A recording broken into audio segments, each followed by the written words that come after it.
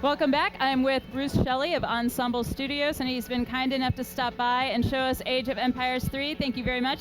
You're welcome, Lauren. Happy to be back on Gamespot. And thank you. How's the show been for you guys? That's been a great response so far. We've given away 1,000 t-shirts this morning, endless demos going, multiplayer going, people talking about how great it looks, so we couldn't ask for a better response so far. Excellent. Well, why don't you go ahead and tell us a little bit about this Age of Empires, and then we'll get right into the game demo. Okay, well, Age of Empires 3 takes place right after Age of Empires 2 ended with the discovery of the New World, the European discovery and colonization of the New World. So you're going to play one of 8 European civilizations, you're going to come ashore, you're going to settle, you're going to spread out, and you're going to compete with the other European countries and try to take over the New World. Excellent. Well, why don't we jump right in? Okay, I'm going to show you a few things here. We have 3 main things we think make this game different from Age 1 or Age 2, and that is, first thing I want to show you is graphics. Our guys set out to try and make the best looking Windows game we ever been made before. I mean, that was their goal. So whether we get it there or not is somebody else decides, but that was what we shot for. So what I hope to be able to show you is, you can see up here, we've worked really hard on making the water looks fabulous, so the ship will leave a little wake in the water when it sails. You can see the mist and fog coming up over here, the bright graphics. We've always felt the sun needed to shine in an Age of Empires game. But we've also worked on the new graphics engine we're adopting what we call real physics. We're using Havoc engine to put real physics. So these men here, I'm going to shoot these men with cannon. They're going to bounce off this building, and you'll see them bounce around there. I mean, that kind of stuff hasn't been done in real-time strategy ever before. So this is what we're trying to do: bring real-time strategy, high-end graphics to real-time strategy like it hasn't been done in the past. And nice explosions will come with it. Yeah, we're featuring the cannons as a big high-end unit for this game. So they'll do a lot of extra damage. They're way powerful. It's not really historically accurate, but we're trying to make a fun game here. So the cannons will do stuff that might be outrageous, but you'll see they'll knock down these trees around. They're not going to hit this house, but they brought down those trees as well. Wow. So if I target them on this brick building over here, they'll start taking the building apart.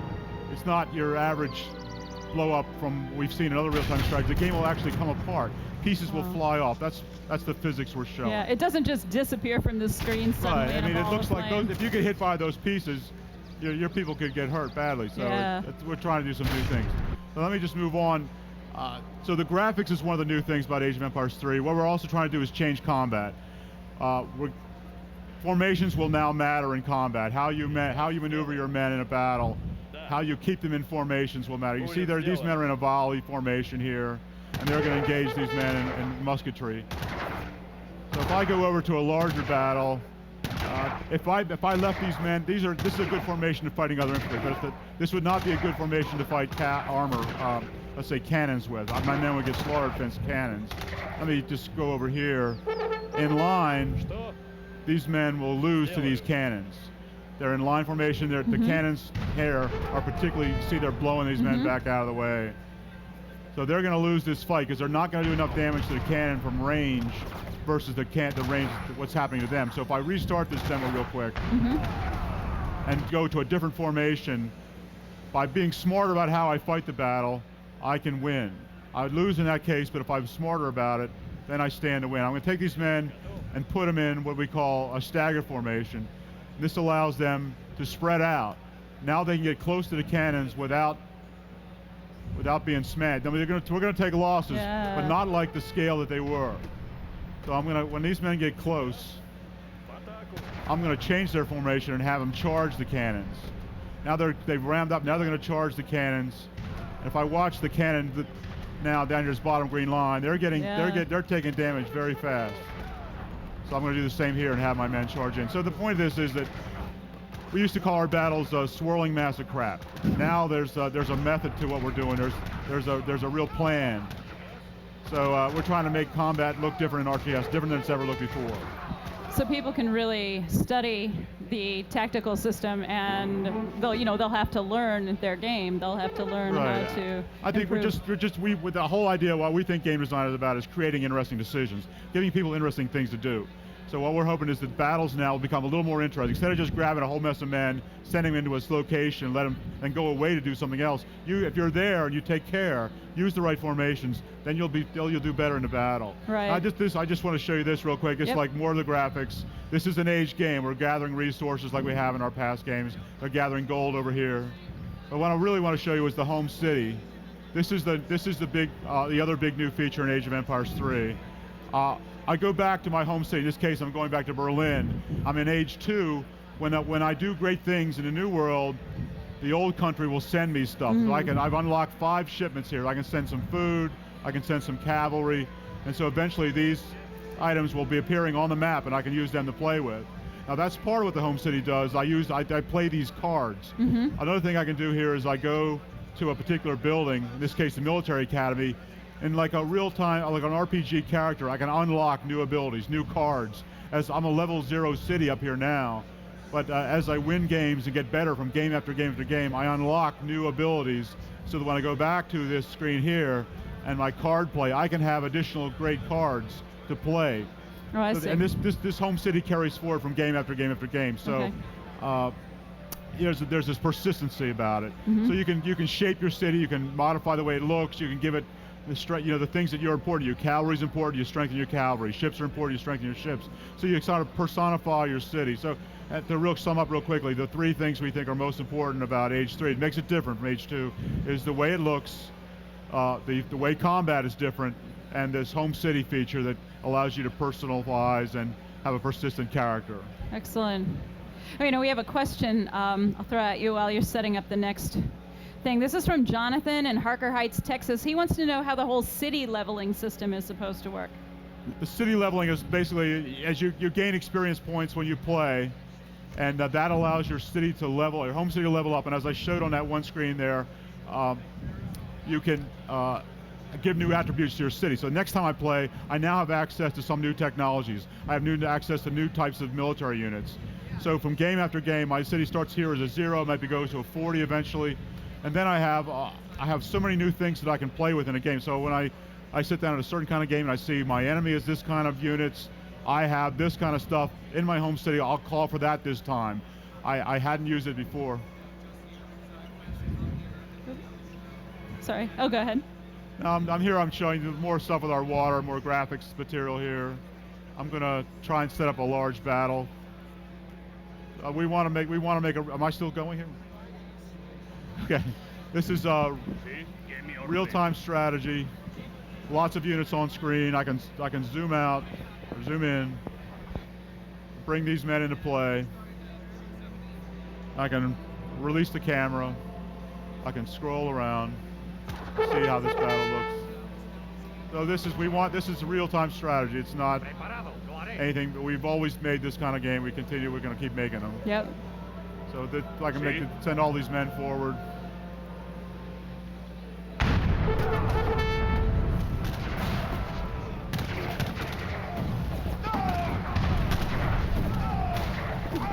And those points that are going, those numbers going off, that's experience. And you can see my bar down here is climbing.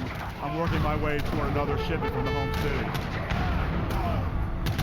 Now the British here have a super gun, so I'm not going to win this fight. They have a really big, powerful gun back here. So my army's been badly hurt. I can, the men are blown out, cavalry here. I can zoom in again. Dragoons. A few questions have popped up. Josh in England is asking what kind of PC he will need to play Age of Empires 3. That's a good question. At this time, we're not really sure what the minimum specs are.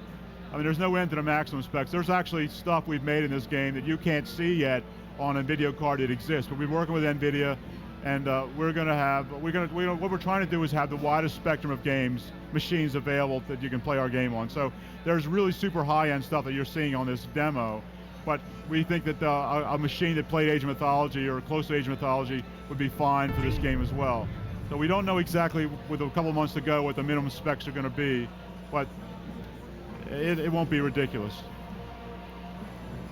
I think you've already sort of addressed.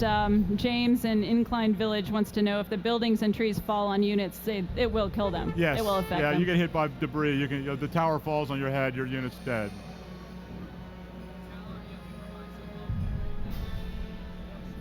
I can go back over here.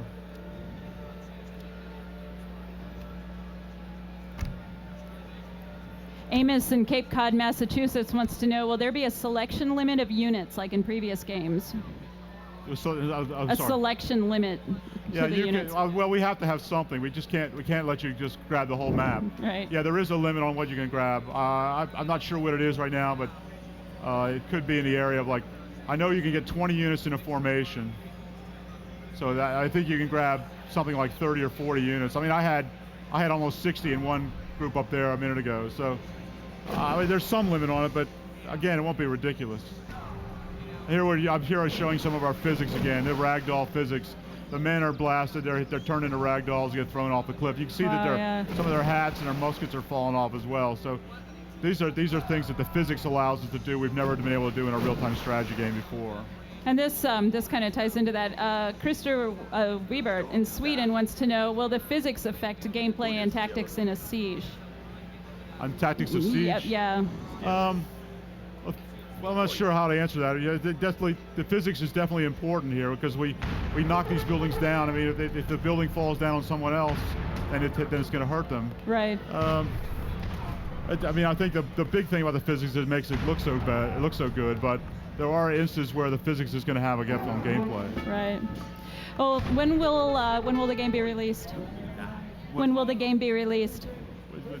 The schedule for release is holiday fall. Now that means hopefully September, October, hopefully sooner than later. But we're all fired if it's not out by Christmas.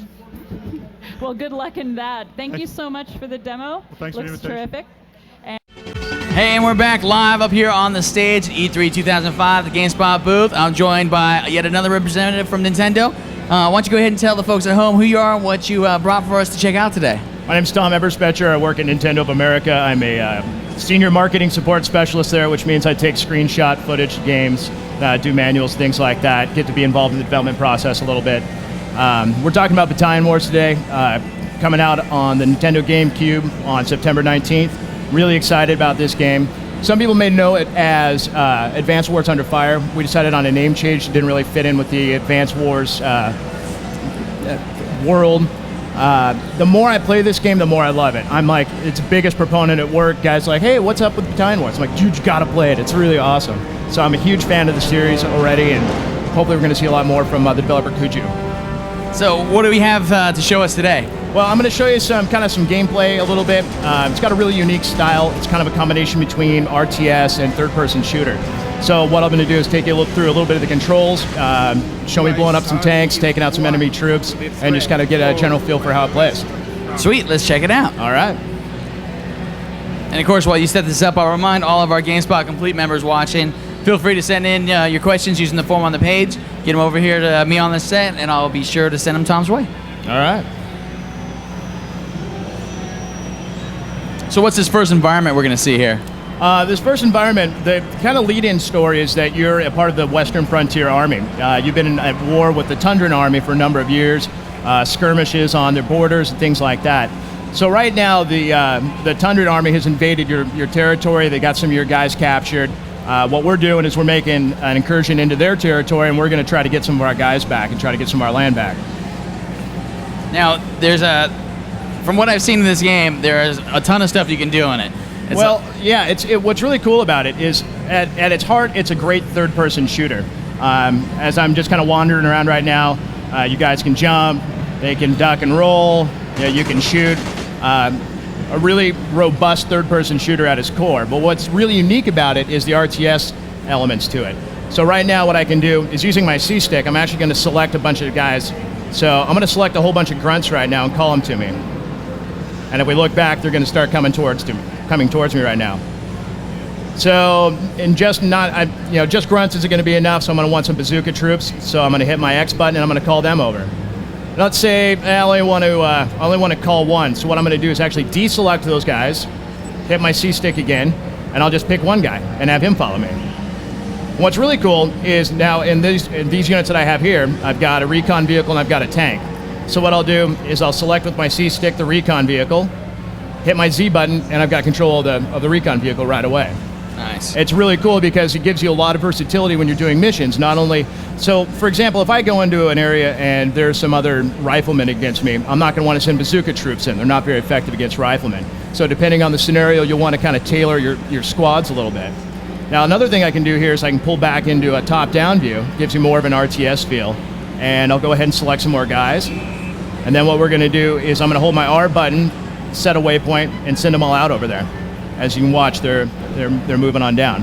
So right now they've got a bunch of my flame troops captured. So I'm actually going to switch back down into normal view, select all my guys, and I'm going to go over to tanks. I like driving tanks. It's pretty fun. Now, I'm the kind of guy that likes to roll in force, and I think I have seen it. There's a real simple way you can select everybody you have with you just to come with you, right? Exactly, and they're gonna automatically attack things even if I don't give them orders. If there's some guy nearby, they're not just gonna stand there stupidly and let the enemy shoot at them. They're gonna fire back. You don't have to explicitly give them orders to attack, but it helps if you want them to concentrate on one specific target and things like that. What's really cool is that you're able to take a guy, and let's say you see a machine gun nest that's unmanned. You can actually target the machine gun nest, pick a guy, send him give him orders to go man the machine gun nest, and he'll stay there until you pull him back. Or you can man it yourself. There's a lot of flexibility with this engine. So it looks like there's some fun to be had with some multiplayer action. Can you talk about that at all? We talked about doing multiplayer, and the decision was made not to. We feel that the single player mode is strong enough that it'll do fine without it. Potentially in some, depending how well it does, we may go ahead and include that in later versions of the game. So I'm kind of I was talking to you instead of watching. I got myself hung up on a on a bunker right there. So actually, I'm going to switch out to some of my rifle troops. Grab these guys. Wait, while you're doing that, I wanted to ask, how does it work then for the single player game? Is the campaign? Is it one mission? Is it one mission, one level? Well, you got multiple different objectives. There's multiple objectives. Like for this one, what I'm doing is I'm being tasked with freeing a lot of the troops that have been captured, like my flamer troops. There's another tank that's been captured, and I'm getting shot up right now. Sometimes you have to take over an enemy base. Sometimes you have to blow up a fuel depot. There's one level where you need to destroy searchlights in order to allow your bombers to come in and blow up the enemy base. And I'm not paying attention, just got tooled. So can you give me some numbers? How much is there in terms of like the levels, the size, the units? We're still working on levels. There's a ton of units. There are fighter craft, there are helicopters, there's bombers, light tanks, heavy tanks, artillery pieces, number of ground troops like bazooka men, heavy machine gunners, flame troops, standard grunts, bazooka guys.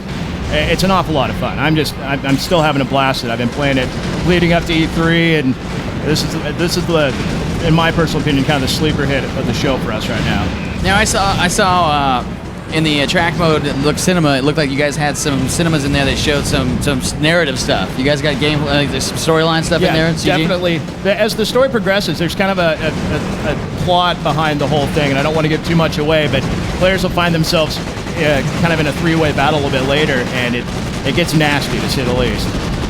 I got a question coming in from Peter Granstom in Sweden. He wants to know, will it be skirmish maps like in the GBA version?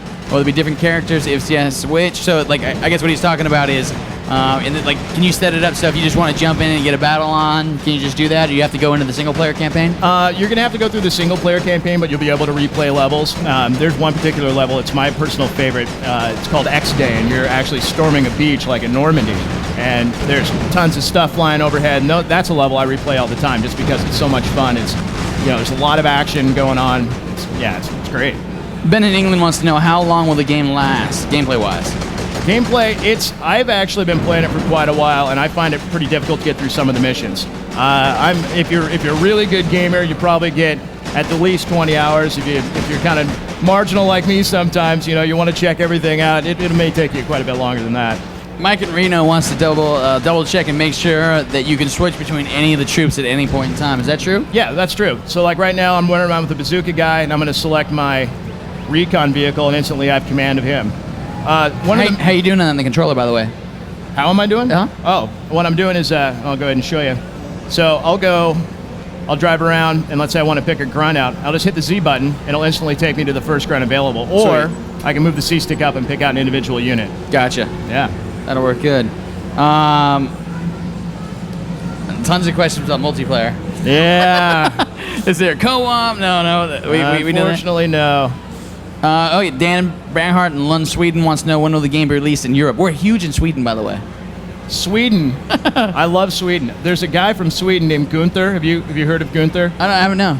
You should check him out online. He's pretty cool. Is he over there at the Nintendo? No. Oh, okay. But Dan in Sweden wants to know when will the game be released in Europe. I'm not sure on the. And what's interesting is actually the developer is based in England, so it's going to be. I'm pretty sure that they're doing the PAL version as we speak. So it's looking like the release date would probably be pretty close to our own. Right on.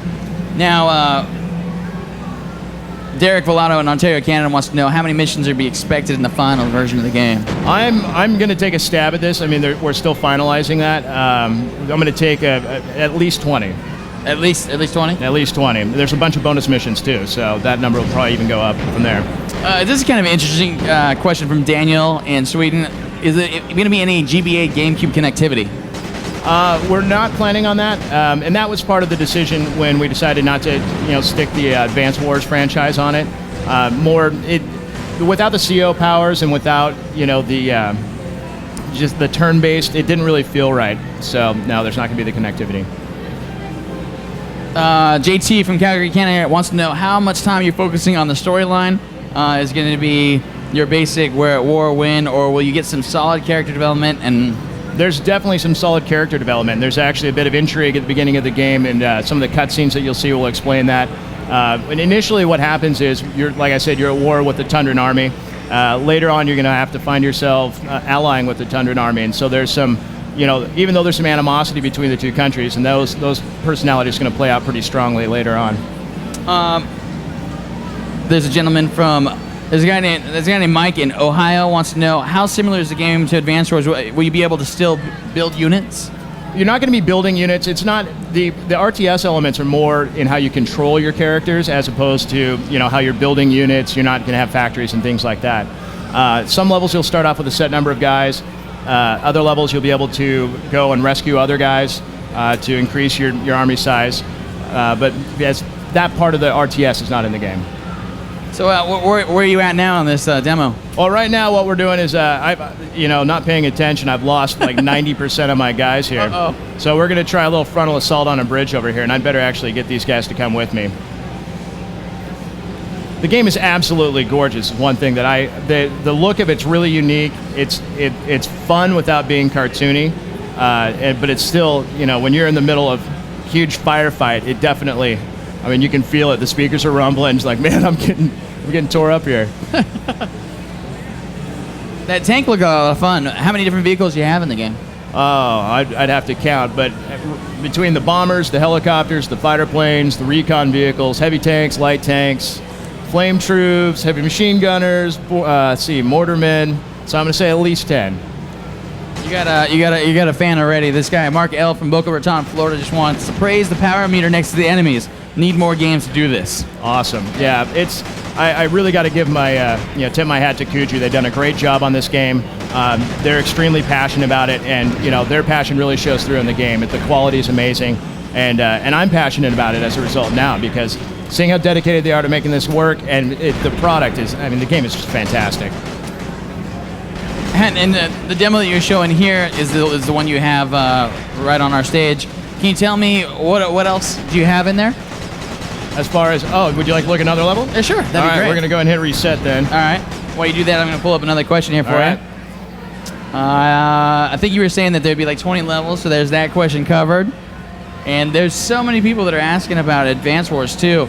Can you actually tell me, and I apologize if I did ask you this, right, how many units are going to be? We're looking. I'm thinking it's going to be about 10. I'd have to double check on that, but there's a ton. And is that between vehicles and? Yeah, between vehicles and ground troops. Again, you've got. Let's see, we've got about 3 airborne vehicles, about 4, 5, 6. Let's see, jeeps, recon vehicles, artillery units, heavy tanks. There's a ton. Right on. So we're going to take a look at another level here. It looks like a blast to play. I mean, I've It's- seen it demoed a couple times before, and it really looks like a whole lot of fun. Well, it's like what you and I were talking about earlier. I did all the videos for E3, having to, cutting down the footage, and I found myself, even though we were under really tight deadlines, I found myself just playing the game. So I was like, hey, where's that video? Not done with it. I'm almost get done with this level. We'll talk later. Now, I know you were telling me about some of the bomber, the airstrike stuff. Mhm. Is there any units that you can control in the air? Yeah, absolutely. All of the units are completely controllable by you. One of the things I like to do, for example, is I'll take control of a couple bomber units, and then I'll go in for a bombing run. In the meantime, I've controlled some of my ground units, and I'll send those guys in as backup. So right as I'm done with my strafing run, all my guys are rushing in. I'll go ahead and take control of a tank, be right in the middle of the action, and let my bombers fly off to safety. It's the gameplay possibilities that they've opened up by doing the quick switches over to different units, being able to just play a variety of characters. It's fun to tackle different levels as different guys. Sometimes I like to go Rambo, go into my mortar man and just try to take out everything on my own. Usually that doesn't work. Yeah, it's just, I can't say enough good things about this game. And apparently the audience watching can't either. Basically, everybody's they just want more. They want to know more and more. But this is one of the things that now you guys are planning to have this game be running in progressive scan when it ships, right? Absolutely. Have you seen it in progressive scan on a screen that looks real nice? I've got an $8,000 HD broadcast monitor at work that I run it through, and it looks awesome. it looks really nice on there. Carl Dunmont in Quebec, Canada wants to know if the game supports widescreen. I'm not sure just yet. Okay. Now we're coming up on our break here. Is there anything you want to definitely show us or tell us before you go today? Hopefully my enthusiasm about the game isn't just looking like I'm fake, but man, I tell you, the game is just so much fun to play. For lack of a better term, pretty cracked out on it. I just love it.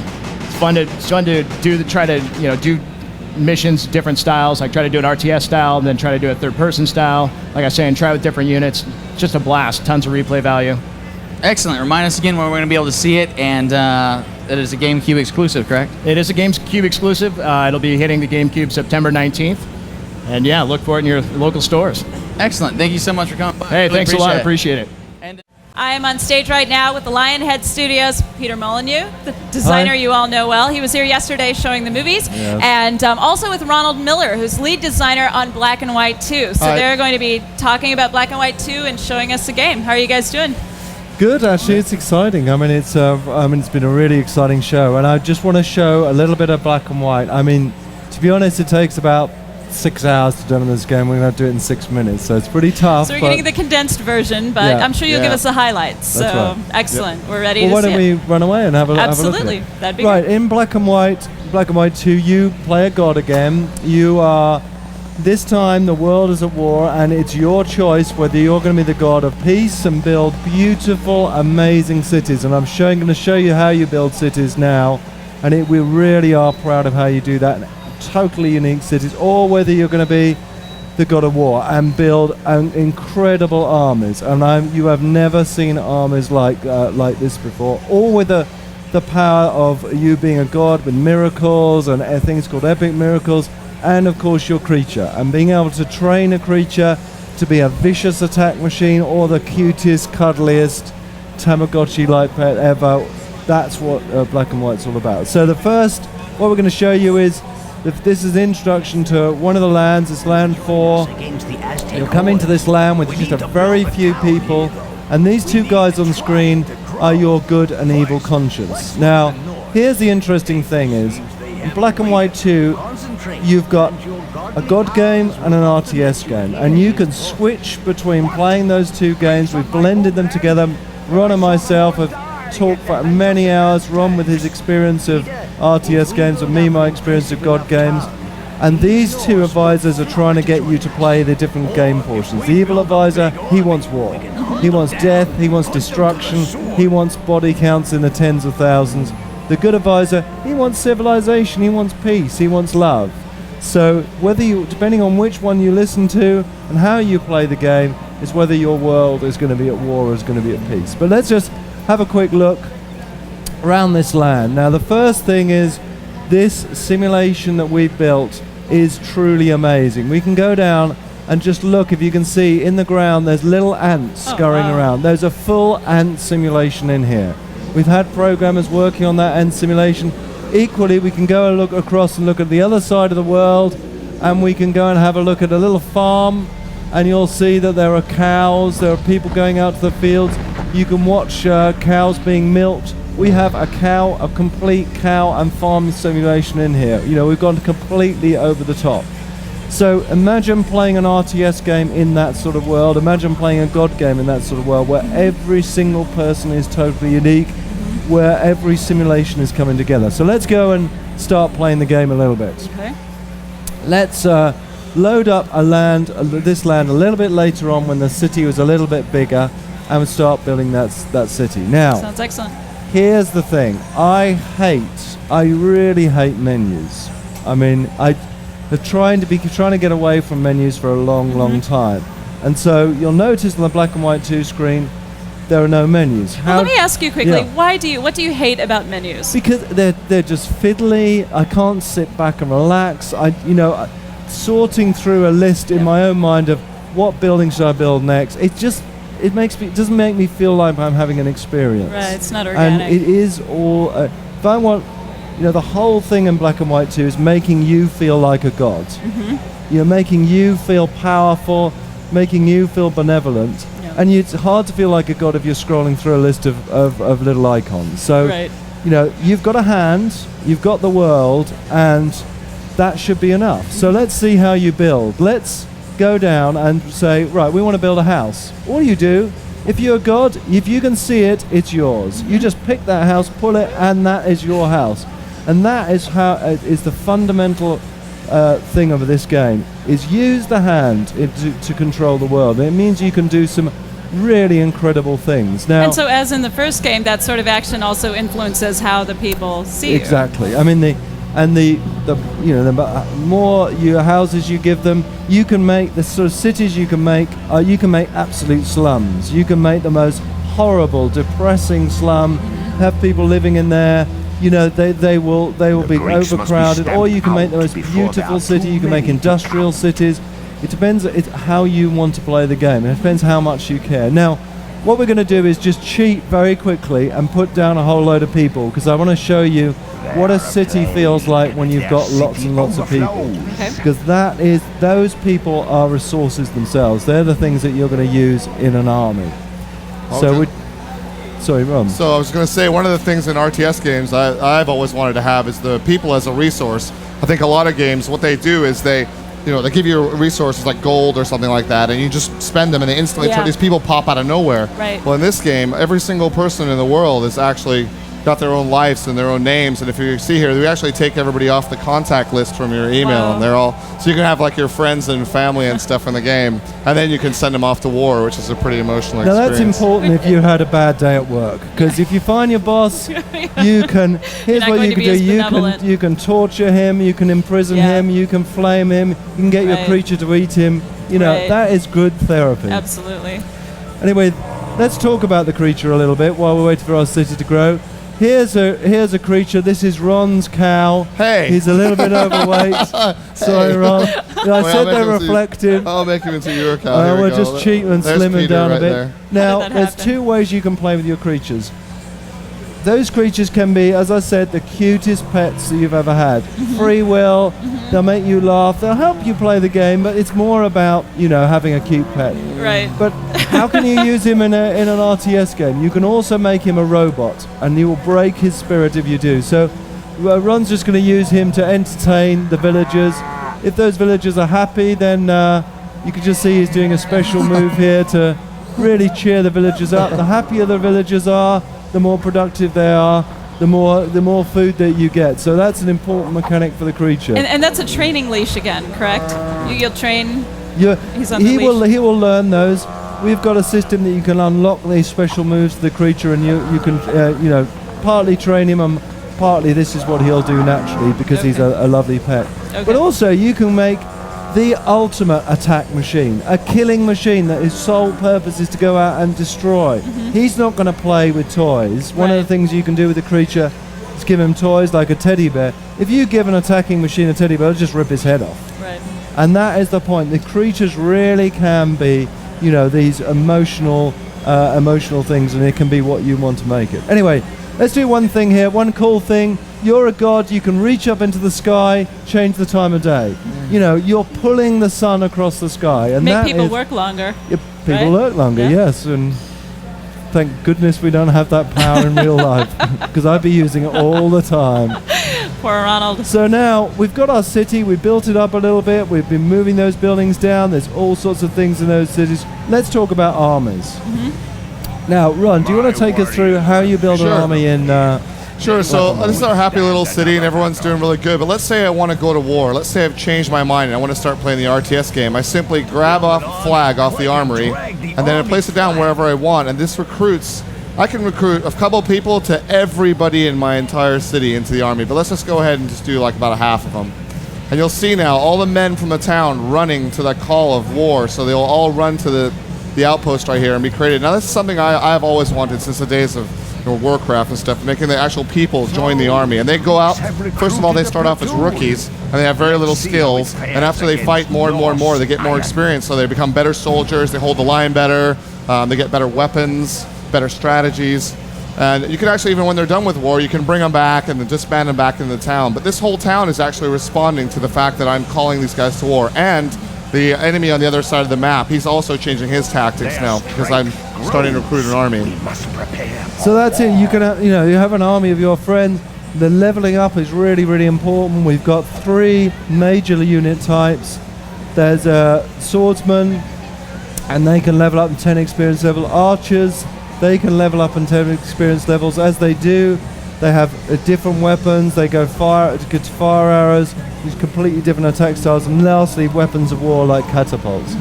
Now, you can then send those out and attack, and we're going to do that in a minute. But also, it's really simple to use them, but you have one of the coolest features of all is you can kind of make your own units.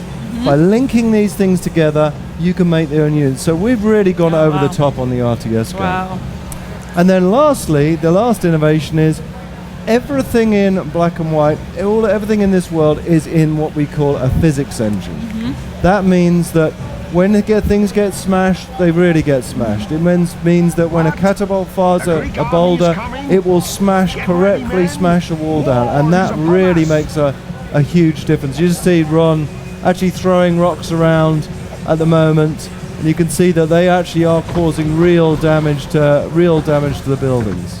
And unique damage. Unique damage. That's absolutely right. And people are making the most amazing weapons out of that. You know, I've seen people make little seesaws and hit the seesaw down with a hand and a rock really? goes flying off. Wow. It's just cool stuff like that which you've never seen in a game before. And of course, we've got as many miracles as you possibly could want. We've got miracles like, you know, healing and water from doing nice things, and fireballs and meteor strikes. So Ron will just do a little meteor strike now. Oops, I'm having a little bit of trouble casting the spells here. Are you? Oh no, we're good. How many god characters will be available? The actual you play the role of the god characters. So there's only one of you. Okay. In terms of the creatures, The choices. you yeah. have 4 creatures to choose from at the start of the game. But here's the thing: is because there are so many different morphs to the creatures. Really, there's tons of different creatures in there. You know, if you choose the wolf, for example, he can become a puppy dog or he can become a werewolf. Right. Try So loading up in our a game. wolf, a cow. Yeah, the wolf, Tiger? the cow, the monkey, and the lion is Excellent. the choice at the start. There are other creatures in the game. I won't spoil anything about it. And we're down to about 1 minute left, so show us something that's really sweet. People can't live without. Oh, well, let's see. Well, The pressure's on. Oh, I can show you the game crashing. Okay, well. Well, tell us something. Okay, well, one of the things you can do in the game is to end the game, you can do something called an epic miracle, and this is a really godly power. So you get all your people in the whole town to cry around this thing called a wonder, and they chant. The video actually. Oh, okay, they chant around the wonder. Oh, lost the feed there. I couldn't see what I'm doing. Anyway, you chant around the wonder, and what you do is you place this somewhere in the world, and I'll show you this on the video real quickly here. Actually, don't worry. Okay. But anyway, you cast a volcano, and the thing about Black and White, the technology is amazing. The volcano has liquid physics, so it pours down. You can use water to try to cool it. You can channel it. It will burn everything up. People are trying to put it out. I mean, but this is the thing that reshapes the land.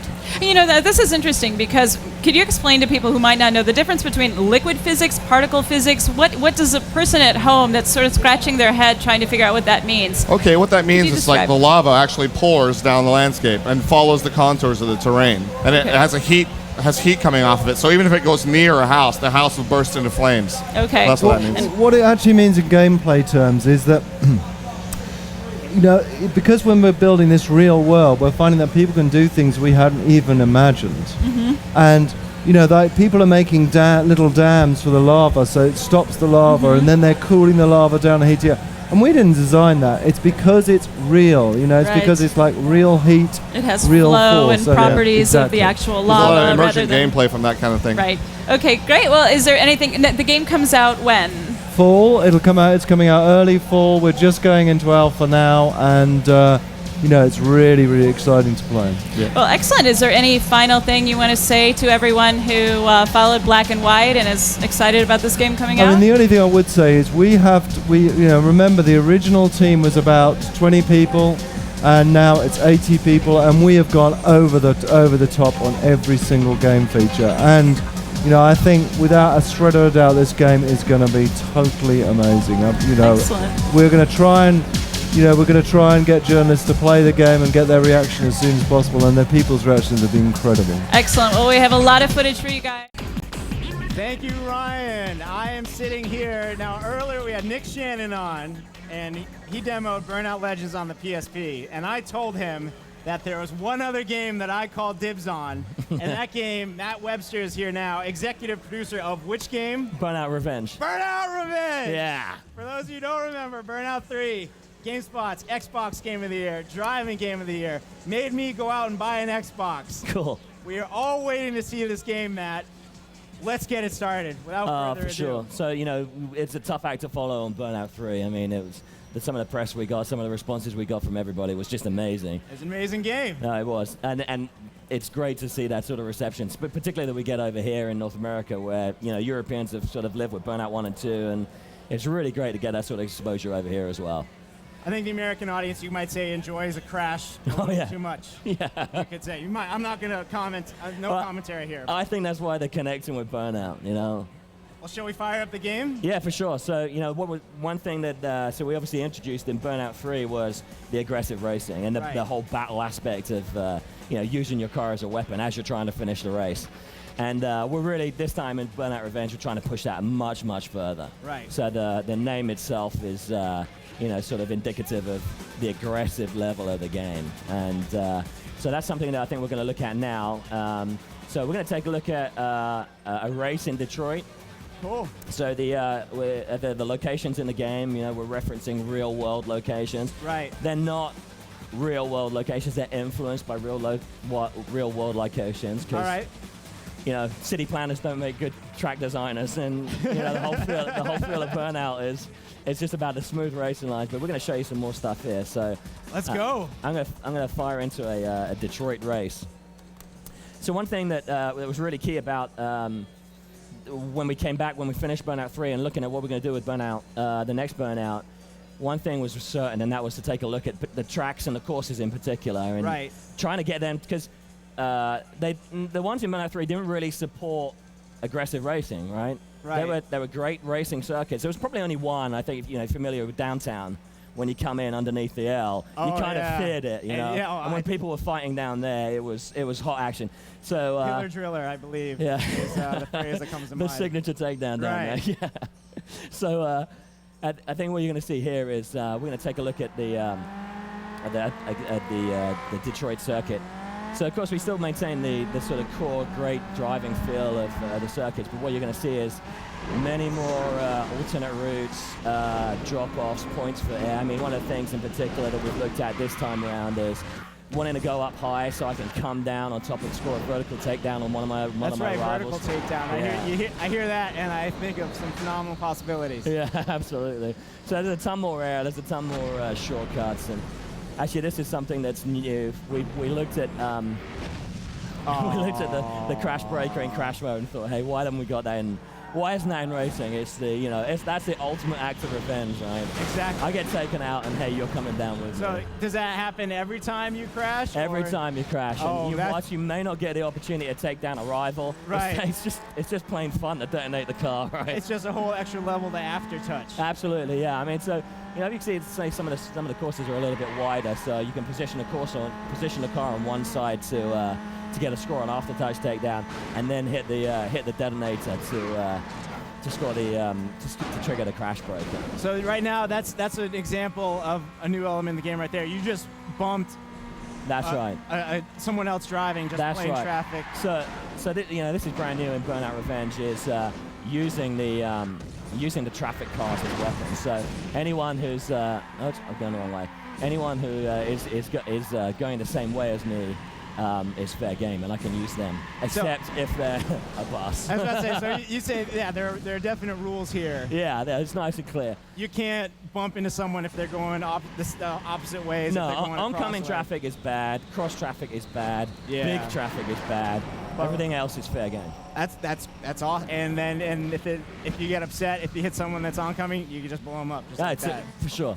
Total revenge. So that feature in and of itself led to the creation of a whole new game mode, actually. And what is this whole new game mode? So, well, every year we try and bring something new to the table. Last year it was Road Rage, which really hooked with people. Oh, totally. This time it's Traffic Attack, and the whole thing about Traffic Attack is that it's you versus the clock versus rush hour. I mean, Burnout is a cathartic experience in itself. That is, for everyone who's been stuck in gridlock traffic, needing to get somewhere, it's everything that you want it to be. I think right now, being in LA, there are probably millions of people within a 5-mile radius who could find some relief in playing this mode. Absolutely. Yeah, absolutely. Yeah, for sure. I mean, it's everything that you want to do when you're stuck in gridlock, and that's why it works so well. So actually, whilst we finish, that's a revenge takedown you're seeing there. So the revenge, just while we're talking about revenge in race, revenges happen when I take someone down or where someone takes me down. They're marked for revenge, and that's something where we want to highlight the fight to the player. So you go after this guy. They're the guys that are marked for revenge. Revenge slams, revenge shutdown, right. Revenge takedowns, revenge shunts. They're the things that drive the progression in the game this time out. There was something to that effect a little bit last year in Burnout 3, where if someone took you down, all of a sudden, instead of the orange arrow over their car indicating them, there was a red arrow. Yeah, and then if you got a revenge takedown, you were given a few extra points, right? Yeah, but I think the thing that sort of rammed it home to us is that we were watching people play, and people were winning races and not fighting. And that kind of wasn't what we wanted to do. There were people doing that? Yeah, there were. Are you serious? There were, yeah. So again, you just wanted to highlight the fight. Really give the player something to focus on. That guy in red, he's either the guy that took you down, you want to get your own back, you really want to go after him. That's going to score you a ton of revenge points. And the revenge points is how you progress through the game. So I gotta tell you, I'm still surprised that you told me that people were racing this game, playing this game without attacking people. Like, I knew every time I was doing a circuit race, that Dominator coupe or whatever it was, the Dominator muscle car with the black with the orange flames, that dude pissed me off every single time, and I would lose races to take him out. Right, yeah. So now you're saying I'm rewarded for that this time. Absolutely. I mean, that's exactly the feeling that we want to engender and when people are playing the game, and to the point where, you want to be so target fixation on that guy you want to get revenge on, So, take him out as best as you can. And like we're saying, aggression is progression, so you're going to be filling up your revenge meter, and that's the thing that drives all the unlocks within the game. Now, can you show us the traffic attack mode? Yeah, so here we go. Let's dive out here. I wasn't sure if the answer for that was yes. I can't wait. Traffic attack is really simple. I think actually one of the things we're finding is, and we kind of found it last year when we're trying to get people to get used to attacking their rivals, because when people first pick up Burnout 3, they were still, they were used to 10 years of being told to avoid these cars. Exactly. And we're kind of we're seeing that a little bit now as we're introducing people to using the traffic to play the game. Right.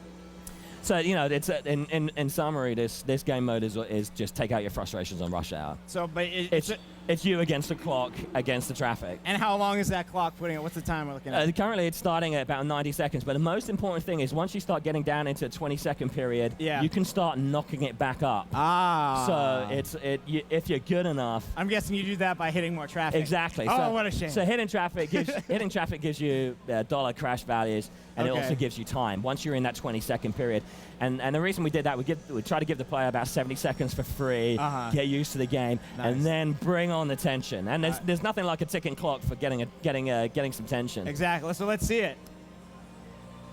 So this is in Rome, which, as we've said before, is a spiritual home of burnout. You said the traffic's pretty bad over there. Yeah. You got to be a maniac to drive in Rome. So there's me doing a really good demonstration of traffic attack by missing everything. So you got $2,500 right there. For obviously crashing. I don't get the crash breaker in traffic attack mode because crashing is all about running down the clock in this mode, and the clock is all important. So I also get points for running through the props that you see in the street furniture around. It's the same way traffic is what I check, and oncoming and cross traffic is bad. But if I can try and demonstrate, I can send same-way traffic onto oncoming. So that's how I can score even bigger points. Yeah, hitting them is I'm trying to hit these guys onto the left, trying to bring these crashes for the oncoming stuff, and that's where the big points. So I'm coming up to what, about 45 seconds. I love the use of the verb checking, by the way. Yeah. As a former hockey player. Yeah. Well, we use fighting metaphors quite a bit in this game because they really work. And the battling and the combat aspects, and trying to wear people down and go for the knockout blow. Those things really work. That's the thing that sort of highlights the sort of this part of the aggressive aspects of burnout. And then we thought, what can we call this? You gotta call it checking. Yeah. In NASCAR, they can say they're rubbing a little bit when they're bumping, but you get some momentum. You are swinging your car from one side of the road to the other, slamming the side. It is a check. So here you go. I'm inside. I got 7 seconds left. I've got to get these guys to push. So I'm pushing the score up. I'm pushing the timer back up again. Look at that. If I've got to try and keep it going. Otherwise the timer's going to go. So I'm pushing the score up. I want to get onto the freeway if I can. Oh no. And the time runs while you crash. Yeah, well, the time obviously runs when I crash. I can't keep it going, but we had a guy do 4 laps. And if you go second lap, you're at 2x score. Third lap, 3x score. We had a guy on the stand today, got 4 million. Just at the booth, some guy showed up. Yeah, and there you go. That's really lame. 300K. I think we got a couple editors here. Going to try taking a shot at that record sometime. Yeah, absolutely. It's one of those modes that once you play it once, you're in. So, just quickly, I got to ask a couple questions. Yeah. Online play? Absolutely. Just like last year? Just like last year. I mean, we tried to streamline the experience this time around. I thought it was amazing last time online, and in particular on Xbox. I mean, I think we were the highest EA time. I think we translated like 4 or 5, between 4 and 5 out of 10 Xbox players playing online, because it's perfect, right? People want to break the rules when they play online, and the only way to break the rules in Burnout is to drive safely. And one last question. As you said, we're going to real cities now, or influenced by real cities. Yeah. We just saw Detroit, we saw Rome. The third city is? The third city that we're showing is Tokyo. Tokyo. Nice. Yeah. So again, influenced by Tokyo freeways, tons of different routes, and great. And of course, oncoming's on the other side of the road, right? Oh, that's right. And when is this game coming out, Matt? We're coming out on Xbox and PS2 in September. September, yes. Yeah. Thank you, Matt. This Thanks game is phenomenal. Can't wait to play it. I'm making time. I'm playing this. And here we are. I'm here with my friend Soren. Soren, what's going on? Hey, not much. You work for Firaxis Games. That's right. You are the lead designer for a little game called Civilization 4. Yeah, that's right. It's a very What's exciting it all product. about? This game, Civilization, the first one came out when? Came out in 91. And I played it all the way probably through 97. Yeah. Absolutely. Phenomenal game. Civ 2, Civ 3, and now we're at Civ 4. We're at Look Civ at 4. this gorgeous game. Yeah, it's a beautiful game. You see the globe view here, which lets you look at the entire world. You can spin around, look at your empire, look at your empires to conquer, empires to make friends with. It's a very huge view from space. And then there's also, this is continuous zoom from all the way out, all the way down to your civilization. Ooh. Nice. Now, from what I remember about Civ, or Civilization, right, basically is you start from scratch. That's right. You build all the way up. One settler, build a city, build another settler. You send your phalanxes out. You get musketeers. You use your musketeers against other people's phalanxes. Now, I'm guessing since I played Civ, you guys have changed a lot. Yes, there's been a lot of new units, a lot of new buildings, a lot of new improvements. One thing that's expanded a great amount is what you can do with your territory. You can build wineries now, and plantations, and windmills, and water mills, all sorts of cool stuff. Other thing is you can see buildings now on the map. It's very much what you see, what you get. You know, you have the pyramids here, and Right. I think I've got Stonehenge, another city here. There's you know, an obelisk right there. Yeah, there's an obelisk, that's right. And here's your city grow. You see some horses, and there's some dye over there, and beautiful rivers. This is gorgeous. Yeah, it's a really beautiful game. And let me zoom out here a little bit. And it's fully 3D, so you have control of the camera. If you want the old school, isometric view, you can do that. Nice. If you want the really old school Civ 1 view. Oh no, you can't. Yeah, that's right. You can take the top-down view, which is pretty cool. So it's up to you, however you want to do it. Let me jump over to another civilization here. I'm gonna switch to Rome. Let me show off a little combat. These are my legionnaires, which are the sort of the Roman special units. And I've got a little barbarian incursion here to the north, so I'm trying to beat them back. You can tell they're evil because they have skulls on their banners. They're skulls, they're black. They're the bad guys. And as you notice, there's 3 units now in these little groups, and basically each one of those guys represents a hit point now. So instead of having a little bar, now we just we show the guys. Oh, okay. Oh, take him down. Oh no. Yeah, the combat can swing back and forth. They're trying to treat these little combats as like these cool little cutscenes. Right, that's great. Cool.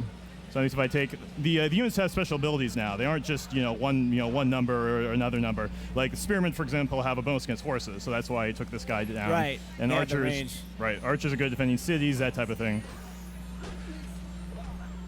Cool. I like all the different kinds of terrain. Do those have any effect on the battle as well, or is that? Yeah, just... if you're in forest, you'll get a defensive bonus. If you're attacking from a hill, you'll get a bonus. And I love that when a game like this thinks of every single thing like that. Oh yeah, it's a very detailed game. Let me show you some of the new stuff that's never been in any Civ game before. All right. Religion is one of the big new things that we've never touched before. Perhaps we got a shiny guy over there. Yeah, on the this side. is I feel that's where we're going. that's what you pay attention to. Yeah, that's a great prophet.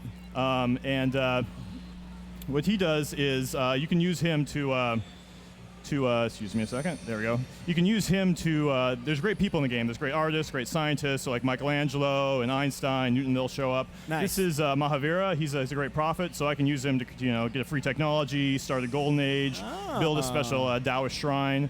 So I'll do that. And as you see here, you see the little yin-yang symbols that are above the Roman cities? Okay. That lets me know that Taoism is spread to those civilizations. Weird. That's sort of like my religion. There's Sure. there's Hinduism, there's Christianity, there's Judaism, and I've got a missionary here. So in the early part of the game, it's good to use your missionaries to spread your religion. They're almost like spies early in the game, because if I spread Taoism to this city here, so I'll convert it, and now it's Taoist. If you take a look at it, you can see I can actually see the city. It gives me line of sight there, basically. So that's pretty cool. Let me show you off the diplomacy a little bit here. Let me call up Gandhi. He's my adjacent neighbor. We have these cool animated leader heads of we got 26 leaders in the game. We got Elizabeth and we got Washington I was gonna say we'll recognize and all of them Napoleon. if Oh you yeah, paid yeah. attention in high school. They're all sorts of all the guys you slept through in history class, right? And so let me try to pull off a little deal with him here. See if he'll give me alphabet for metal casting. You need the alphabet. Yeah, you need the. Oh no, he didn't like that one. Gandhi drives a hard bargain. He seems like a nice guy, but really he's a crude negotiator. Wow, he still won't take it. Well, let me try something else here. Maybe I'll try corn, do a little resource trading. There we go. There you go. Yeah, he's a little happier with me there. Yeah. Let me show you off some of the other leaders we got here. Here's Hatshepsut. She's Egyptian. We got Louis the 14th. Louis the 14th. He's very aristocratic. He's always looking down his nose at you. His rather large nose. Yeah, that's right. Here's the Chinese Emperor, Qi Shi Huang. We did not cover him. No, he's one of the slightly more obscure ones. Here's a more well-known guy for China. This is Mao Zedong. There we go. And as you see, a lot of the civilizations now have actually 2 leaders. So you can choose. If you're France, you can be either Napoleon or you can be Louis the 14th. Okay. Which affects gameplay. If you're Napoleon, you get better military units, and if you're Louis, you get free culture. Nice. So. Yeah, you look very cultured. Yep. Exactly. How many civilizations are we talking? There's 18 civs in the game, and then 26 leaders. So not every civ has 2 leaders, then I'm guessing. Not every civ, that's right. I stayed awake in math. Some of the civilizations is a little harder to pick them for. And let's see what else to show. Let me show off the tech tree. This is sort of the backbone of the game, and it's one giant continuous dynamic tech tree. So we're starting off. We're going through the Middle Ages here. You got feudalism and theology. We're going to get to the Enlightenment soon, astronomy, scientific method. And they're showing all the ones you have to earn beforehand before you can. That's right. Right. All the arrows show their prerequisites. You get up to electricity, and eventually you get all the way up to superconductor and genetics. There's future technology. That was my favorite part. Future technology. That's future right. technology 6. And you just keep each time you get future technology, you get a bonus. You get extra happiness and health. And the one big thing that, once people start playing the game, they'll realize the things that really changed by the tech tree is that there's multiple tech paths.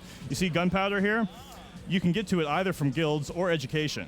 It's no longer, you don't require both. So you get to basically pick your own way through the tech tree, which has become really interesting. It's, it's alternative history. It's the reason people play Civ, They want things to be different. So what else we got going on in the world right now? Well, I'm Rome. Let me pass the turn here, see if the barbarians can attack me a little bit. And 3-on-1. You got a chance. but the swordsman's tough. Yeah. Oh, didn't quite make it. All right. So what kind of natural resources are we looking at around here? Well, there's 30 resources in the game. We got deer over here. We got weed over here, and we got wine here. You see, there's actually a lot of the improvements match up with resources. This is wine that for the winery. Of course. Another new thing that we have is promotions for units. I just fought the barbarians, and a lot of my guys won. And as they win, they build up experience points. And once they get more experience, it's kind of an RPG thing. They're able to go up in levels, and each level they go up, they're able to pick up special abilities. Like for instance, you have a bonus versus archery, or a bonus versus mounted units, or amphibious, or special defense in jungle and forest. So what you're able to do is you're able to really specialize and differentiate your units. It's no longer this giant mass where all your guys are basically the same. We're really trying to have fewer units because the game really bogs down when there's too many units. But each specific unit becomes much more interesting. How many different units? How many different types of units in the game? Well, let me jump to the Civilpedia here. There's some stuff missing here, but this will give you a sense of how many units there are. I think there's about 80 or so. And this is how many different types of buildings there are. The resources, all the technologies. This will show you all the promotions. There's 40 different types of promotions basically that you can pick for your units. Special hill defense, or faster movement, or they can use enemy roads. All sorts of cool, interesting stuff. Great. You feel like taking some questions while yeah, sure, definitely. Turns? All right. Absolutely. Nick from Canada wants to know: is Civ 4 going to be online? Well, yeah, Civ 4 is supporting multiplayer, absolutely. Nice. We have a bunch of different game modes for that. On one end, we have simultaneous turns, which allows people to move at the same time for a much quicker mode. And then on the far end of that, there's play by email, and there's actually a persistent turn-based server, which allows for games to be played over many, many months. Another thing that's turned out to be really fun for multiplayer is team game, co-op, which allows you get 6 people together. They want to play Civ. Now it's 3-on-3. They have different sides going into each other. They share line of sight, share technologies, share wonders. Cool. All right, let's find some more questions, shall we? If you want to keep... So I'm going to guess the vineyards and the different natural resources obviously only occur in distinct climates. Right, that's You're not right. going to find a vineyard in Antarctica. Or if you're in the equator area, you'll get bananas, you'll get pigs, and when you're up far north, you get whales. Nice. And is that fishing we see going on? Right yeah, this is a fishing net. You got some fish resources. Basically every resource in the game is a special improvement that matches up with it. That basically accesses that. Another new thing is that every resource in the game is tradable. There's sort of a whole new class of resources, food resources, that you trade with each other, makes your cities more healthy. So, it's good to, trade your corn for someone else's wheat. Really emphasizes that diplomatic part. Andy in East Kilbride, Scotland wants to know: will there be space travel? Will there be space travel? Well, that's one of the victory conditions. There's the spaceship victory. That's all the way at the far end of the tech tree. Build your spaceship. Future technologies as all over for the Al place. Centauri, absolutely. What are the other ways you can win the game? I know if you wipe out everyone, you win, right? No, that'll never go away. It's conquest victory. There's domination victory. If you have a certain percentage of the world, that kind of determines the game's over. So you end up winning. Right. There's cultural victory. There's diplomatic victory. If you can get everyone to like you and get behind you, let you control the world. And then there is also Alliance Victory, where this is a new one for Civ, basically, in that you can eventually form these permanent alliances with other civilizations, where you can win the game with them. Nice. So you can get kind of those Axis versus Allies situations. Nice, and vote everyone off the island. And James Hargis in Portland, Oregon. How many wonders are there in the game? How many wonders? I think there are 28 wonders. Whoa. I think. And there's about 12 small wonders, too. So there's a number of Now, other what ones. counts as a small wonder besides having a little sister for an android? Well, a small wonder means every civilization can build it, basically. And everyone just gets one. So that'd be like the Forbidden Palace and Oxford University and Wall Street, stuff like that. Oxford, sure. Why not? All right, let's see. Let's find some more questions here. Nope, we already did that one. All right. I'm getting there. This game looks really nice, by the way. Have I mentioned that before? Here, let me go out to the globe view. Can we show bit. that world view again? I think people let me want zoom to out see here. that. And you see you can sort of filter different things. So you can see your culture, or you can show resources on the world view, see where your luxuries are. Let me go out to... Nate from Canada wants to know, do the different leaders have different emotions? They're like, will they trade with you differently depending on who they Absolutely. are? The personalities are very different. Genghis Khan is going to treat you very different from Gandhi. Some of the leaders you can trust, some you can't. Right. Some you can trust to attack you. Yeah, I don't know about Gandhi. He doesn't seem too trustworthy. Yeah, he's tricky. We always try to make Gandhi nice, but for some reason he always gets ornery in the game. It's just one of those things. We have a question from Finland. Does the game include any map, nation, scenario editors? Yes, there are 4 different editing levels. There's a map editor lets you build, let's build a map, build Civil War map or whatever. All the game data is in XML, which if people have an XML editor, it's basically like a spreadsheet. They can change the numbers. Python allows people to create scripts, and then we're also releasing a game AI SDK, which is basically the game and the AI code that people can use to compile a separate DLL to change the game. You know what I loved about this interview is that every single question that our users came up with or that I asked, the answer was yes. Yeah. It shows how deep this game is. It looks great. When is this game coming out? This game is coming out holiday 2005. Really? Yep. That's great. Thanks a lot, man. All right, thank you. Back live right on the other side of the stage. How you doing, Rob? Doing well, man. Right on. And for the folks that don't know you, can you tell them who you are and what you do and why you're going to be showing us today? I'm Rob Loftus. I'm the producer on Fear for Vivendi Universal, and we'll be showing you Fear today. Right on. Now, for the folks at home that don't have any idea what Fear is all about, can you tell us about what the game's all got going on? Sure.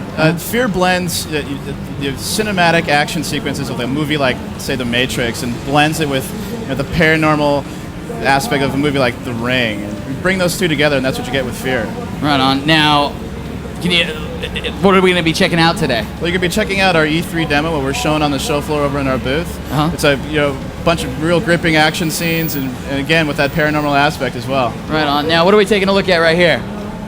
Well, what Fear is all about is like putting the player in, into an action movie. It's a real big focus for us to make sure that we've got like really thrilling action, and sure. I'm sorry. It's make sure that we have really like thrilling action and give the player like the feeling of being in those scenes in the movie. You guys got some particle effects going on there, by the way. There's a hell of a lot. It's the engine powering Fear is all new from Monolith. It's developed from the ground up, just to have tons of particles, great detail on the models. And another thing to take note, especially in this scene, is the way the AI is working. When they didn't have cover over there, when they had the that shelf that's tipped over, right. they created cover by themselves, and all this isn't scripted. It's part of the AI's normal behavior. This is awesome, dude. It's really cool. Thank you. Now, so tell me, like, what's the storyline behind Fear? Well, we're not giving too much away, but of what we are giving away here at the show and in this demo is you're part of the Fear team, which stands for First Encounter Assault Recon. And basically, that unit is like it's a special forces unit that's like even above Delta Force. Oh wow! They're there they're deployed to take on the unexplainable. And what you're doing here is there's a guy who's escaped. He's kind of on the loose, and he's a property of a company called Armacam, which is a defense contract company. And what they've done is they've developed a next generation battlefield commander. And his name is Paxton Fettel. And Paxton Foe? Paxton Fettel. Oh. And what he has is a psychic link to his troops, and he's gotten away, and obviously the Department of Defense definitely wants him back, so they're calling in the Fear team. The lighting and the environments and everything is just so impressive. Oh, thank you. Yeah, we definitely got a lot of great lighting in the game. You can see the shadow there, and when we ship, we'll have actually soft shadows.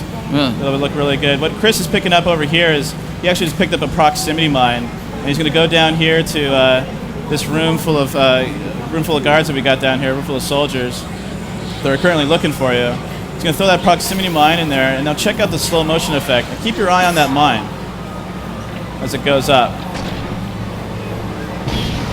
I mean, you can see the physics at work there, the ragdoll on the guys. The boxes get totally blown away. What's the story with the slow motion? Well, the slow motion it's an ability that the player has, and you can use it at different times. Well, you can use it anytime you want, but so long as you have enough of the ability saved up. And so, what is this level that we're seeing here, if you don't mind me asking? You're seeing a level from our water treatment facility, and we're going in. We're trying to find Paxton Fettel right now, and we're running into a lot of troops. They're trying to prevent us of that. Can you give me a little bit can you give me a little insight into what those guys are? They look kind of menacing. Well, they're actually, they're clones, essentially.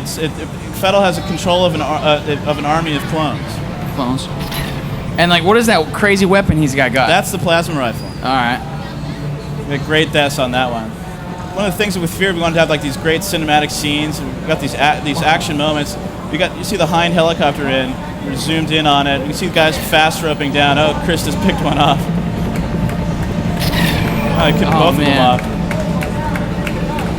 Now, what are the different kind of game modes you guys got in this? Obviously, you got a single-player storyline. Single-player storyline, and there's also multiplayer that we're going to have as well. You're going to be able to use slow motion within multiplayer. There's team deathmatch, there's slow-mo deathmatch, there's deathmatch as well. So did you say slow-mo deathmatch? That's right, slow-mo deathmatch. How do you guys do slow-mo? Somebody can get the slow-mo device, so it's placed inside a map, and you walk up and you get it, and once you get it, everybody knows where you are. They have a little icon that shows there's the guy with the slow-mo. So they're all trying to kill you because you got the device. And once they get all in the same room, the guy with the slow-mo can hit the slow-mo and totally just take out the entire room of guys. So it creates this really cool give and take because everybody, they need to take you out, but at the same time, you need them all to be in a room to really be able to use that slow-mo. Okay, you gotta tell me how that works because obviously everybody's online, everybody's playing real time. Yeah. And then one dude all of a sudden hits the slow-mo and That's right. going slower. How does that...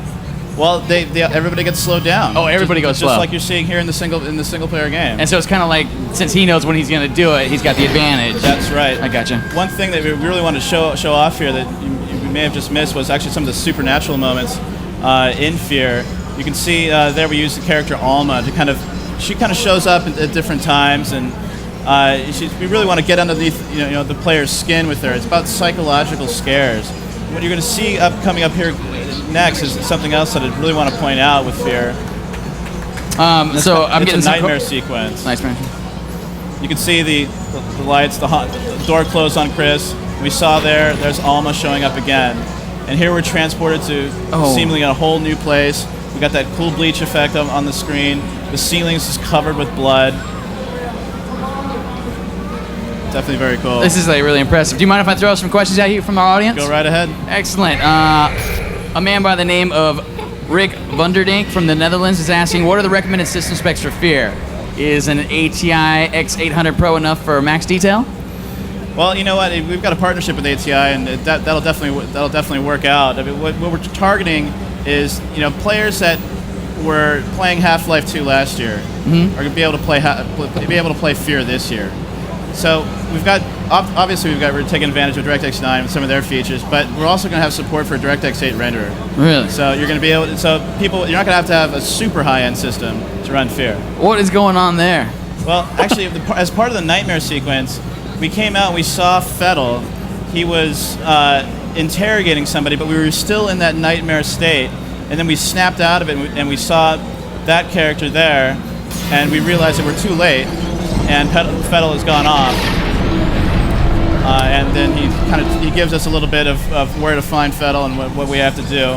And that's the end of the demo when you see the power armor drop down. I gotcha. That's awesome. We got a bunch of other questions. All right. So the minimum and can you mention the minimum specs by chance? That's something we got to lock down as Okay. we go on. I wouldn't want to misquote that. Right on. Now, is that the entire demo that we saw there? That was the E3 show floor demo, yeah. Right on. Excellent. So everybody at home got a chance to see exactly what you guys are showing here. Yeah, that's real cool. That is actually Glad to super. show it off. It's super impressive, by the way. Oh, right Like, on, thanks. yeah, I can't believe I hadn't actually got a chance to get over there and see that yet. Right on. So, what are some of the stuff that we aren't seeing today that you guys are gonna have in there? Well, some of the stuff that you didn't see here, we did some more of the scare moments, the fear moments that we're doing with Alma. Something you can see behind closed doors at the booth right now. We've got special intro sequences, the intro movie to the actual game, and some additional scenes there that kind of explain who the Fear team is and how they work together. Right on. Now, is Fear going to be exclusive to the PC? You guys got any Yep. next gen plans PC or anything? title. PC title. I've got I got a bunch of technical questions actually. We're going to skip over though because that's crazy Okay. talk. Aside from what we're checking out right now, and that you mentioned some of the multiplayer stuff, how many people can actually play this game online together? It seems like with all Online those together, we got support for 16 players. 16 And players. we're gonna be able to do dedicated server as well, so it's gonna run real fast. Now, when are you guys planning to ship this? Fall 2005. Fall 2005, so it's coming here pretty quick. Coming up. Any chance of an early demo that we'll get a hold of? We haven't released any plans like that yet. Right on. But there is the multiplayer beta, closed beta that's going on right now. Oh, right now? Yeah. People can actually download that right now? Well, you got to get into the closed beta. How do they get into the closed beta? Well, they got to talk to our PR folks. Talk to your PR, alright. But we may open it up Right a on. little bit after this. I see her standing down there. Maybe I can steal a couple of those for our GameSpot Complete members to try out. I know a lot of people right now, judging by the questions that are flying in, are pretty interested in this game. Cool. Daniel Stark in Sweden wants to know, is there any cooperative play? No, there's no cooperative play. The focus in Fear is on the single-player experience and to be a very cinematic game. So there's no cooperative play. No cooperative? Man, the PC requirements. Everybody, yeah, you got to rewind it and listen to the PC requirements. So, what else can you tell me about the Fear? Oh, what do we take? Is this more of what we just saw? Oh yeah, this is going back into that room with all the AI and showing off the combat. It's just great stuff with the way the AI works in the environment. They're creating cover for themselves, using cover, moving as a squad, as a unit. It's definitely really cool. Andreas from the Netherlands wants to know, are you guys going to support the mod community because you guys have a great engine for modding?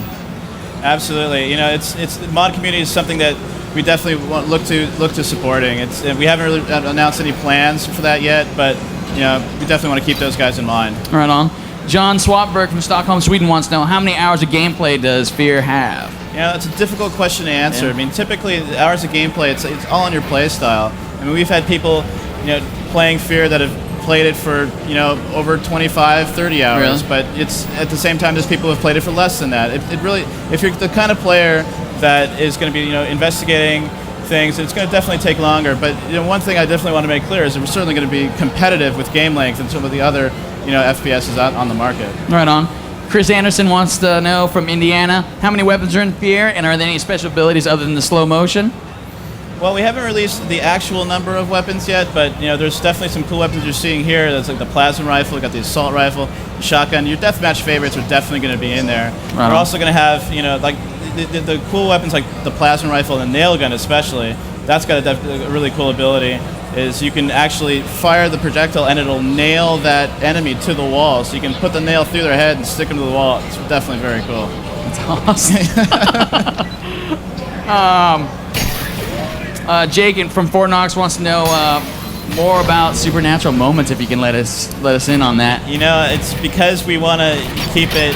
We want to make sure that we don't release any spoilers because it's especially when dealing with the paranormal and keeping that psychological feeling going. We gotta make sure that we keep that quiet for now. Right on.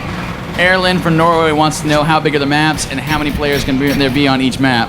You did talk about the 16 players multiplayer. Right, so we'll do 16 players for multiplayer. So the maps will be definitely big enough that you can explore around. We'll also have be points where there'll be great arenas to have combat. In terms of actually how big on there, it's kind of hard to put an actual metric on it for them. Really? But it's definitely be large enough to definitely have fun with 16 players. Levi McCallum from Brisbane, Australia, was asking about the single-player action. What else can we expect from it? Any kind of puzzle sequences, mostly action? The focus is on, definitely on action. We definitely want you to feel that, to taste that thrill of being in an action movie. So, I mean, well, you're definitely going to have to, figure things out and figure the story out as the narrative goes along. There's not a whole lot of, deep puzzles. You still have to figure things out, though. Amadeo Plaza from New York was hoping you could clarify a little bit about the slow motion. That was one of the things he was asking about. Sure. How does it work if only one person at one time, to be clear, can actually activate the slow motion that affects everybody that's in that online game, right? It affects everyone that's in the game with them. Right on. So they'll all be slowed down. That way, that guy can totally take them all out. But at the same time, everybody knows what the guy with the slow motion is, so it makes it really hard for that guy to get away. Right on.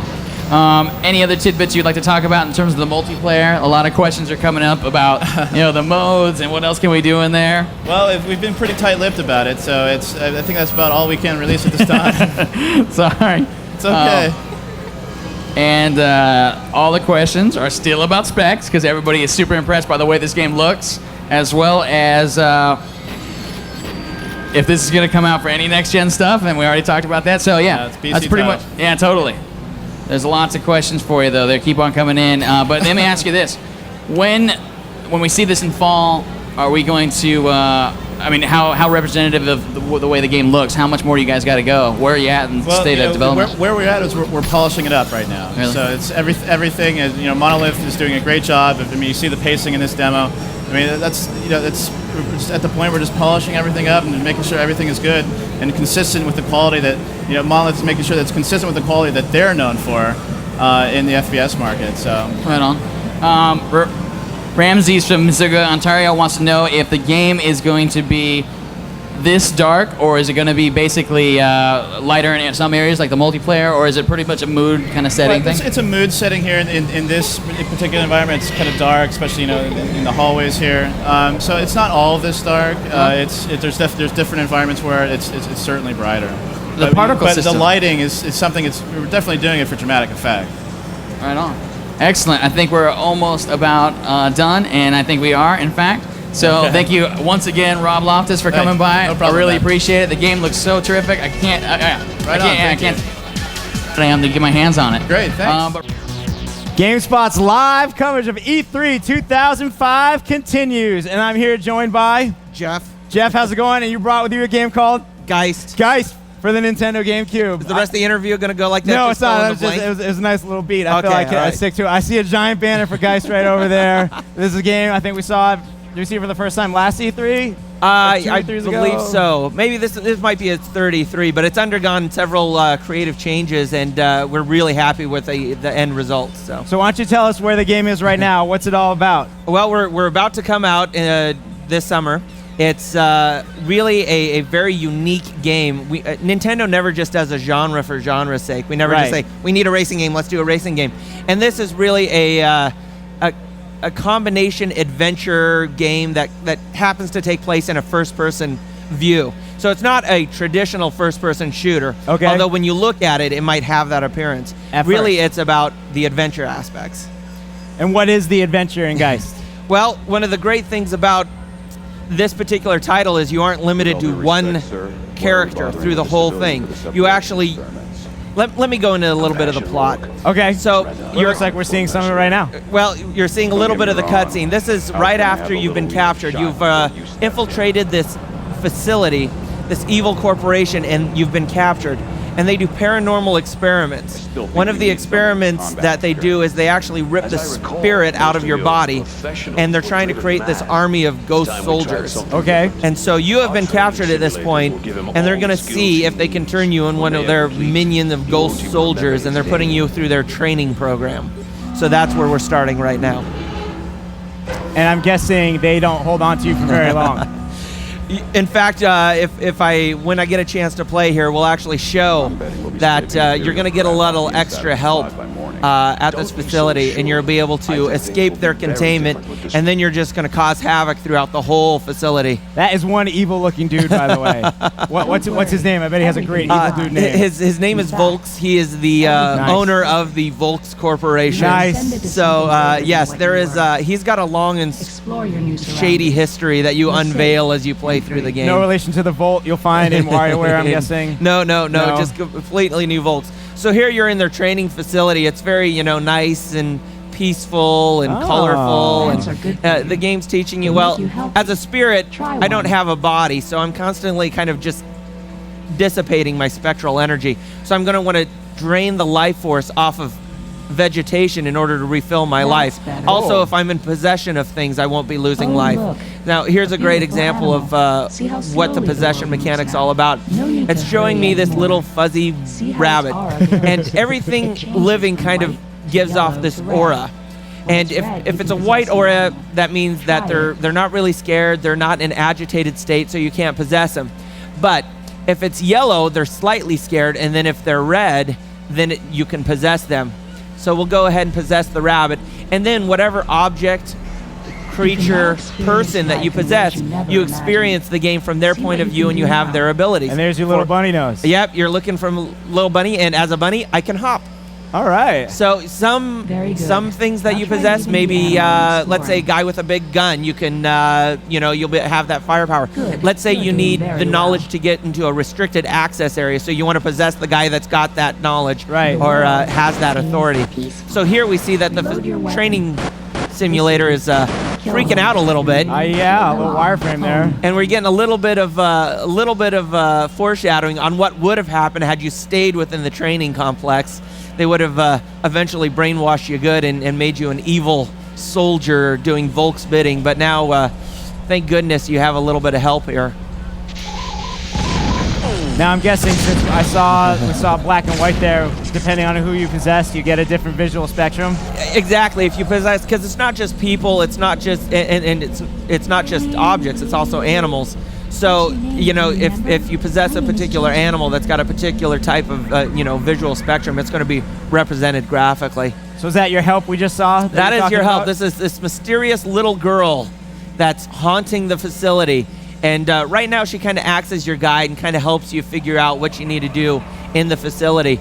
But she's got a huge backstory about why she's connected to this facility, how she's connected to it, that you'll unveil as you play through the game little bits at a time. All right, good. I was hoping you'd say that. I hate for it to have a huge backstory, then we learn nothing about it. But it's not one of those, okay, we've created this huge story for her, but it's just for us to know. No, exactly. It's definitely showing the consumer, and part of the reward as you play through is learning exactly why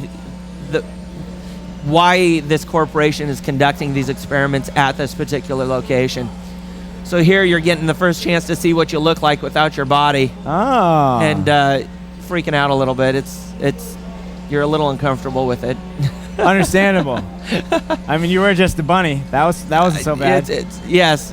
So it's all about, really the game is, okay, I need to accomplish some sort of objective. What can I use to accomplish this objective? Well, let's go ahead and fill up on some life here and look around at, well, let's see. So is your life continually draining? As a ghost, it is continually draining. Understandable. But eventually, so here I looked at this paint can. I can possess a paint can. Nice. And you're like, okay, well, I don't really know why, but if I keep hitting the A button, eventually I can just make it burst. Now, that doesn't really help you here, but maybe later in the game you'll learn, okay, you'll need to reveal something. Here's a good idea.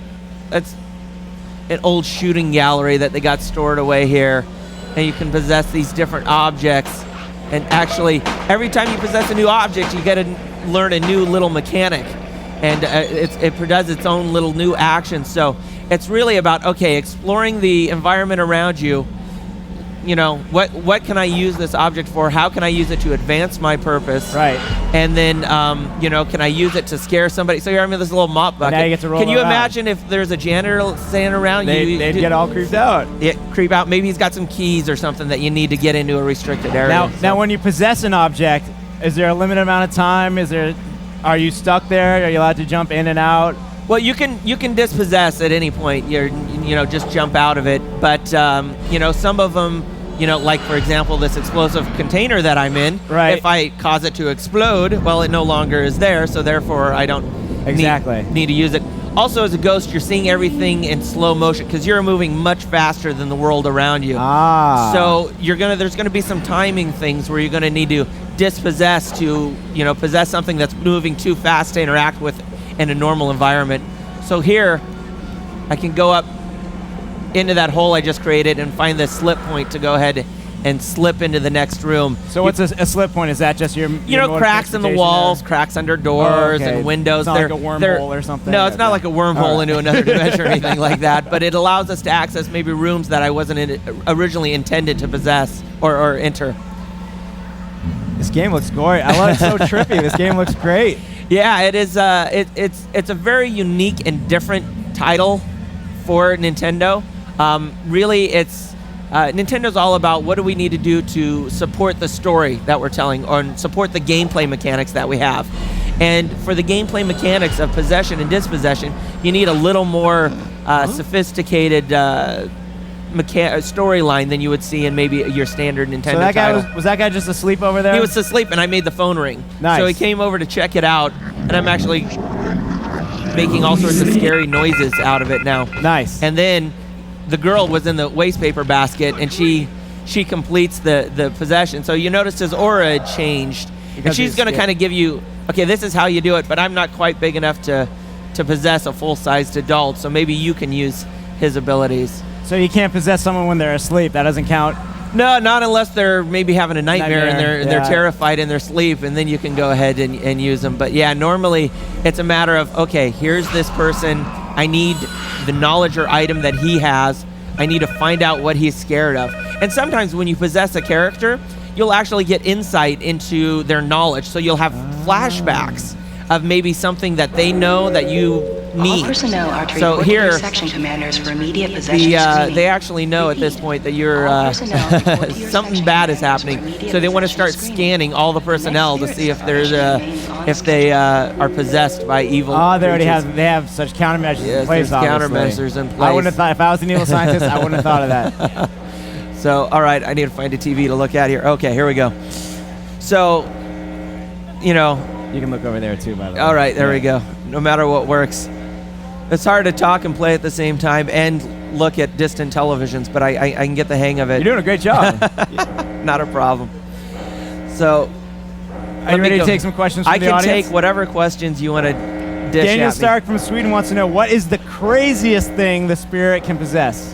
Craziest thing? I think the mop bucket was pretty crazy. The craziest? See, I don't want to give anything away. That's really a lot of fun. What is the craziest that you can give away? Let's see, craziest that you can give away. Boy, there's some really cool weapons that you can possess. There's like a gun turret that you can possess. So these people are patrolling down the hallway, and you jump into the gun turret. Nice. And then you just lay waste to everybody. There are a lot of people asking about multiplayer. Is there a multiplayer? There is multiplayer. It supports up to 4 players, split screen. They've actually done a really good job, and if you want to throw it down, maybe we can throw the game in a multiplayer for you. Do we have another controller, Numa? I think this is the only one we got, unfortunately. It does a really good job of using the possession mechanic to highlight the multiplayer. So one particular mode's like capture the host, where you have to possess the host and then dispossess them at special drop-off points to get points. And then another one, this is my favorite mode, where you actually, one team is the hunters and one team are the ghosts. And you possess the hunter. So you're both in control of the same body, but the ghost is trying to get you to die. All right, I'm going to look for a controller now. You're selling me on this. I want to see. Yeah, okay, so we'll have to get that another time. Not a problem. So here I'm in the I'm actually in the same room that I just escaped from, and I find there's a guard here that has a gun, which is much more powerful than this little technician I'm in. So I'm going to see if I can find a way to attract this guard and maybe scare him so that then I can use the weapon that he's got. So he looks a little tougher, so I'm guessing he's going to be a little harder to scare? He's not so easy to scare. That is correct. You got to find what combination of items are really going to freak him out. So here's one of these electronic junction boxes that control the containment unit. And I'm going to kind of cause it to freak out and explode. And that'll cause the guard to come explore the area. Here he comes running. What's going on? And then now that he's over here, I can actually I can possess the can. Because he's closer to it. He's closer to it. And I've learned how to do this because I watched the Ghost Girl do it. Right. I can go ahead and freak him out. And we'll go ahead and jump into his body. So we got any other... So you think he'd be ready for that kind of thing? You might think because he's in a now, yeah, there are some guys. See, here's one of his flashbacks. He was actually at the terminal during that cutscene earlier when they were lowering your pod down into it. That's great. So you're actually seeing the scene from his perspective now. And since it is a memory, it's got a little bit of a shadow filter around it and everything. So that's a cool backstory. So there you go. Now the story of the game. How many levels are we talking? What kind of places are we going to go to? How long is the overall experience? We're looking probably about, I'd say, between 12, 15 hours of total gameplay experience. You know, longer for some, shorter for others. Obviously. Really, you know, it spans quite a different types of environments. But they all fit within the story. Everything supports the story. It's not, you know, we're not just going to throw you on, here's random snow level 4. And here's, you know, random desert level number 5. We don't do that. It all fits the story elements. So, if you won't tell us the craziest thing that you possess, can you tell us approximately how many things you can possess? You know, I think we're close to. We're well over 100, I believe. There's lots. Really? Well, There's over lots. 100? I'd say plus or minus 100. It's really close. And not everything's essential to finishing the game or solving the puzzle. There's a lot of things that you can possess that you don't necessarily need to do to finish the game. So people are wondering for more specifics about the controls. How are you moving around in the game? How are you looking? So I'm strafing left and right and moving forward and back using the control stick. Yep. I'm using the complete free look using the C stick. So, you know, good dual analog. I have got, it's a possession, it's a lot of contact sensitive stuff. So if I look at something that I can interact with, an icon comes up and I just press the A button. Nice. When I'm in possession, I just press B button to back out.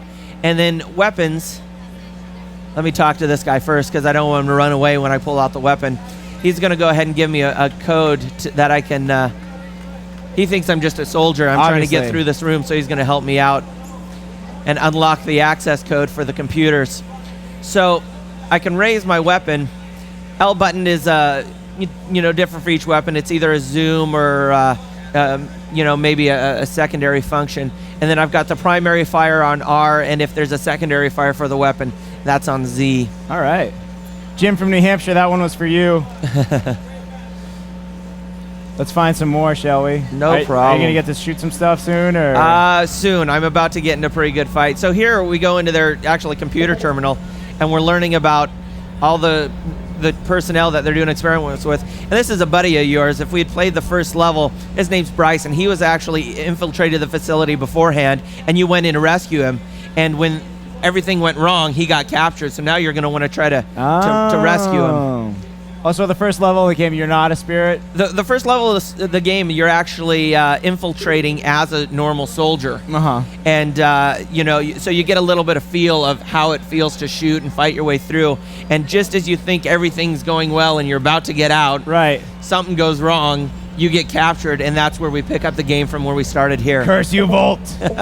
Stephen Chen from Miami, Florida. I'm going to let him toss you a softball. GameCube exclusive, correct? Oh, yeah. This is, you know, Nintendo published. It's a second-party deal with a great developer called N-Space. He was from Miami. N-Space located in Orlando, Florida, so they're not too far away. Maybe he's a plant. Yeah, maybe he should, yeah. Feed me the softball questions, a plant.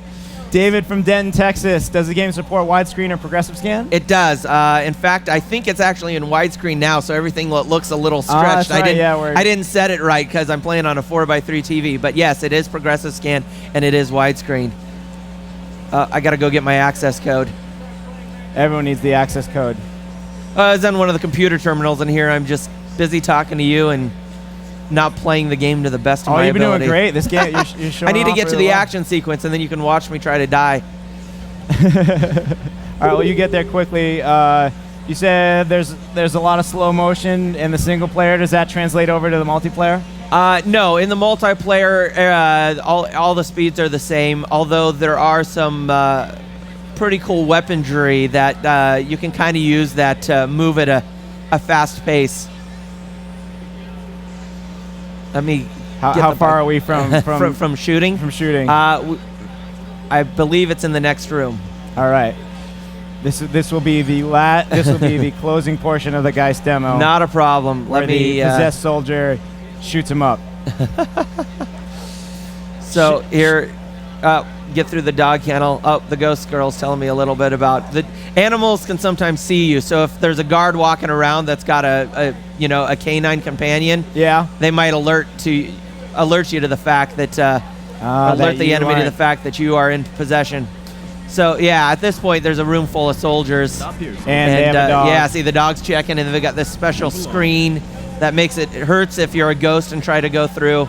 And now, if we want to, we can just kind of start laying waste to everybody, and we got the indicators that where the shots are coming from. I try to shoot from up here.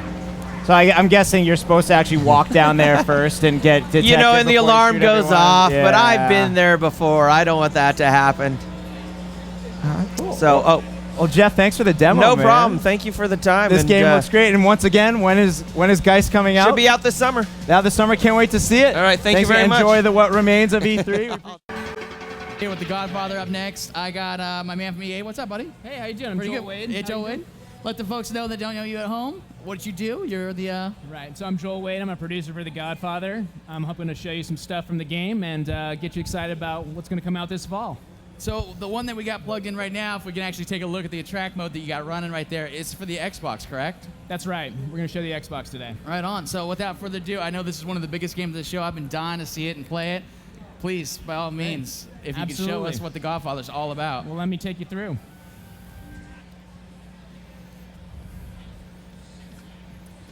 So The Godfather is all about taking you back into 1945 New York, right?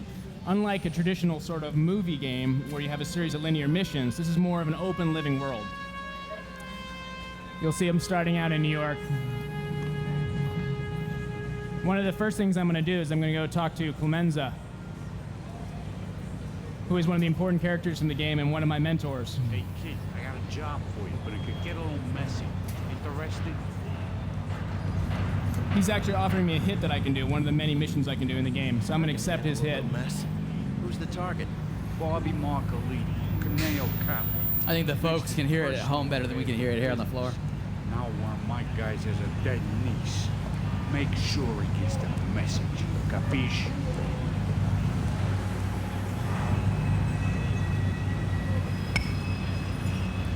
So you can see that there's actually all sorts of things I can do in the mission. Right now, there's 3 options I have. I can go and meet my friend Monk Malone in the barbershop. I can go extort a butcher down the street, and I can also go on the hit that Clemenza offered for me.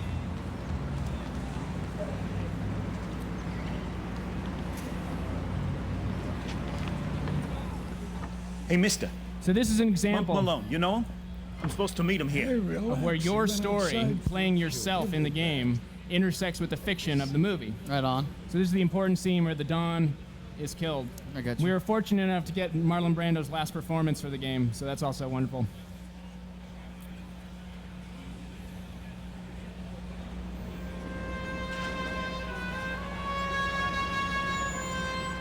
Now, if I remember right, this is actually kind of close to, this is like frame by frame, like similar to the shots and everything that you guys had in the movie, right? We're trying to stay very authentic to the Godfather fiction. Obviously, it's a wonderful movie. It's an incredible book by Mario Puzo, and we want to honor that in every way, including actually the violence level in the film. This is probably going to be a mature rated game. It's rated pending at this point, but we wanted to maintain the integrity of the fiction.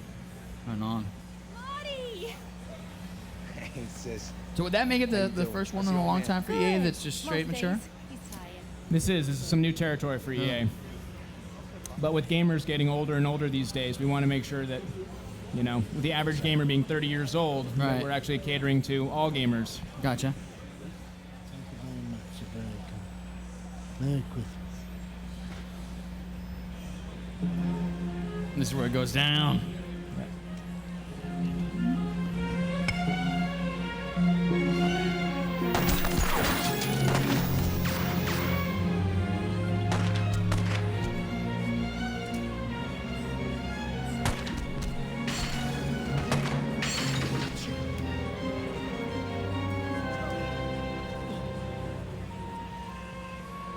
I'm calling the ambulance, Monk. You'll be all right. Frankie, my sister, she's out there. Make sure she's okay.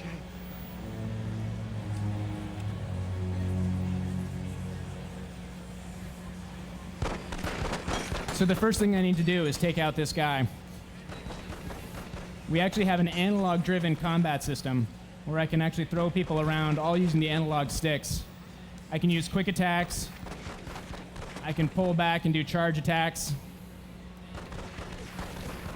I can actually even strangle people. That's all. Now for the strangling, you're actually pushing the sticks in, huh? Yeah.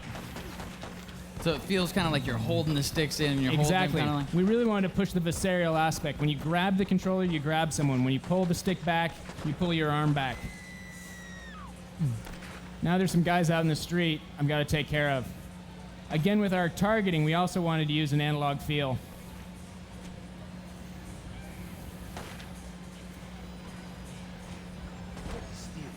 So I can go for more deadly portions of his body, like his head.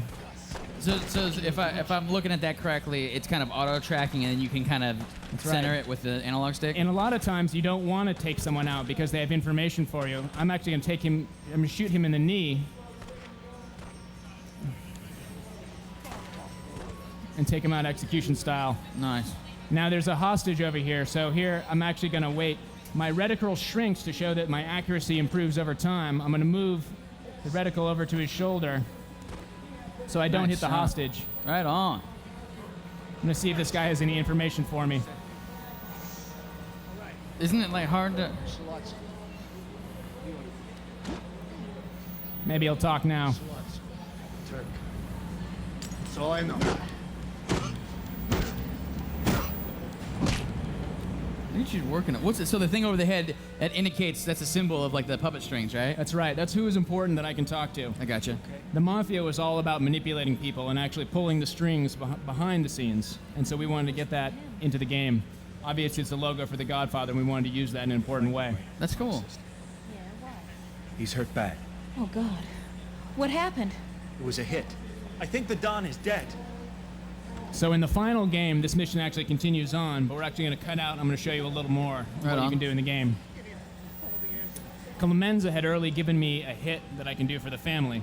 So I'm going to follow up on that hit and go take care of it. There's a guy named Bobby Marcolini who's done some bad things, and the family needs him taken care of.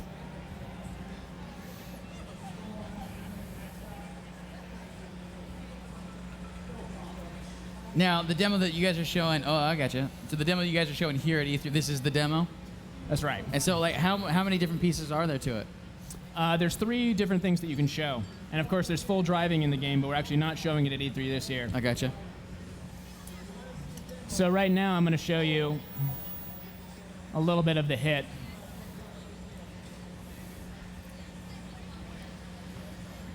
I'm going to grab some additional firepower. And you'll see the artists have done a fantastic job making 1945 New York really come to life. Yeah, they did. The steam coming off from the vents and everything. We really want to capture the mood.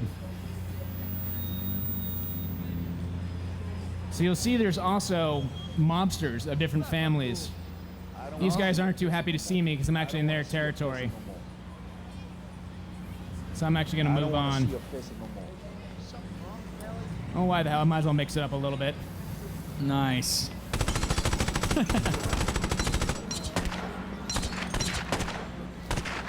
But as you see, my vendetta level increased. Every action that you do in the game has a consequence. You can't just run around beating people up or killing people on the street. If you take out family members, like if you take out the Caneo's businesses, or you kill their people, they're going to come after you, and they're going to give you a hard time when you're in their neighborhood. They might actually even get to the point where they whip out a gun and actually kill you. Same thing with the cops. If you start murdering people or committing crimes right on the streets, they're not going to have any of that, and they're going to come after you hard. So this is an illegal hash racket running in here. This guy's going to give me a hard time. You hit like my frickin' sister.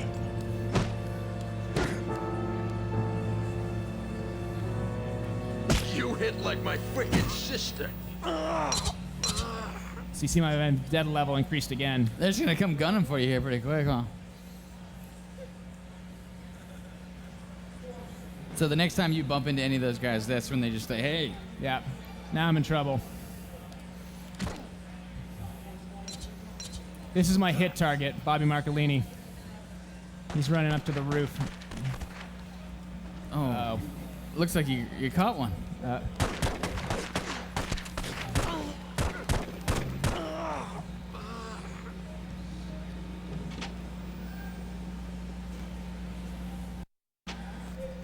Hey, what are you doing here? Now, as you're going through this, is there any differences between the PS2 or Xbox version? We're really focusing on trying to make the key gameplay, the core experience, and get that tuned once right. I got powerful friends. Whoops. Do you know who you're messing with? And here's my hit target. So I'm gonna rough him up a little bit. Get him. To kill that innocent girl, Bobby. In family business, no one is truly innocent.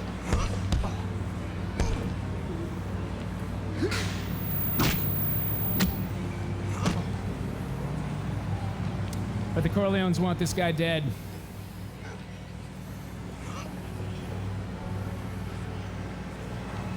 So he's going over, huh? I think it's time. We take care of our family, Bobby. For the love of God, don't... Oh. That was bad to him. And there you have it. That's The Godfather. That's awesome. That's totally awesome. Right. So is that pretty much the demo that you guys are showing here at the show? Yeah, we're showing a little more behind closed doors. Right on. But, and we're showing the Xenon 360. I'm sorry, the Xbox 360. Oh, wow. Forgive me. How does that look in comparison to what we just saw with the regular Xbox? It looks great. Really? It's really something else to see it on widescreen, with all those rich details and all those textures. It looks beautiful. That's awesome. So how far along are you guys now for the different versions? Are you all pretty much all in line with each one in terms of the stages of development? Yeah. We're about 2 months away from alpha, so this is still pretty early software. I gotcha. But we're really excited about the progress we have so far. We've got our mechanics all lined up, all polished really well, and now we're just going to pump in a ton of content. Now, when are you guys saying you're going to come out now? We're going to be out this fall. Right on. And that's for what systems? We're going to be out on PS2, Xbox, and Xenon, and PC, and then PSP is going to come a little later. Awesome. Can you give me any info on the PSP version? It's going to be a little different because of the hardware constraints, Right. but we're not talking about that at this point. Right on. Excellent. Now, before we go, I have a billion questions for you. Now, with The Godfather, how is it going to be set up so that once you go through the storyline, is it pretty much from the start to the end of the Godfather storyline that we do know of? Well, it's interesting. Unlike a traditional movie game where you're just going from a linear mission to a linear mission, our missions actually are all over the place. In fact, there's things that have to do with the fiction of Mario Puzo's fiction, and there's many, many missions that don't. In fact, the entire meta goal for the game is to actually take over New York. Oh, wow. All 5 families are there, just like the movie, and you need to work your way taking over each neighborhood one at a time, business by business, extorting them. I gotcha.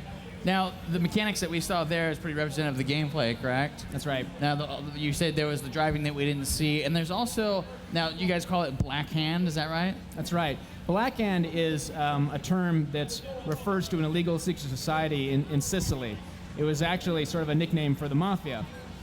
And what it refers to is sort of pulling things behind the strings. And we wanted to have the way you interact with characters be deeper than most games. So when you're talking to someone, when you're interrogating them, you can actually fight them at the exact same time. You can grab someone by the lapels, hit them a few times, put some pressure on them, and then interrogate them in that without switching between different modes or going to a cutscene or anything like that. I gotcha. That's awesome. So it's our targeting for our weapons, it's our fighting hand to hand, and it's our talking all in one. That's killer. Now, it looks like the world is pretty big, and it looks like it's living and breathing all by itself. How big is that world? It's pretty big. I mean, we've got all the 5 boroughs plus New Jersey. It's going to be huge. We're going to have over 300 interactive locations in the world. And unlike some games where when you walk into a new business, you actually have to load something, you saw there in the barbershop that you can actually walk into any business. It's all there. It's all streamed in live. You can interact with people without having to wait. How many of those businesses are like that? How many of the buildings that we saw can you actually go into and interact with people? There's going to be over 300 buildings in the entire game. That's It's going to be very rich. And you're going to use those buildings, not only for your story missions and the hits, but actually taking them over. And a lot of the game is about extorting these businesses, bringing them into the Corleone fold. I gotcha. Now, we've heard, obviously, for a few months now, some stuff about The Godfather. Is there anything specific to the E3 that you guys are announcing now for the game? We're just excited to get this in front of people's hands and let them actually get to play it. Right on. That's totally awesome. I was hoping to ask some questions before we went, but if I could, I wanted to get, hey, Frank, could you do me a favor and go ahead and get my hip top? It's sitting over by Rich over there. I want to be able to get that so I can get some of the questions from our viewers at home watching live. But yeah, because I know, they've got a billion questions. I've got a billion questions. I'm going to go ahead and ask you. So the cars that are in the game, there are like the vehicles that you have, you can pretty much go up and take a car from somebody, correct? That's right. You can be able to drive any car in the game. One of the great things, and then we have this fantastic driving gameplay, and you can drive all over the world, is that the environments are so rich by themselves that sometimes you're going to want to get out and walk around. You're going to have, stores on every street corner that you can walk into and extort the businesses. This is actually a good question. That you're talking about fall for The Godfather here. What about the UK? Richard from Wales wants to know when he's going to be able to get a chance to get the game. Is it going to be a worldwide release? Or? Yeah, worldwide simultaneous ship. This one comes from Kevin in Miami. He wants to know, are there any other playable characters? You're just pretty much your persona, right? We're actually going to let you create your own character and play as yourself. And then, didn't I hear there's some kind of crazy, like you can do some kind of face stuff with it? We're not talking about that right now, but let me just say that you'll be able to create your own character. Right on. So it's pretty exciting. This one comes in from our good friend Vil in Finland. How are the cars implemented? He wants to see some auto action. Obviously, you guys don't have it. Can you give him any kind of tidbits about how the car action handles? We wanted to have it be authentic to the period, but also be fun. And so we weren't all hung up about making sure that the cars could only go, 30 miles an hour. It's going to be a very fun game. We've got Havoc physics running. It's going to be fantastic. Right on. This comes from John Latara, New York. How linear is the game and the loading times? It seemed like it was going pretty smooth there. What about the other platforms? Yeah, our goal is actually to have no loading times in the entire game.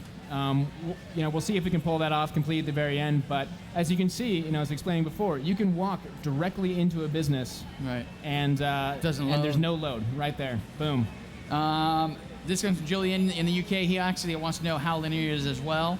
And can you it seemed like it was like pretty precise in terms of the controls. Mm-hmm. It seemed like when you actually were jamming on those sticks, you were really shoving it just like you were shoving on the stick. Is it how sensitive is it?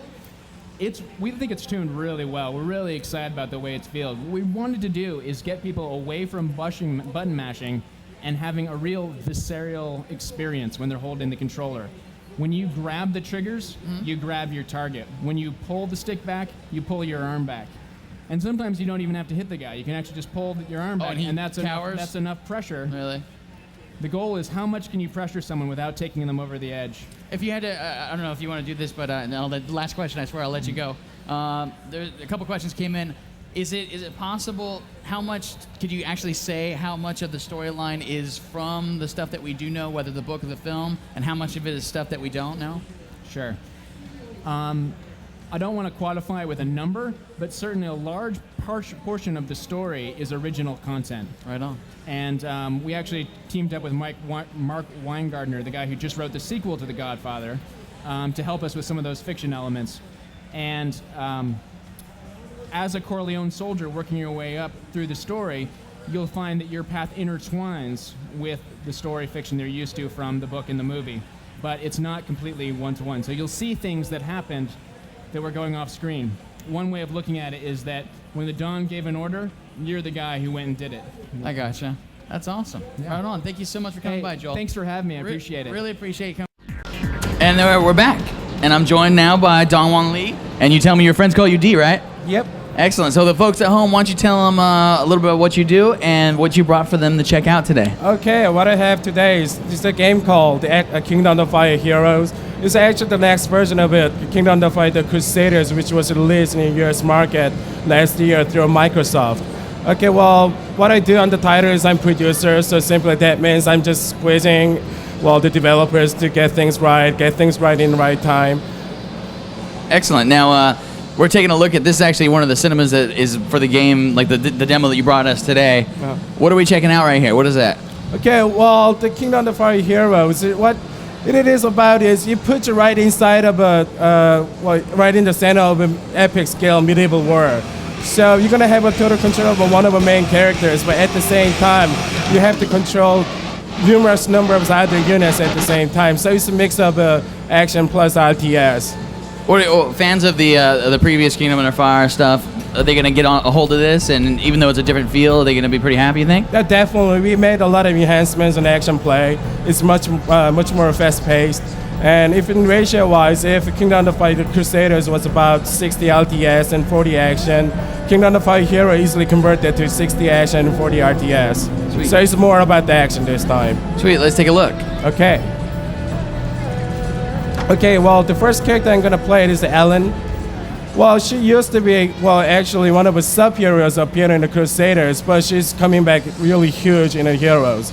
So, she's actually the lover of the old general called Gerald.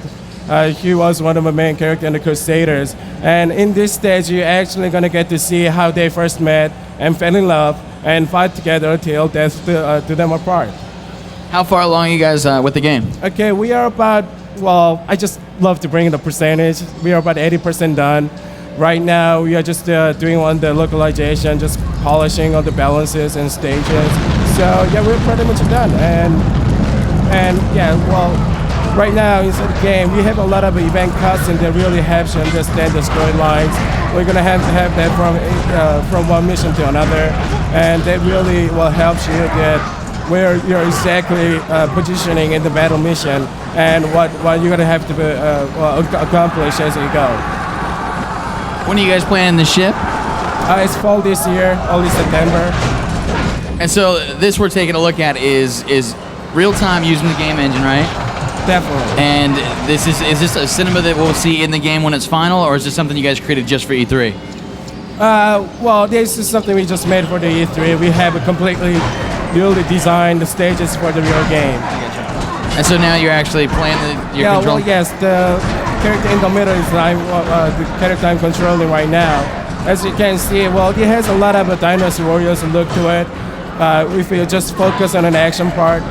But if you pull out the minimap by pressing the right trigger button, that's what all the RTS kick in. You can actually pull out your troops using the minimap. And if there's any other enemies you feel more danger and you want to take them out first, you can move them around and just find that enemy and take them out first and take care of the easy guys for the last. Now, is this going to have any multiplayer action in it? Definitely. We're going to be supporting 6 players, up to 6 players support through the live service. There will be 3 different live modes. One is a troop battle mode, which allows you to take one of your main characters, number of your troops, just go online, just fight, team up with the 3 other players, go 3-on-3, and just fight RTS battle through the live service. And there's a hero battle mode, which allows you to actually just go online with other opponents, just a hack and slash, and just check out your score and ranking through the scoreboard and the ranking system. We're getting some questions in from the audience. Sure. This comes from Thomas Martinez in Paris, California. He wants to know, will Kingdom of Fire have downloadable content for Xbox Live? Yes, we have everything in plan right now. So, yeah, we're going to have a new maps and new items. If you're going to push us really hard, maybe you're going to have a new units to be added through the download of content. This another question coming in from Alan Clark in Hamilton, Scotland. He wants to say, I enjoyed the rock soundtrack of the first Kingdom of Fire game on the Xbox, but I was wondering whether I'll be able to use custom soundtracks with Kingdom of Fire Heroes. We've been concentrating hard on it, but, no, we're not going to have a custom soundtrack, but we're going to have a new rock music for every ending mission. So this could be something that old fan of Crusaders might come back and check out what's in there. Our good man John in New York wants to know a big thing about the previous Kingdom of Fire was the massive battles. How many units can you have on screen at once? 200 units in one screen, and in one single battlefield, we can actually hold up to 3,000 units. So it's a lot. So you said you were 80% complete. Thomas Martinez wants to know what's left. What does that 20% consist of? Oh yeah, well I think I already mentioned it in the first. Well, for the rest of it, 20%, we just want to put more combo actions for the characters. So, well, eventually, if you just keep smashing buttons, each time the character will show a different combo skill. Well, it's just making a lot of sidekicks to the characters. Speaking of characters, Josh in England wants to know, do the playable characters have more moves and combos than heroes? Oh yeah, definitely. Actually, all heroes have at least 4 or 5 different combo skills. And well, to use them, you must manage your skill points. But I think all the Crusaders fans already know how to do it. Rob James out of New York wants to know, now that you said you control one player in the center of the large conflict, who then controls the warriors around you? How do you have them key map to the controller, support all the commands you'd want them to issue during gameplay? Okay, well, yeah, the trick is just using this minimap right here.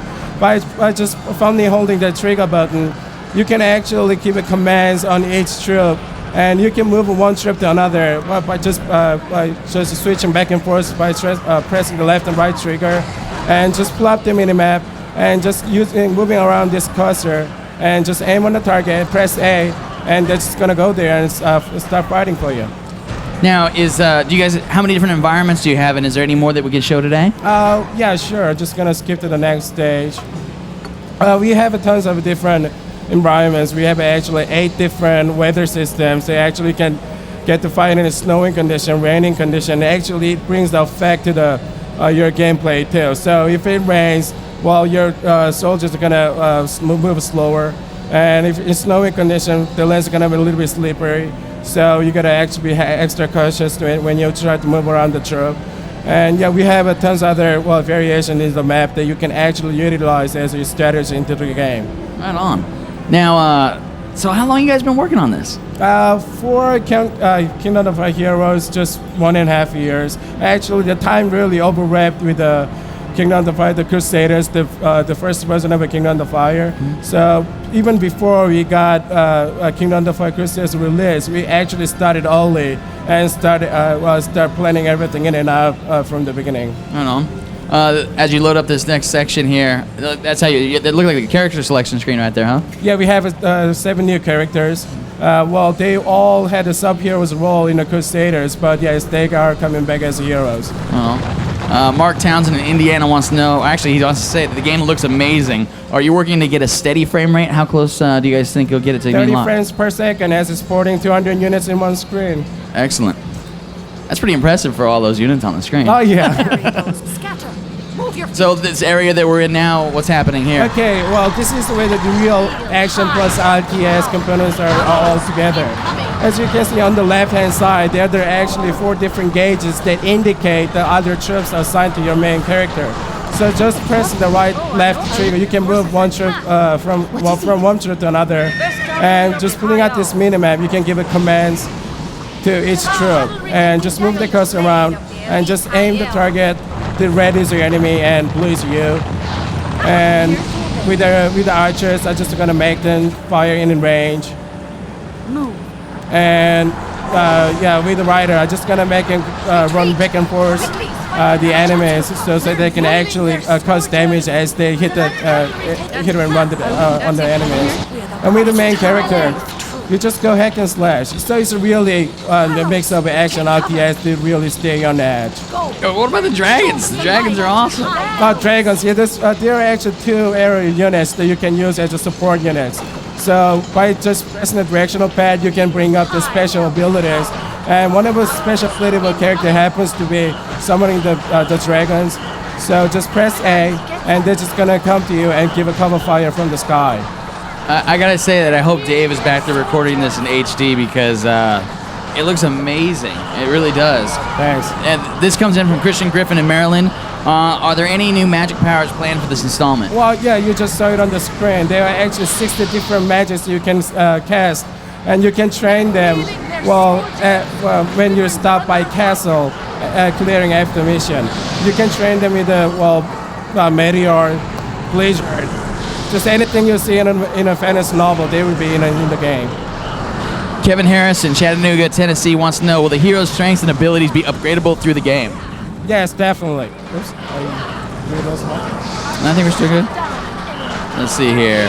Our next one comes in Miguel Morales from Guatemala, Central America. Does the game have any offline multiplayer? No, that's negative, but we have something other called the invasion mode. We actually allow you to team up with the 3 other players online and just accept endless challenges of AI enemies, protect your castle, and how long you survive in it, how many hours you end up slashing it. Well, that will determine your score and ranking in the scoreboard and the ranking system.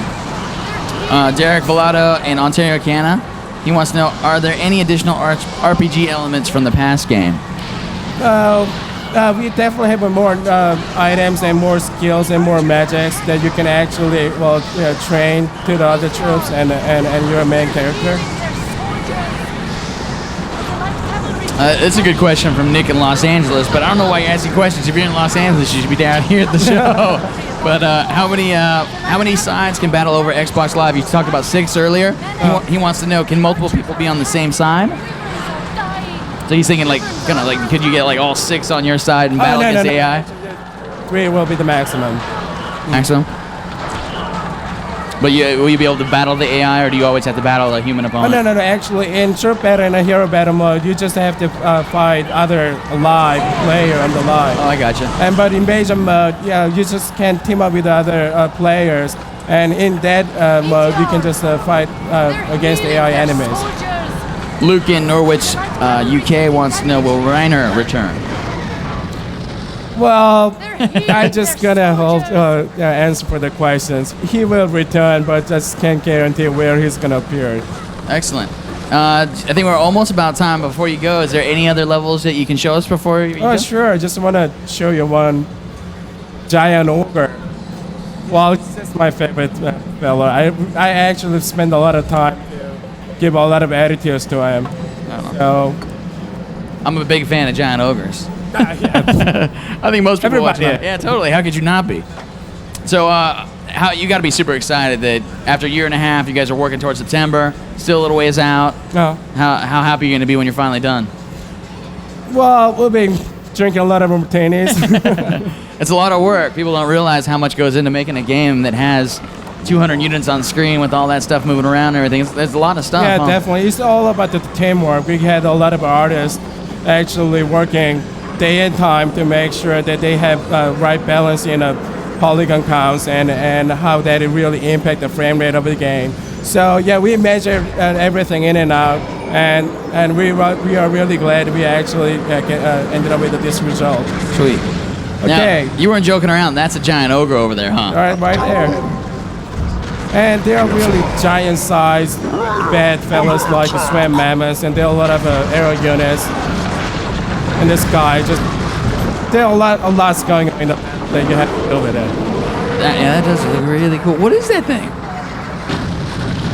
What is that big giant thing? Oh, the swam mammoth. Yeah. Well, yeah, that's big elephant in sort of sense. It looked like he had 4 kind of tusks or 4 like. Well, he fires fire pot from his ass, and actually gives a lot of splash damage whenever they get hit.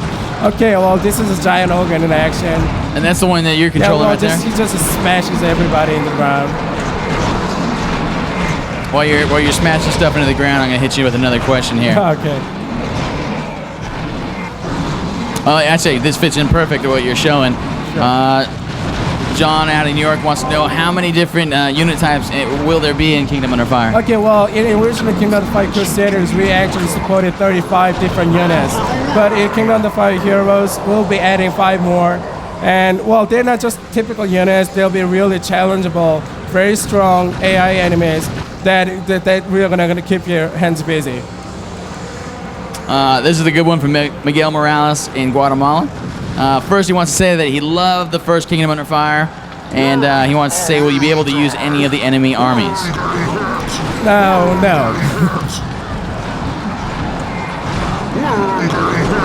You're just going to town on those guys. There is no competition for a giant ogre, let me say.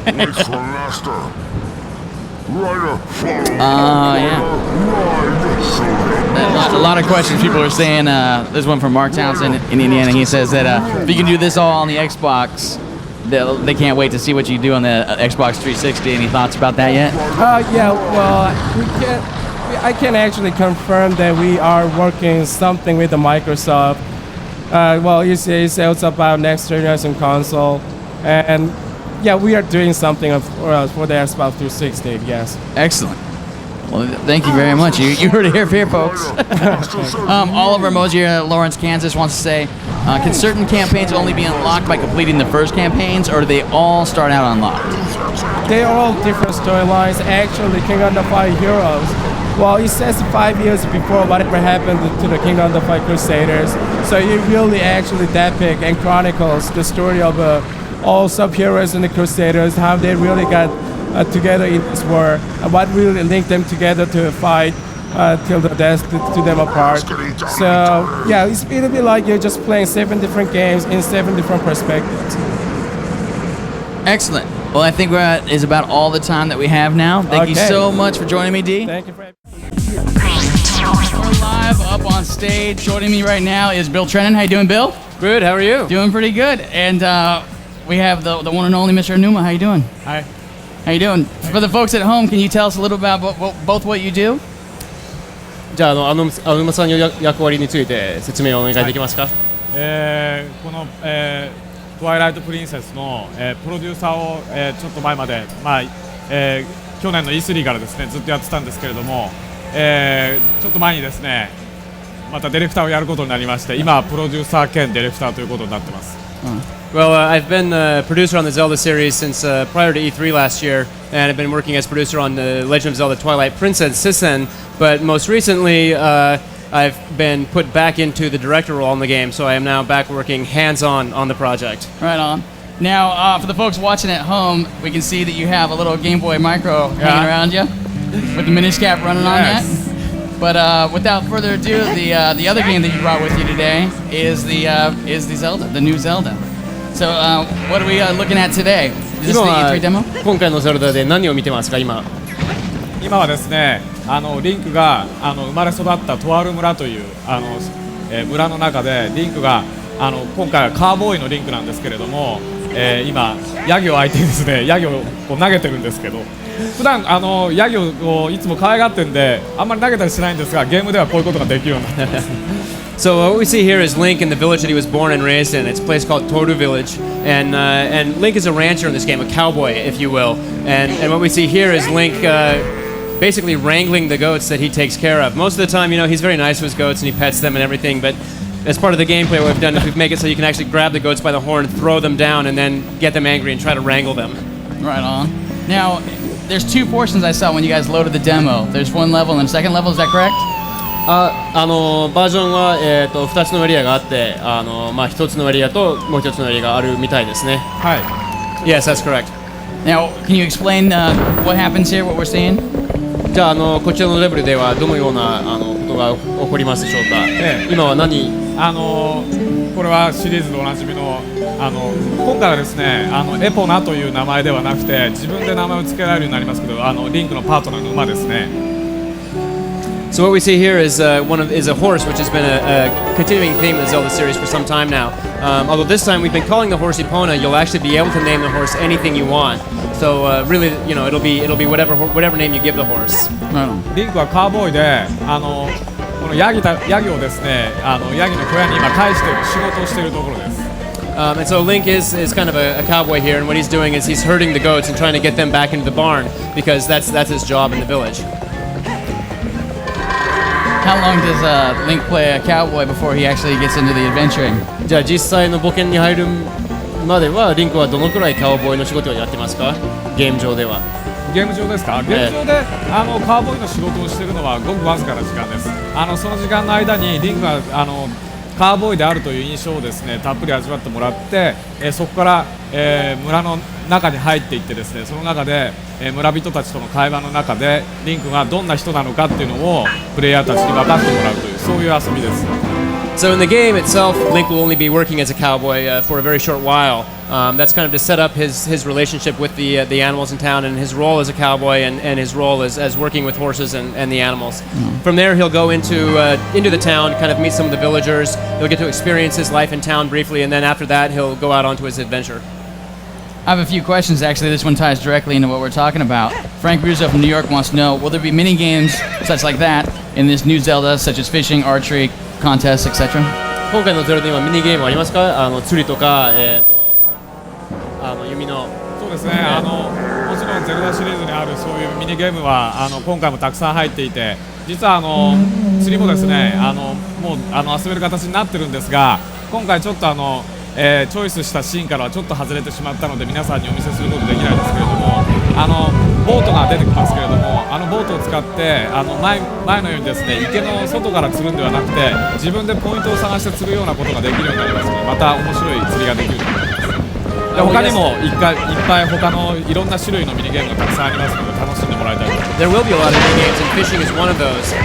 Fishing is actually playable in the game. It just so happens that for the areas that we were going to show at E3, we had to limit those for the show floor, and unfortunately, fishing was not an area that we were going to end up showing today or here this week at E3. However, fishing this time around is going to be very differently implemented in Ocarina of Time, because in Ocarina of Time, you essentially had a small pond and you would fish from the edge of the pond and then and try to catch fish that way. This time, you'll actually use a boat. You'll be able to go out into the lake, choose your own spots, figure out where you want to go fishing, and that's how you do your fishing in the game. Of course, there are a lot of other different mini games besides that as well people will be able to look forward to. Now, this section that we're taking a look at, where does this fall into the game? 今のシーンはゲームの中には、どこに入りますでしょうか？これはですねゲームの中盤ぐらいに入ってくるシーンなんですけれども、リンクの村の子供がですねさらわれまして、それをボスから救い出すという、馬でのバトルのシーンです。何回かボスをヒットするとですねこの後一本橋での一騎打ちというゲームに流れています。This particular scene is actually one that falls partway through the game, almost midway through. And what's happened here is that early on in the game, a young boy from Link's village has been kidnapped by these boar-riding warriors. Link ultimately is trying to rescue this young boy, and you can see here that he's been lashed up on top of this tall pole in this scene. And so Link essentially has to fight his way past these warriors, get to this boss character, knock the armor off of him, and once he does that, you'll see that he ends up on a bridge, and he has a one-on-one face-off against this warrior, and essentially what results in kind of a chicken match. One of the questions that we got in from Rolando Rupert from New York, and this is actually a question I saw quite a few times in here. What is the story with Link turning into the wolf? やっぱり今回はリンクが狼になるということなんですけれども、これは一体どういうことですか？はい、今回はですね物語の舞台であるハイラルがトワイライトというちょっと悪魔の力でですね覆われたモノトーンの世界になってるんですね。でそこにリンクは先ほど言った、村の人たちがさらわれたりするのでその世界に入っていかなきゃいけなくなるんですけれども、その世界に入るとリンクはその魔法の力で、狼の姿になってしまうんです。Well, that's a very good question. Essentially, the setting for this game takes place in the Kingdom of Hyrule, but what's happened is that a kind of magical power has overcome Hyrule and turned it into this dark Twilight realm. Ultimately, what happens here is that this Twilight realm expands out, and these kids from Link's village get kidnapped and taken into the Twilight realm.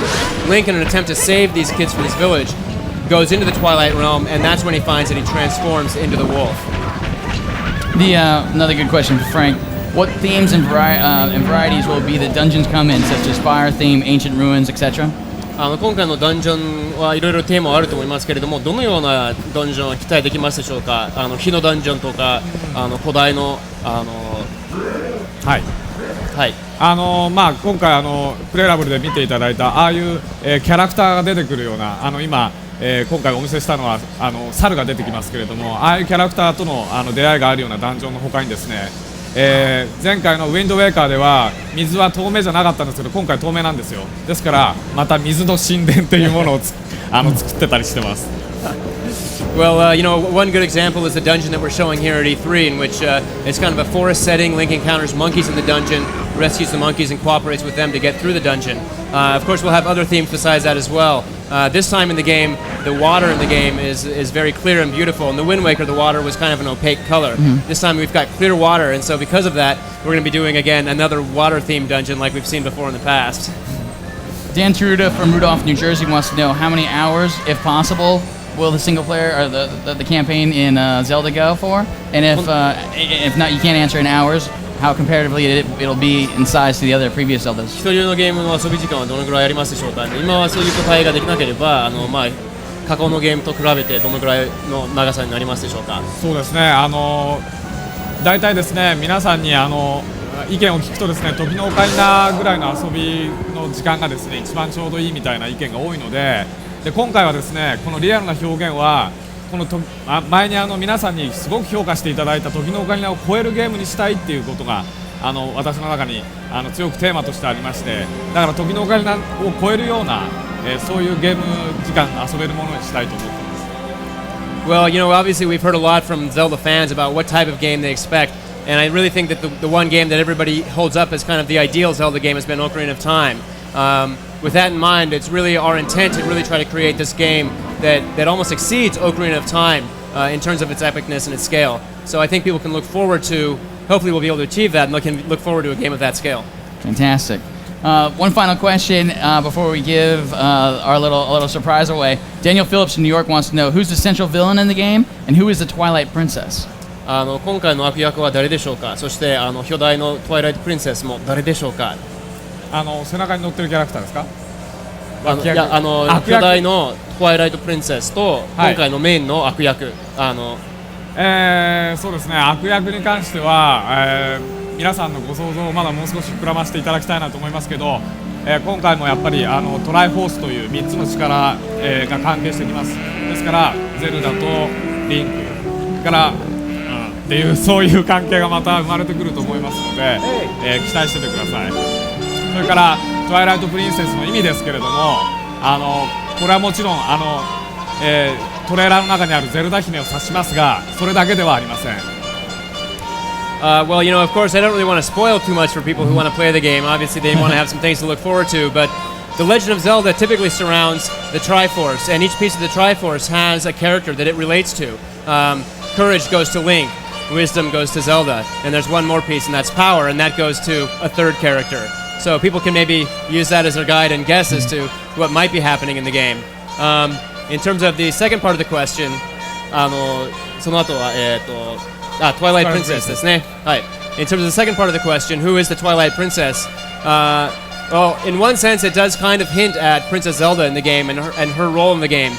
But there's more to it than just that, and I hope that people will look forward to the game and look forward to understanding just exactly what that means. Excellent. Now, well, thank you a lot. Thank you so much, Homer. Appreciate it. Now I'm joined on stage by my man, Mark Echo. What's up, Mark? What's up, brother? Not much. How you doing? It's good to see you. Long time no see. Yeah, man. Thanks for having me. Oh, no. Thanks for coming. We got your game running over there. You got your homie. So tell me, what's the reaction been so far for getting up? The reaction's been positive, man. I've had the good fortune to be this cat who's been coming to E3 for 7 years, dreaming about making games, and managed to pass that threshold to get this thing made. It's a real blessing, and I'm just excited to show everybody. Right on. All right, well, what are we taking a look at right now? Yeah. Right now we're seeing a highway level, and Train is using his intuition. Peter could show intuition. Those X's inform you where you have to get up. Nice. Solid X's are mission critical. You have to do them to complete the level. Outline X's aren't mission critical. He's right now doing a piece of graph. The basic gameplay convention is to avoid drips. You're using the analog stick and you're trying to, you see right there, he just dripped. You want to basically keep your finger moving in a figure eight to adequately, do the piece right. Your goal is to get your reputation up by doing your graph pieces right and not screwing them up, let them come out nice and crisp. And that was a mission critical piece. Here he just informed little sanitation workers, a little pissed off. But Train's not really trying to have it. Now the sanitation workers aren't the only guys you come up against, right? Yeah, he's pretty. A little bit behind the knee. Oh, Train, not with the backhand, dog. Yeah, you know, it's basically the game. This is pretty much in the middle of the game once you've kind of aligned. I hope he doesn't get run over. It's pretty much the middle of the game where you've aligned yourself with Gabe, who is opposing you, beefing with you. He's the head of an opposing crew called Vandals of New Radius. And you're now navigating with him on this highway level. You also face the enemy threat of CCK, the civil conduct keepers, and people that work for the government, basically. Really? So one of the things you were telling me about was the fact that the game wasn't necessarily just spread out; it was also vertical. Yes. So it's like we you're saw going to see some of that in the navigation here. You know, we really want you, after you play this game, you're going to be driving around, looking at parts of the world, and wondering how people got up there. And this game really informs that. That's awesome. Yeah. I've been noticing tags a lot more since the last time we talked. Yeah. So this game will definitely have you, you know, what we otherwise dismiss as filth. You know, our eyes kind of just, you know, fade out. Now it's all you're going to see. You know, graffiti as a medium is something that's so informed popular culture. So many games that have nothing to do with graffiti utilize graffiti. You know, so many mass market brands, consumer good products utilize the veil of graffiti to talk to us as young people, to kind of say, oh, look what we're doing, is selling, is cool. This product is really a love letter to graffiti and graffiti culture, putting graffiti on a pedestal. I've worked with 50 different writers that are in this game. You're one of the kind of Easter egg gameplays to go out there and collect all their art for your black book. There's 6 legends that you actually have lent their likeness and their voice to the game that help teach Train how to get up. Wow. Yeah. That's So, awesome. yeah. Now, we got a developer interview on the site right now that has some of the details about the game. Yeah. What's some of the new stuff you guys are letting out for E3? I don't know that I saw the exact thing, so I'm trying to. All right, let's pretend like the folks at home don't know anything new about the getting up. Okay, so what's new? You know, basically, we could all the stuff we've been talking about that's been an abstraction. Now, you know, people could see and play and feel. That was the most important thing. You know, from a gameplay mechanic, we're still leaning on our core mechanics of sneak, graph, combat, and what did I say here? I'm like getting sneak, you got your combat. graffiti, sneak, combat, and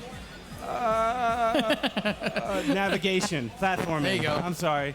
This crowd's making me nervous.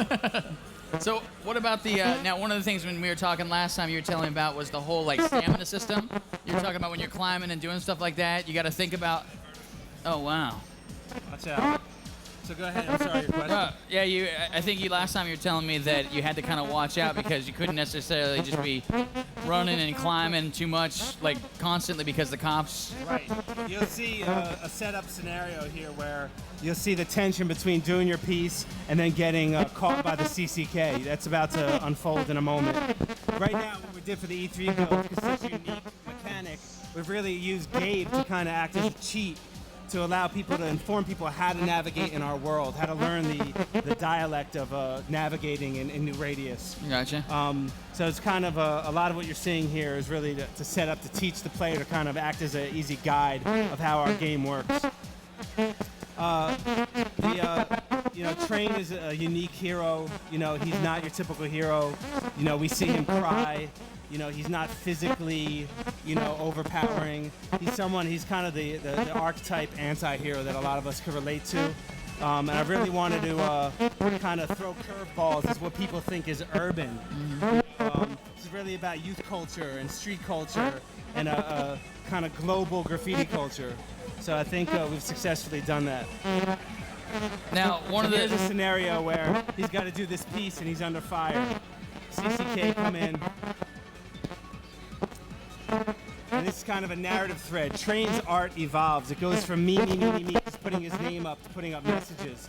This is an example of a roll-up where Train's kind of doing it in the face of the CCK. And it's a certain time challenge he's got to complete it to get the hell out. Otherwise they get him? Yeah, they're going to get him. So he's getting shot at, and he's got to make his way down to Gabe. You're going to see now. And melee ensues. a lot of this, really since we're introducing such unique mechanic, it's really our intent at E3 to make it something that you can pick up and play without us, having to be too difficult to figure out. So we really leaned on Gabe as a device to really steer you and teach you how to navigate the world. Gotcha. Now, are there other elements to the game? I mean, I think, tell me if I'm wrong, but one of the tenets of hip-hop, right, part of that culture is graffiti. You guys got a soundtrack that goes along with this? You really get a good sense of the music and the situational score.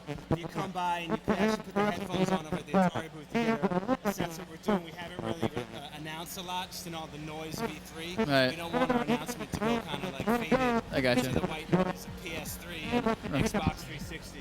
But I'm really hyped up about the situational score, licensed content, and original music that we'll be announcing in a few weeks. Really? Okay. Excellent. I think they're going to get your mic switched around. While you're doing that and your guy is getting some more tags up. Here's the melees ensuing and Vandal Squad are revealing themselves. Vandal Squad are on the game of, they actually put my face in there. Is that your face? Yeah. It's a joke, it's a developer joke. Vandal Squad is another layer of the civil conduct keeper, the CCK that you have to beat. So it's different hierarchies of the system. You gotcha.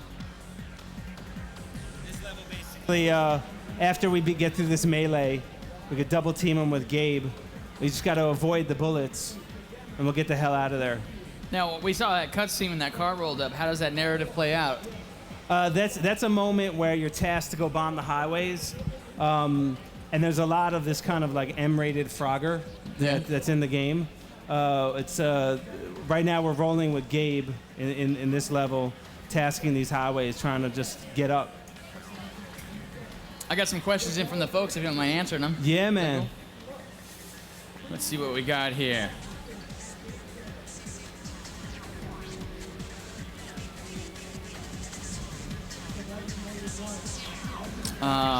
Is it possible to make your own graffiti in the game? Yeah, early on when we were really exploring the code and seeing what we could do in terms of customization, what we realized is I wanted so badly to put the flag in the ground into a true graffiti experience. We don't only do aerosol paint. So it was really important to me that aesthetically, the art applied in the world was aesthetically precise and beautiful. And the art really acts as an additional character in the game. It really reveals itself alongside with the story. So if we went the custom route on this iteration, we wouldn't necessarily be able to control it aesthetically being as beautiful.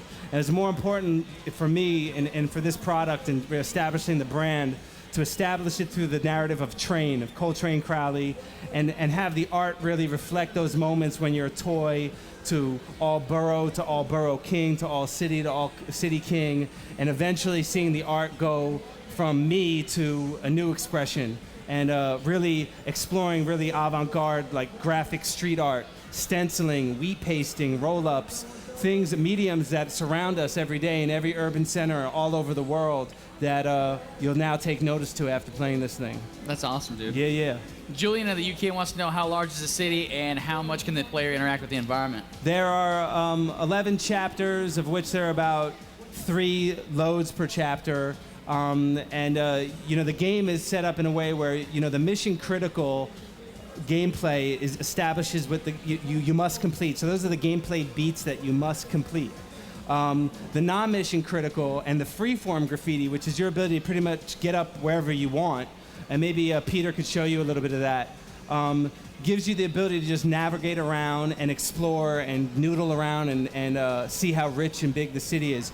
Really, for me, it was important to have the high production value, and I really, instead of building the levels this way, it was much more about building the levels this way. Right on. So it's an interesting tension in trying to find that balance of making it big enough and not too big, where you just get lost. I gotcha. This comes in from Bloomfield, New Jersey. I'm not going to try to say your name. I'm sorry. That's pretty hard. Will there be an Xbox version of Getting Up on the Contents Under Pressure? Are there any next-generation versions in development? No question. Yes. Oh, I can't wait to get my hands dirty. Now, one of the people, this is a question from Nelson Ortiz out of Hartford, Connecticut. What part does Talib Kweli play in the game? Kwa plays the lead voice of Train. We see Train right now doing some freeform graffiti. He's selecting amongst tags. Why don't we? I'm sorry, Nelson, for not answering your question. But Qua is really cool because it was like acting for him. It's a whole new artistic thing, and we're gonna be announcing all the rest of the cast over the next few weeks. I think Really? people are gonna bug out. Really? If you were to take this cast, it'd be a great independent film. That's awesome, dude. Yeah, man. I don't want to get you in trouble. You can't give me any hints. Let's see. Oh, damn, right on. That was a hint. Tom Edward wants to know, he's out of England, wants to know, will you always be acting alone in the game? You will be rolling with crews. You will be establishing crew. There's a whole bunch of interesting characters that want to, Train reluctantly doesn't want to build his crew. Cry One, White Mike, Spleen, Kuda, Steak, all these cats you meet in the world. And you eventually merge two crews together. So you have some navigation, some buddy systems, some buddy fighting, buddy navving, tag team stuff. It's pretty, just to mix it up a little bit. Right on. See, here he's doing freeform, so he could change the tag. Let's do a different tag. You just basically with your, we're going into, he's now in a subway layup, and he's being told that he's beefing with Gabe in this level. He's got to get up over Gabe's piece. And that's a transit worker who's trying to stop him. But we use our Train's amazing athletic prowess to evade, or if he has to just whip some ass. What is the story with Train? Why is he so, damn limber and can climb and do all that good stuff? He's just blessed, man. That's just, yeah? He's blessed. He does all the things that me and you can't physically do. I would love to be able to climb up there. This comes from Miguel Morales in Guatemala. First, the game looks so cool, but my question is, how much percentage would you say is horizontal and how much is vertical? It's a good question. The game really is a reflection of 80s subway graffiti culture. We pretty much retelled the story of Philadelphia and New York subways. So the first act is very much underground and much more on the horizontal. And the second act is really much more vertical. It's a good mix, and we intermittently through the loads, through level design, just to mix it up, try to build levels a certain way so it doesn't get monotonous or boring. Gotcha. Bill McLean from Canada, he's getting hardcore. He wants to know if you can push those people off the top of the building. Yes, I wouldn't advise it, but yes, you can. Now, the section that he's in right now, He's right now en route to an underground subway layup. Layups are where they park subway cars. And he's beefing right now with Vandals and New Radius. He's trying to make his way through and either evade these guys or put down the threat. And his eventual goal on this particular level is to get to the layup before the other crew does. Layups are like parking lots, sitting ducks for subway cars. It's the ultimate sweet spot to get up, underground. And it really is a reflection of really what it was like back in the day exploring the underground subway systems. Derek, I think Velato knows a little bit about getting up because he wants to know, will your reputation go down if you drip? And are there allegiances in areas where you can't tag? It's a great question, dog. Yeah. Yes, your reputation goes down if you drip. The gameplay mechanic is basically just the analog stick, and depending on the media that you're trying to do, if you're doing roll-ups are like this. So the analog stick is to stick up like this, right? And to find the sweet spot, it's kind of like if you imagine field goal gameplay in a football game, but right, you're on a needle, right? Imagine our needle being a moving target. I got you. And you having to find that sweet spot of pacing between too fast and too slow, right? If you go too slow, paint's going to build up and drip. If you go too fast, you're going to get a bad fill, taking twice the amount of time to fill the piece. I gotcha. Yeah. That's a good way to do it. Very logical. Here we see Train. He's just doing some free form. He's doing some just quick wheat paste posters. And you can see he could do different high, medium, and low locations. Pretty much any flat surface in the environment. That's a non-mission critical piece he just ran by that informs him. You could do press intuition. You could see, and he could change the piece here. That's non-mission critical. So he's selecting the size and the style. Oh, wow. Different piece. Let's just do a throw-up, two-color throw-up. While he's doing that, here's a question for Phil in Finland. Yeah. Is there some kind of free mode one can play after completing the main mission game? That is a good question.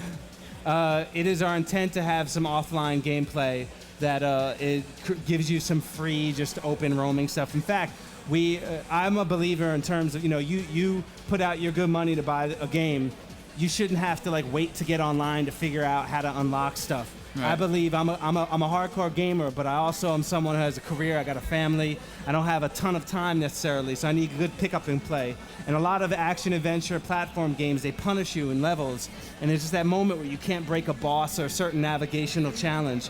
So this game is shipped with a browse mode where you go to a magazine rack and browse the first 7 chapters openly. I know there'll probably be a lot of conventional wisdom that goes against the face of, and maybe people say they hate on that. It's like, that's not about, the game's broken. Bullshit. You own the game. It's yours to own. If you want to play that way, you can play that way. You can't save on the disc, right, and you won't have the proper skill set to properly beat the game. But if you just want to explore and get a sense, we give you that ability. That's awesome. No question. We try to reward you by really building your skills and unlocking and meeting all these legends, collecting your black book by playing the narrative way as well. That's awesome, dude. That's what's up. Awesome. Is there anything you want to say before you get out of here? I want to tell everybody that's on the floor, if you dream of making a game, if I can make a game, you can make a game. You don't have to know code to make games. I'm proof of it. I'm a dude who 12 years ago was airbrushing t-shirts in my garage. I'm a total outsider. Everything I've done in my career has been outsider. And this industry needs outside independent creativity to help energize it and challenge the status quo of how games are made. And that's what's up. Right on, man. All right. Always a pleasure. Thanks, Thank man. you so much for coming by, man. Peace. Have a good one. Well, that was Mark Echo getting up. Go ahead and check it out at the Thank you, Rich. Thank you, Rich. This is E3 2005, GameSpot's manic coverage, and I'm here with Pierce Jackson. He is a producer on Medieval, which is coming to the PSP, and Medieval, which may ring familiar to those of you who remember fondly the PlayStation games 7 years ago? 7 years ago, yeah. 7 years, and so why the PSP now? It was just time. I mean, everyone been saying on the forums, we need more Medieval. And the PSP came out, and it just felt like the right piece of hardware to just do the game justice. So we thought, okay, we're going to bring it back. There'll be some new people that haven't seen the original Medieval, so we better tell the original story again. Yes. But that's not good enough. We can't just make the same game. So we've taken the basic premise from the start to the end and fleshed it out. New plot, new environments. The whole game's been built from scratch. Well, could you describe some? Well, maybe start with the old for those who aren't familiar. It's a story of Sir Daniel Fortescue, and so he'll return, of course. And so maybe talk about the old and then blend it into the new. Where does it go? Well, history always said that Sir Daniel Fortescue died, the hero, at the Battle of Gallowmere. But in truth, actually, he was a coward. Died in the first wave of arrows, shot in the eye, lost his eye. 100 years have passed, and Zarok's come back, and he's going to try and regain control of Gallowmere. And he's resurrected an undead army, and as a little byproduct to that, he's accidentally resurrected Sedan. Sedan gets to be the hero in death he never was in life. And that's really where the original game set things off. And we've decided to take that part of the story and then build a new experience beyond it where you'll hunt down Zarok and defeat him. Excellent. And so, new characters. What are some of the new characters we'll see? The biggest new character in the game is definitely a character called Al-Zalam. And Al-Zalam's a genie. And we've trapped him inside Dan's skull. He's been there since the original Battle of Gallowmere. So you can imagine he's gone completely loco at this point. He's been stuck inside a corpse for 100 years. But he can't get out unless Zarok's defeated. So he'll be looking to help you as you go along, but at the same time he doesn't really like Dan. He doesn't have an awful lot of respect for him. And that really brings through the sort of medieval humour that we've always had in the game, that kind of dark, quirky humour. We've got some other new characters in there, ones that actually appeared in the original game, so real cameo roles. The Grim Reaper, or Death, was another one. And he had a little bit part in the original game. We thought, no, that's not enough. We really need to bring Death back. So we wanted to play on the fact that Zarok raised the undead, and that Death was really actually quite depressed about this fact because he wanted to go on holiday and now had far too much work. So that's a new major character that existed in the original, but we built upon as part of the plot line. Well, I have a question here, just to jump in from the characters. Levi McCollum in Brisbane, Australia, would like to know, can Sir Dan still use his arm as a weapon? He certainly can. It's the basic weapon. He can use it to swing around like in a basic sword maneuver, and he can throw it boomerang style, in fact. Excellent. And Ozzie Smith in Georgia wants to know about the mini games. Yeah, we've 8 mini games in there. There's a variety of them. Some are combat based, some are shooting based. We've got a herding mini game. Some of them are accessible from the start of the game in the front end, but the rest of them actually exist in a new realm called Galamir Plains, which is like a hub world for our environment. And there's a carnival section and a farm section, and you can go in, challenge yourself in these 8 mini games just as a byproduct to the main game, and try and get through all the challenges. And we've actually taken the essence of the mini games and we use them elsewhere in the game. So some of the shooting games actually get recreated within the main story arc later on. Okay, can we actually see some of the mini games? Are we? Yep. Excellent. Pulling that up now. Okay, Great. so we've got Arrow of Fate here. This is a shooting game. And as you can see, this is based in a carnival, so everything is designed to look sort of flat and cardboard in nature and a little bit quirky. Yeah. And you just shoot down the targets. This is actually on the lowest difficulty level, so we'll see if my assistant Mitch can actually complete it. As things progress through the levels, the targets get faster, there's more of them. You're also playing against the clock in this mini game, and with a shortage of arrows. So some of the targets pop up at time bonuses, some of them are arrow bonuses. It's a pretty complex little mini game and very addictive. We've got it out on the show floor at the minute and people are loving it. Yeah. And how many mini games did you say? About 8 in total. Oh wow. And Okay. each of them have at least 9 difficulty levels within them, and they get Wow, pretty tough towards the end. And what would you say is your favorite? I'm a At big this fan of Arrow of Fate, Yeah? actually. It's one I like to play quite a bit. Trebuchet of Terror is another good one. It's a shooting game, Yeah. but actually works with a catapult. And you have to you line up your target, then you press and hold and build your power, and then release the shot over a variety of distances. And that one works really well as well. Okay. Now tell me about the levels. How many are there? What are some of the new areas, new environments? We have 19 levels in total. The players of the original Medieval series are going to recognise some of the names. For instance, the Graveyard, which is our first major level. But they've all been redesigned. You know, there's going to be something fresh for the people that originally played it to check out. We've also got 2 new levels in there, 2 wholly new levels. One of them, Galamir Plains. There's a new level called Scurvy Docks, which is a pirate environment. But it's worth stressing there is a large amount of new content within all the levels. And a few people have emailed in. They want to know how long the game will be.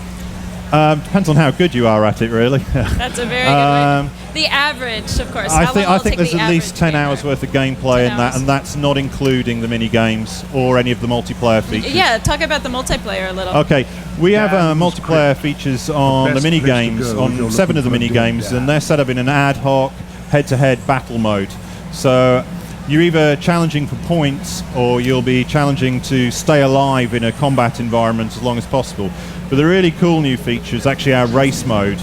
We've taken 8 of the levels, and in its basic premise, all you have to do is run to the end as quickly as possible, completing all the puzzles, of course.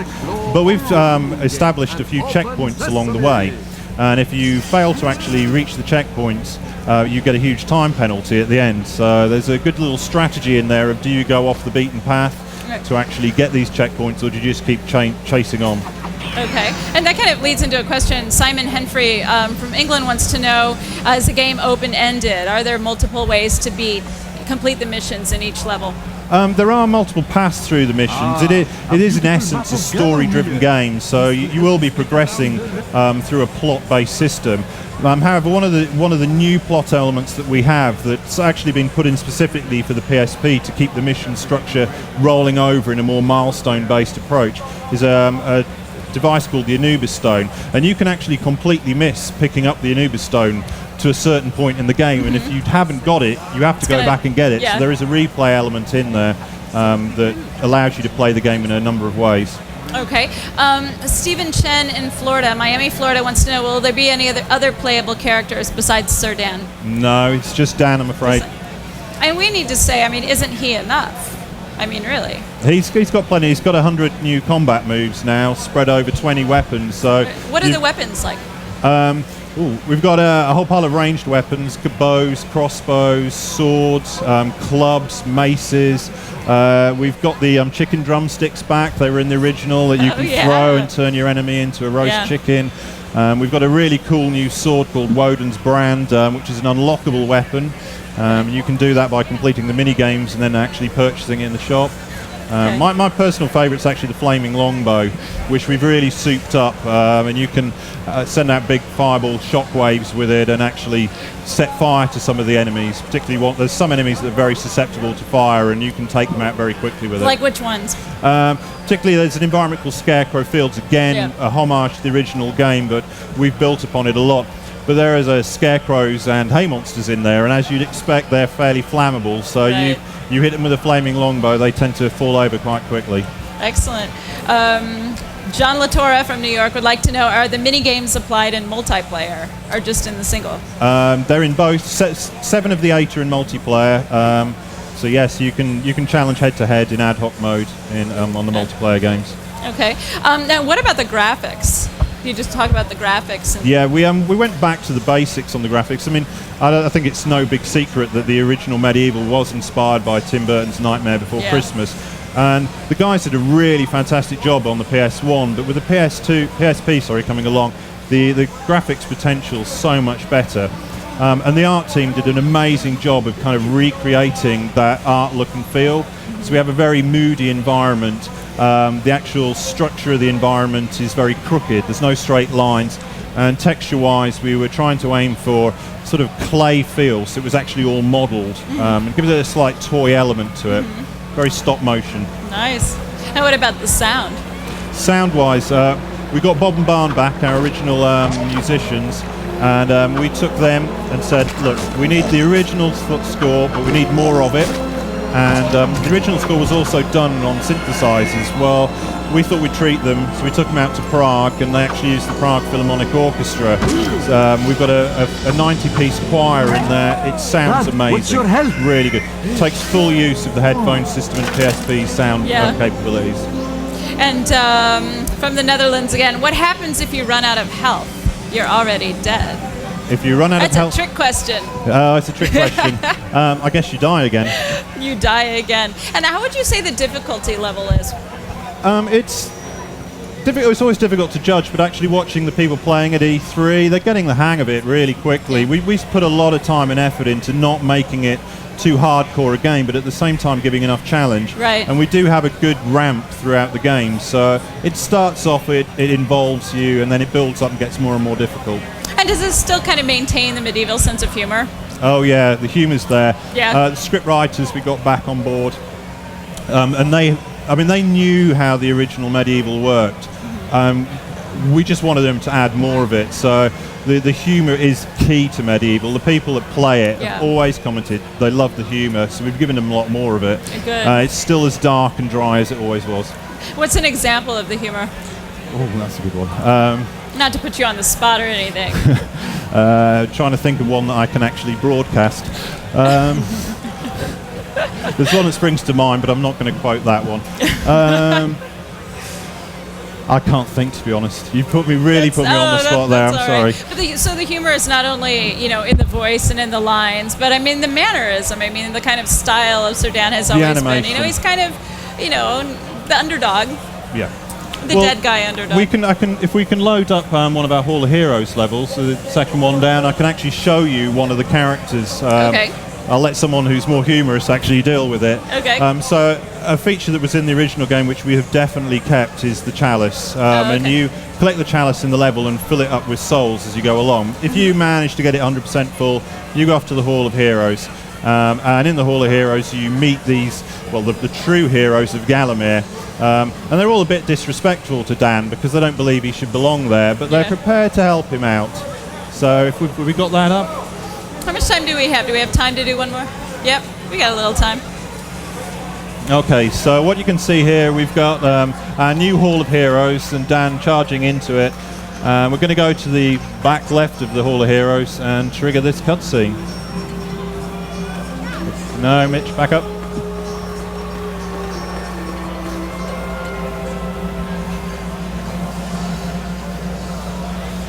Water screw!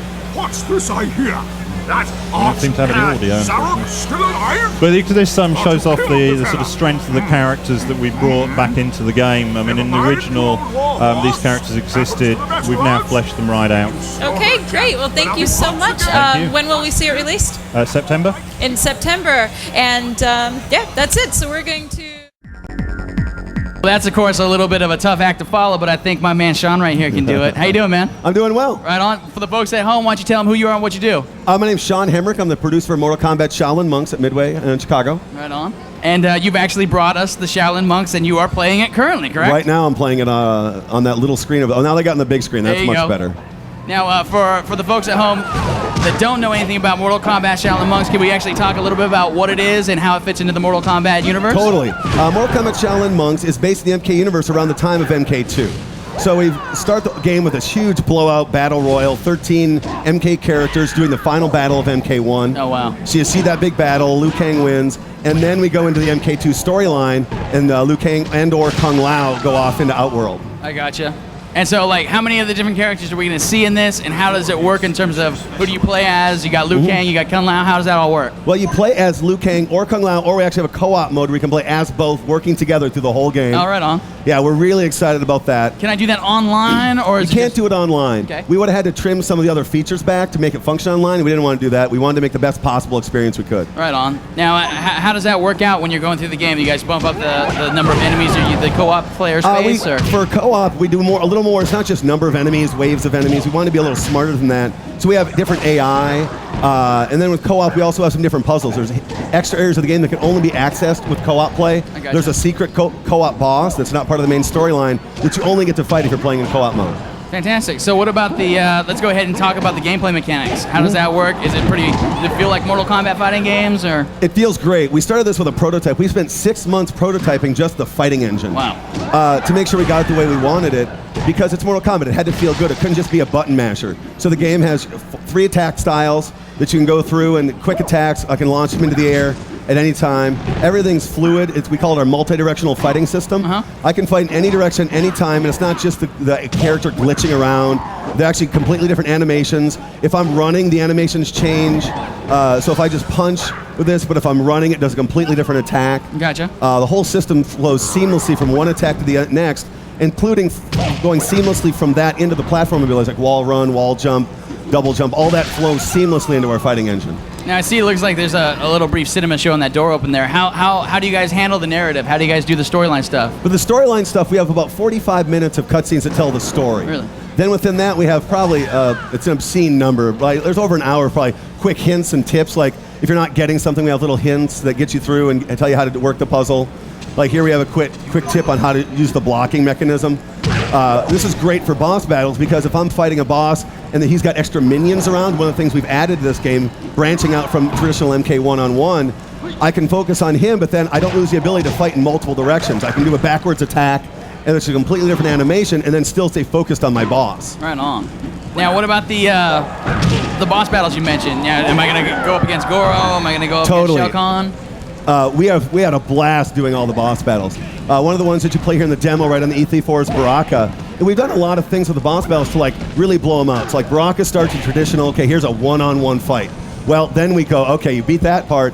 Now Baraka gets mad. He takes some monks that he kidnapped earlier that saw in the story, throws them at you. They're running around on fire, and it's another hazard while you're fighting Baraka. Oh, wow. Then he gets mad again and goes over, and you got to do a projectile fight with him. Then he gets mad again and goes berserk, and it's all weapons-only fight.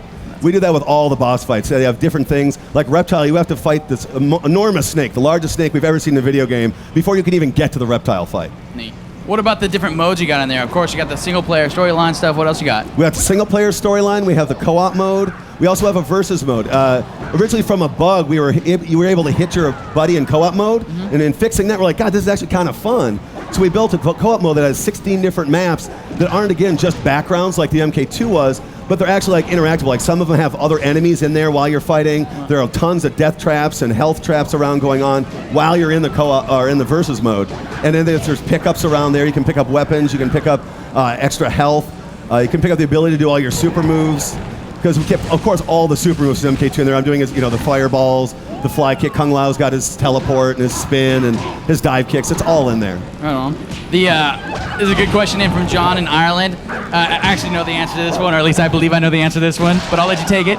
Why did you take the MK2 as the basis of the game for the story and not the later titles after MK2? Well, MK2 is a lot of people's favorite. It's one of our favorites. And when we saw this engine like in action, we was like, wow, that is really good. Liu Kang and Kung Lao will be perfect for this. And that's just when the story really seemed to make sense. Besides the fact, just a lot of people's favorites. All the backgrounds of MK2 are levels of this game, and it's just a ton of fun to like see the wasteland blown out to a full 3D interactable world where you can impale enemies, and it's been a blast for us. Now, does it tell stories that are, so you got the MK2 style of story, you got that period of time. Does it lead into the stuff that we already know past that? And does it leave it open for a sequel? It does leave it open for sequels because MK's had a rich, long history of tons of things to build off of. What we've done a lot of is bring a lot of the rumors to life. So we tell a lot of the story that you didn't get to know. We also explain a lot of things that people were wondering about, like why is Sonya chained up in the background of that thing? Totally figure that out. You can actually set her free in this game. We do a lot of side missions that are probably like 30% of the game is side missions you don't even have to do, but it's how you find a lot of the secrets. We took rumors like people thought you could throw enemies into the trees in the living forest. It wasn't really true in MK2 now, but it's totally true in this game. All those rumors we brought to life. Some of the questions I see in here coming in, hidden secrets have always been a big part of the MK universe. Yeah. Are you guys going to have a similar crypt-style area to unlock this stuff? Yeah, we don't call it a crypt in this game, but we have about the same number of items. The best part about Shaolin Monk's secrets is that because we're an adventure game, we can unlock them in really fun and creative ways. There's some that are really difficult, like if I go back here actually into this past room, I didn't reveal the secret, but I'll tell you right here. In this first room, if I throw an enemy into that skeleton on the wall, that breaks and that reveals a secret. Some of the things are literally that hard to find. But some of them will be easy. You'll just come into a room, see it, pick it up, and get it. And then that's how we get to unlock things like there's breakables here, like there's other playable characters, unlocking backgrounds in versus mode, unlocking other characters in versus mode, and just a lot of things there's in the game we can unlock. Extra fatalities. There's just tons of those. So is there any difference between, and actually, can we talk about the different versions you're going to have? What platforms will be available for and when it will be available? It'll be available on the PS2 and the Xbox in September, both in America and in Europe, all simultaneous. Any difference between the two versions? Not much, but Xbox has some natural things it does better. There might be a secret or two that we're going to vary between the two, an unlockable or something like that. We're talking about doing specific per platform, but right now we're not confirming any of that. Now, what any secrets you can share into the way of the world of the Shaolin Monks? Are we going to see any portable version of this? Are we going to have any PSP gaming on the go? We really like the PSP. The MK team, we're big fans of it. We're doing Deception for the PSP for this fall right now. So we've talked about it, but we're not committing to doing it just because we don't want to take any time away from our doing this game as it is to make sure this is as good as it could possibly be. Here's one of the cameos from Johnny Cage. There's probably 30 MK characters at various points in this. The good guys help you, the bad guys are the enemies, It's fun to work with Johnny Cage through some different missions. Now, about did you guys go back and did you guys get all voice talent, right? We got original voice talent. It was actually very hard to track some of it down. Like the original guy, Shao Kahn, we found him in Northern California somewhere. He's actually was like a karate instructor or something. I'm not even sure what he does. So we found a lot of the original voices. Ed does his original voice. Ed Boon does his voice that he did in the MK2. Other than that, for people that didn't have their traditional voices, we got professional voice actors to do a lot of those voices. So you'll notice a huge step up in the voice quality for this game. And so, are you talking about when you say voice actors? Like, are we talking about the original Sonya? Are we talking about? For the original Sonya, we didn't get her specifically. But like the original Liu Kang voice, actually the exact same audio calls are in there. Oh, really? It would have been a little repetitive for a game like this because it's so much longer. You would have heard it a lot. Right. So we had to beef it up with some new actors and some additional stuff, but most of it's still in there. How does the breakdown work in terms of gameplay between the actual puzzle solving and the actual combat? Well, what we think we've done great is we liked our combat system so much, we made it our puzzle system as well. So instead of going into a room and like, okay, here's the puzzle, I got to grab this handle, slide this thing over here, put it in front of this hole, and it stops the invisible penguins from coming through. Instead of something crazy like that, we have like barriers. You'll notice there's a broken wall, and you'll get some hints, and I'll use the fight system to actually throw an enemy through the wall. We wanted the player to feel they were making the achievements, and they were doing the thing. So like, you have special attacks like do the throw, so you actually make the thing happen instead of the game kind of doing it for you. we wanted the player to feel. So a lot of our puzzles are based on the fight engine and like, okay, here's how you know how to throw an enemy in the air. Now throw an enemy into the air in order to impale them on these spikes, and then you can jump on their dead body and move on. Nice. Daniel Maya in Redmond, Washington wants to know, so with the new fighting system, are there any counterattacks? Well, there's counters as far as like, there's some enemies that are based totally on defense. I got you. Each enemy has its own AI. There's a couple enemies where like, if you don't block, you are screwed. So you're going to have to block and then counter. There isn't an in-depth counter system like we had in Deadly Alliance or even like some of the stuff in Deception, but there definitely is a need to be using your blocking and different attacks. Gotcha. This is a good question for Christopher in Key West, Florida. What's the learning curve like? Easy for MK veterans to get into, or are there a lot of new things for MK veterans to learn? The MK veterans, like we were actually surprised in the booth. We've been watching people play, and the MK fans just seem to pick this game up and immediately get it. Like if you know some of the old combos, you're going to end up doing combos right off the bat. They're going to be easy to do. For the average player, it's also pretty easy to pick up. We really wanted to make the average player able to pick this up and go. The MK people are going to pick it up a little faster because we've kept a lot of the things the same and a lot of things working smoothly together with the old system. Right on. This is a good question from Andrew Fitzpatrick in Winchester. What kinds of fatalities are there, classic or new? Well, here's a great example. I'm just about to perform a fatality. We went through a lot of pain to make sure it's easy to do fatalities in this game.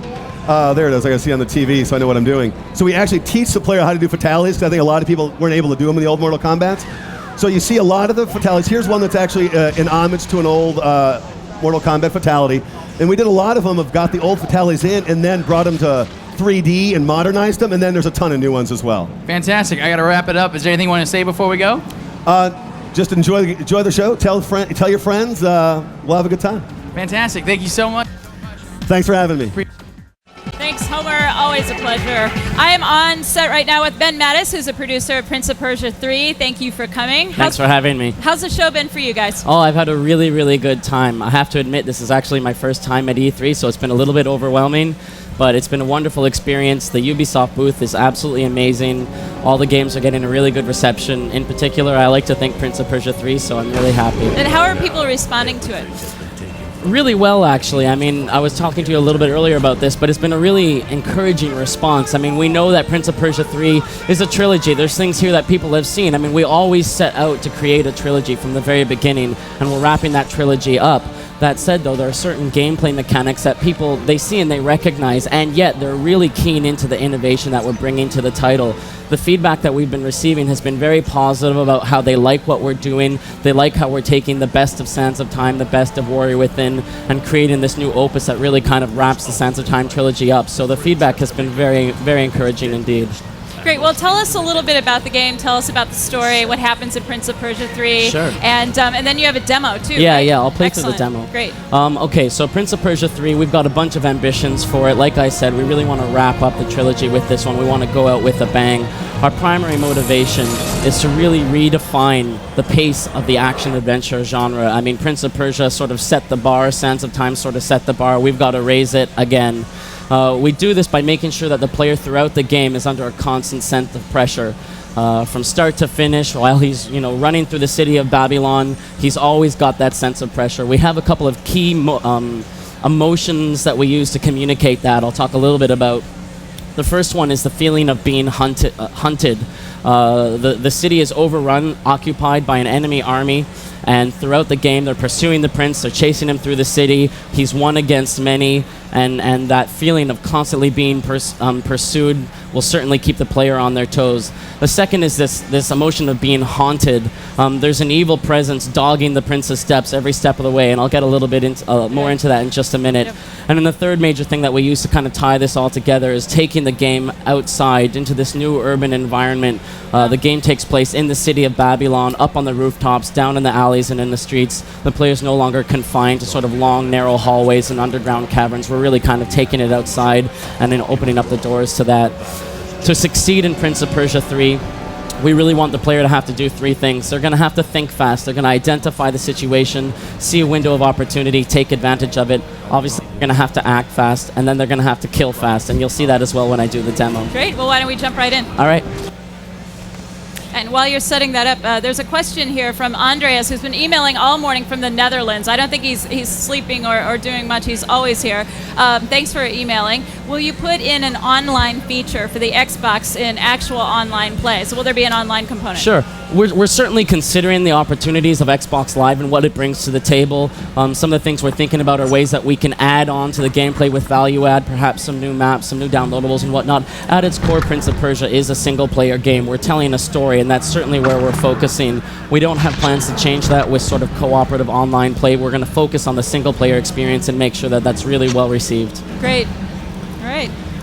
So story-wise, Prince of Persia 3 takes place right where the warrior within left off. The prince has returned to the city, has returned to Babylon. He's expecting a hero's welcome. As soon as he arrives, though, he quickly realizes he's going to get anything but that. He's expecting his father, the king, to roll out the red carpet, but instead, when he arrives at the city, he sees that it's under siege by this hostile army that's trying to take over the city, and he has to fight through them in order to save his city and save his people. Something I mentioned a little bit earlier on is this fast-paced action. What we're introducing is something we call the speed kill system. It's very dynamic, it's very rewarding. It showcases the prince's acrobatic skills, it showcases the prince's combat skills, and allows him to quickly turn the tides in his favor. He cannot possibly hope to win this war through strength of arm alone, right? It's him against an army, and these guys are good. So in order to succeed, he takes advantage of the level opportunities, the situational awareness, and he turns the tide into his favor by quickly eliminating enemies in a one-shot kill, like you're going to see right here. Very dramatic, very rewarding. It's not about sneaking.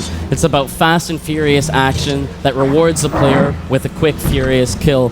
These speed kills can be chained together, so after you do one, like that fallen enemy, you grabbed his sword, you chained it together by throwing the sword at another enemy, and chain together the speed kill to take two out at once. After this loading screen, you're going to see a transformation between the Light Prince to the Dark Prince. The Dark Prince is the second major innovation that we're bringing to Prince of Persia 3. It's the first time in the Prince of Persia franchise that we've had a second playable character. Story-wise, the Dark Prince comes to play at the very beginning of the game. The prince is infected by the Sand of Time. He's thrown away the amulet, and he no longer has the protection that comes from that. And as the sand infects him and spreads through his body, the Dark Prince becomes more and more powerful. The Dark Prince is the physical manifestation of all of the prince's weakest personality traits. Throughout the first two Prince of Persias, you saw a lot of hints of these. You saw hints of recklessness. You saw hints of brashness, of sadism, being very sadistic. Those all really come to light with the Dark Prince. He really represents all that is the weakest and the most evil in the prince, and he's a fully playable character now. And how does he emerge? How does he come into the game? Well, the transformation mechanic that you saw there was one we're exploring, which is fire. So the prince voluntarily will create a fire. He'll walk into that fire, and the agony of having his skin burned by the flames unleashes the sands, and the sands sort of take over his body, and the Dark Prince comes out. And then vice versa, the water of life that we know so well from the first two Prince of Persias, that will be the transformation mechanic back into the Light Prince. Now, can he harness the bad and use it for good? I mean, what does this evil twin serve? Well, a lot of the game is the sort of dichotomy between the two characters. We really want to play off the emotional sort of feedback between the two of them. When you are the Light Prince, you have the Dark Prince in your mind saying, do this, do this, do this. And vice versa, when you are the Dark Prince, you'll have the Light Prince trying to guide you towards the right path. So there'll always be both. As the playable characters, they have different sets of skills and of opportunities. One thing I'm about to show you is, if you look at this arm here, there's a chain. This chain is very tightly integrated into our story. I don't want to give it away too much, but suffice it to say, it's something that the Dark Prince can use, but the Light Prince cannot. That opens up a whole new level opportunity in terms of level design for us, in terms of ways that the Dark Prince can interact with characters and environments, and the way he can kill enemies. So I'll just give you an example of the way that this thing works, right? So what he did there is he did a wall run. He then did a chain where he used it almost like to swing, and then launched into a speed kill with that chain. Wow. If you notice, there's sort of a halo going on around the Dark Prince. One thing we really want to try and create with this is give the player the idea of what it would be like to play to see the world through the eyes of a sand creature. That is, in effect, what the Dark Prince is. He is the prince infected by the sands. So as the game progresses, you'll see the world slightly change in terms of how it's perceived, with a filter effect that makes everything look a lot more sandy, a lot more grainy. Oh, that's great. And the lighting effects are really interesting, too. Yeah, thank you. It's We certainly want, I mean, we really listened to what the fans liked about Sands of Time and what they liked about Warrior Within. We certainly like the artistic direction of Sands of Time, the brightness, the light colors. It works really well with the city of Babylon. It works really well with the environment. It's important to point out that as this game takes place, as the prince is going through his quest, there is a war going on. The city of Babylon is being attacked by this army, and you'll see that with corpses around. You'll see that with explosions happening all the time. This is a constant reminder to the player that there is in fact this war going on, and that will certainly play into some of the choices that the player and the prince have to make throughout the game. Excellent. Oh, we have a question from Simon in the UK. He wants to know how many weapons will be in the game and what are they? Well, besides no problem. Each character certainly has their own special weapon. The Dark Prince has the chain. The Prince doesn't have access to that, as I said earlier. The Light Prince has his sword. The Dark Prince doesn't necessarily, or his dagger rather, the Dark Prince doesn't necessarily have access to that. So they each have their unique weapon that is their key weapon, and that has special skills that they can use with that. On top of that, we also have weapons that you can pick up from fallen enemies. Those can be used, like I said earlier, to chain together the speed kill systems.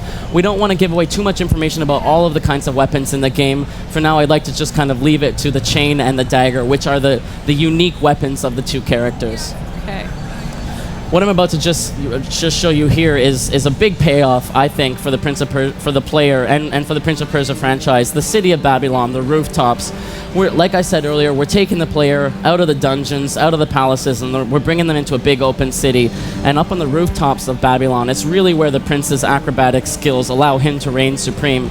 So up here, he has the strategic advantage, the positional awareness that comes from being up high and seeing his enemies from far, and he can turn that to his advantage. When he's in the streets, when he's running away through the alleyways, of course he's being pursued, but up here he is the master, and we really think that shows through in the way that he can just quickly take his enemies out before they even have a chance to react. You know, I hate to do this to you because we have questions pouring in faster than I can possibly get to them, and it looks like I need to wrap. We're going to head to a package. Thank you so much for showing us. I wish we had more time, but people here can see and play on the show. We're standing here live right now, so I've got Reggie Fils-Aimé. Fils-Aimé. Fils-Aimé. I still messed it up. I'm That's so sorry. right. Call me Reginator. Okay, that's awesome. Appreciate you coming up here today. Why don't you go ahead and tell the folks that for some reason or other might not know who you are and what you do. That's awesome. Now, we got the number one guy over here. Oh, we're going to go ahead and go to this microphone. So, yeah, just in case people didn't catch that, we got Reggie up here on the stage. So tell me exactly what you guys got going on over at the booth. You got a ton of stuff. I think one of the biggest things you guys have here, which is the smallest thing, of course, is this new Game Boy. You want to talk about that for a second? Sure. We've got the Game Boy Micro. We announced this on Tuesday. The response has been truly off the hook. It's so small, fits in the palm of your hand, fits in your jeans, fits anywhere, goes anywhere, and it takes the Game Boy brand just to a whole new place. We're going to make it available this fall. We are taking orders like they're going out of style back in the booth, so it's going to be a great new addition to the Game Boy line. Right on. Now, aside from this awesome surprise that you guys have here, of course, coming into the show, you guys did not miss expectations for the Zelda action. Everybody's saying already it is probably, the game out there that is the game of the show. I know our audience has been totally clicking on every single thing we've been putting up about it. What do you got to say about the Zelda action you guys got here today?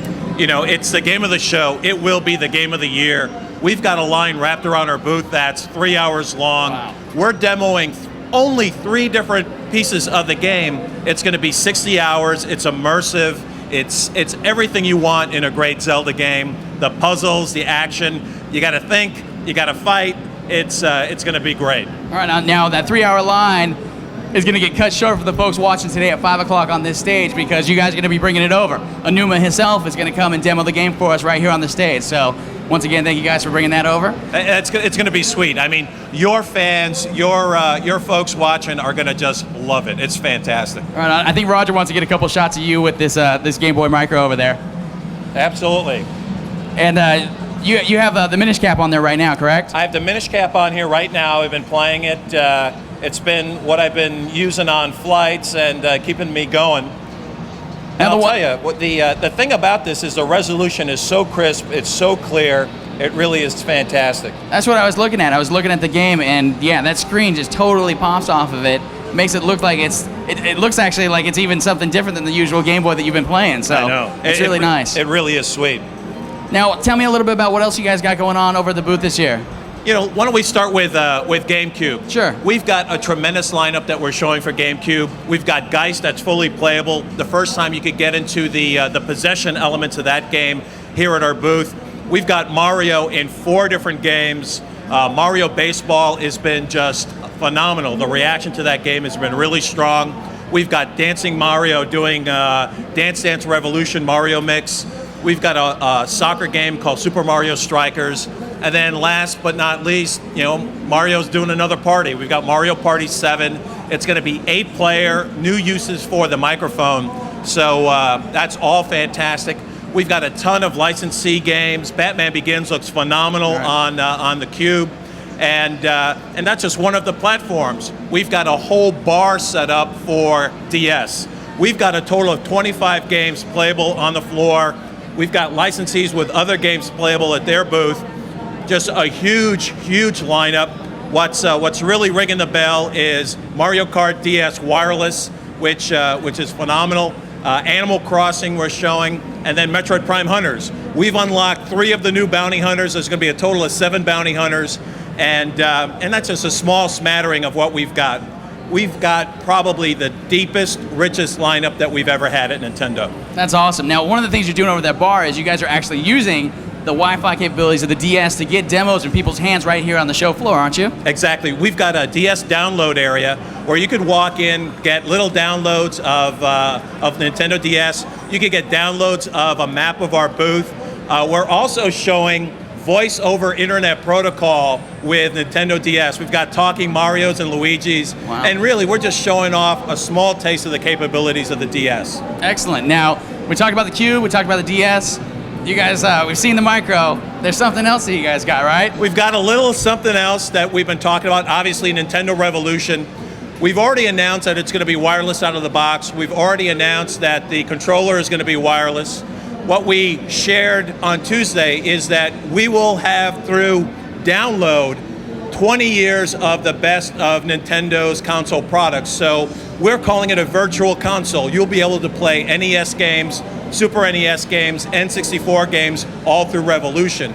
It's phenomenal. We also announced that we've got Mario, we've got Zelda, we've got Metroid, all in development already with Revolution. We're getting tremendous reaction from licensees, ongoing. It's going to be fantastic. That's awesome. Now, one of the things I wanted to ask you about, if you don't mind, is I know I was excited. There was a crazy video that leaked, or I guess was released by a fan out there. You saw it, I take it. I have seen it. What did you think of that crazy thing? I think whoever that fan is needs to call us because he's amazingly talented in terms of pulling together a video. It really looked great. You know, that's one fan's vision for what Nintendo Revolution can be. You know, certainly our vision is that we are going to be center of the plate gaming, right? We're not going to go down a path of all of this other activity that, frankly, we hear from gamers just isn't what's required. We're going to be center of the plate gaming. We're going to provide the capability to have fantastic new experiences that leverage what we do best: immersive gameplay, new experiences, innovation, and so far the reaction by the fans, the reaction by the publishers has been great. And actually the reaction from your competition, as I was telling you before we came on, has actually been kind of odd. We actually set this up to be originally a roundtable. You signed on pretty much right away. They all said, if Reggie's going to do it, we're going to do it. You signed on, and then we told them you signed on and said, you guys are going to come down. They're like, maybe not. So, you know. What can you do? Yeah, totally. What can you do? But, you know, we welcome the competition. You know, I have to say, being in Redmond, I know the folks over at Microsoft. They're good folks, but you know, this is a competitive business. It's all about bringing the best product out. It's all about really framing for the fan, framing for the industry, framing for the publishers. You know, what we can do, what we can bring to bear that's going to help them sell games and really give the fans new experiences. I got a bunch of questions here from our audience, if you don't mind me shooting them your way. This comes from Luke out in Italy. He wants to know, what did you think of the press conference you guys put on? Did you like the way it came out? Is it what you expected? Any surprises? You know, there weren't any surprises. We thought the press conference was great. You know, after last year's opening, there was really no way for me to lap that So we thought having Mr. Wada come out and having a little fun was the best way to go. We love the reaction to Revolution, you know, how small it is, how tight it is, how slim it is. Having said that, we know the fans want us to share more, and believe me, there's a lot more, and we'll be sharing it at the right time. This comes in from Miguel Morales in Guatemala, Central America. First, GameSpot is rocking E3. Well, thank you, Miguel. And second, when will you show us more about the Revolution, like the controller and stuff like that? The controller. Everyone wants to see the controller. Right. You know, we're going to share the controller once our competitive friends have locked down all their specs so that they can't steal our idea.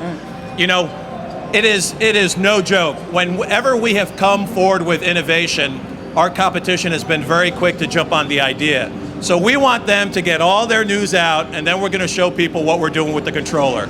And people are going to be amazed. If you just think about it, in order to play on one console, NES, SNES, N64, GameCube, all very different controllers, you know, what is that controller going to look like? What could it look like?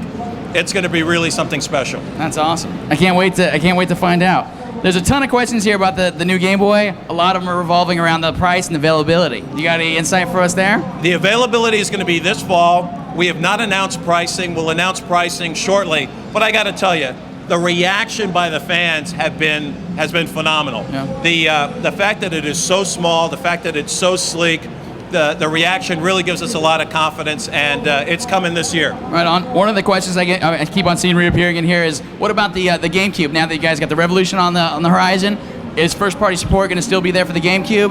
Past much further with the games that you're showing here? You know, absolutely. The fact that that Revolution is going to be backward compatible to GameCube gives us a lot of confidence to keep bringing out fantastic games for GameCube. The other thing that we see is that certainly on the competitive side, Sony has been quite successful keeping a very long life with PS1. So we're going to take some learning from them and see how long we could keep GameCube going. We've announced some fantastic software. We're talking about other ways that we're going to add value to GameCube. So the GameCube fans should be real happy. There's going to be a lot of great stuff. Obviously, Zelda all through the holidays. So it'll all be good. I can tell you that, look at all the questions coming in just for you. Good. And there's so many of them actually, they're breaking this thing. So that's awesome. It's going to start smoking. Totally. So the one question I definitely have is, did you know that when Enuma comes over today, we're going to give away 3 copies of that Zelda trailer that you guys had at the press conference, signed by not only Enuma, but also Mr. Miyamoto. So yeah, it's definitely coming back for that. Good. So the one thing I definitely see a lot of questions here about is the Revolution announcement. Did you guys plan that? I know the USA Today article came out that morning. Is it exactly the way you guys figured it would go? What about Microsoft and Sony? Their machines seen them for the first time here at E3. Are they what you expected? Can you touch on that a little bit? You know, the first part of the question, in terms of our own announcement on Revolution, and what exactly is planned. And again, let me reinforce, we had always planned to share some details here at E3.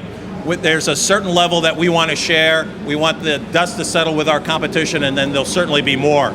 In terms of the competitive systems, you know, I've got the same question that everyone else has. When are they going to launch? What's going to be the pricing? And most importantly, what's going to be the software? Right. I know I've wandered around. I was a little disappointed with the amount of playable software for a system that's supposedly launching in November.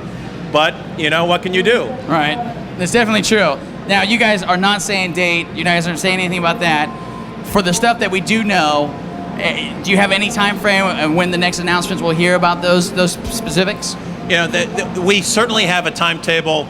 If I shared that now, you know, it wouldn't help me. Right. So the things that your fans need to know is at the right time we'll be sharing it. We'll be putting it on GameSpot. We'll get the message out, and you know, keep hanging with us. Right on. Now, you must see the legions of fans still hitting the forums every single day.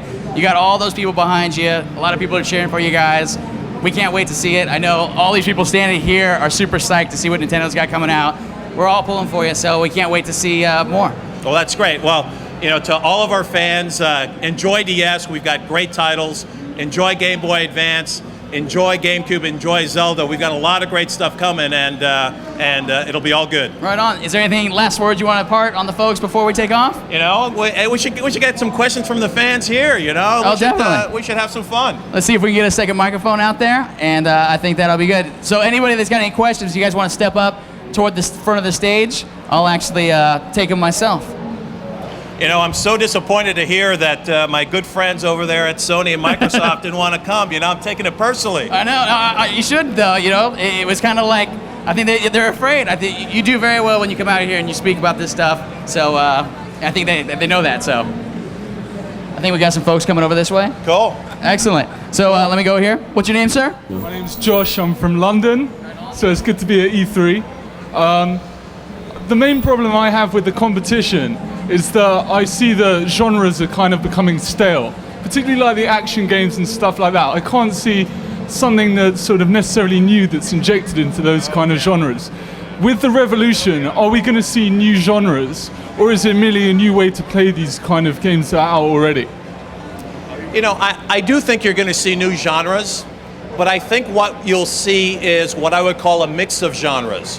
So taking the best of a first-person shooter and linking it with an action game, or taking the best of a side-scroller and linking it with another type of genre, I think that's what you're going to see. And I think that's very consistent with where entertainment is going, right? This mashing of genres is hot in music. I think it's going to be hot in our industry, so that's what I expect to start seeing. My name is Weston from Advanced Media. We had heard rumblings before E3 of a possible showing of Mario 28. I think you'd even alluded to that it would be here in some form. What happened? You know, all I can show is what Mr. Miyamoto lets me show. So, you know, he was the one who actually made the first comment that we were going to show 128 again. So, I apologize. He apologizes. You know, trust us. We've got some good stuff coming. It exists, right? I've seen some bits and pieces. Okay. What's your name? My name's Will, Galaxy Gamers, TransformOnline.com. My question was, I remember back in the day with the N64 and the GameCube, there was a huge lack of third-party support. There was increased support with the GameCube, but the N64 almost no support. I might have missed it, but is the Revolution going to have like a big increase of third-party support? What's in plans for that kind of stuff from, say, Capcom, Konami, etc.? You know, as I was walking out here, our booth is kind of directly across from where we're doing this interview. And as I was walking out, I stopped by and said hello to some folks from EA who are back there spending time with us. I'm going to be spending some time with the folks from Ubisoft and Activision later. You know, the fact is, we are certainly working hard to have a very strong level of support and an ever-increasing level of support on all of our franchises. If you go to our booth and you see the level of support that we're getting for DS, for GameCube right now, it really is at a new high water mark. So we're continuing to drive that. Let me tell the fans here one little thing. As our competitors announce information on their specs and what's going on, the fact is that you're starting to get to a point where developers are going to need to have 100-plus person teams in order to develop on those platforms. There are not a lot of developers that have 100-plus person teams to dedicate for a year and a half to create a game. What that means is that we're creating a platform with Revolution that's not only going to be able to take advantage of those types of big teams, but we're also going to be able to attract those great smaller teams, that middle level tier of publishers that have great ideas and great content. You know, that to me, I think is our next big opportunity. We're continuing to work the Big 5, Big 10 publishers, but what about those guys 20 to 11 who have great ideas but no place to showcase them? We want them on Nintendo. Right on, thank you so much. Thank you. Thank you. Appreciate it. Well, that's about all the time we have. I don't want to keep you. I know you got a whole bunch of stuff to do. Thank you so much for coming by. Ryan, I appreciate it. Thank you. Really and thank the fans. We really appreciate the support. Right on. Excellent. My name is Rick Goodman. I'm president of Stainless Steel Studios. We're working on a real-time strategy game that's covering a historical period of time from 1000 BC to 0 AD called Rise and Fall, Civilizations at War. Now, we're actually going to get a chance to see what the demo you're showing here at E3 is all about, right? And you actually have 3 parts to this. You want to tell the folks at home exactly how that's going to go? Yes, our historical real-time strategy game demo at E3 consists of 3 segments. The first is a segment that shows the epic nature of siege warfare in the historical world. The second one shows how detailed and exacting naval combat is in the game. And the third one goes to our unique selling point, which allows the player to don the armor of a hero, get down on the battlefield, and experience the game from the battlefield perspective, fighting alongside your troops. Right on. Now, I think he's actually loading up the demo right now. What's the first thing that we're actually going to see today? Well, what we have here is a demonstration of Alexander and the Greek forces sieging a Persian city. Alexander actually was a commander who commanded battles from the front row, and he was actually the first into combat in many cases.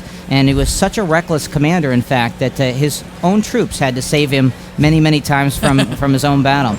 But using these battle tactics, Alexander, during his life, never lost a battle. Wow, that's awesome. And that's actually who we saw standing there at the gold shield right there? That's correct.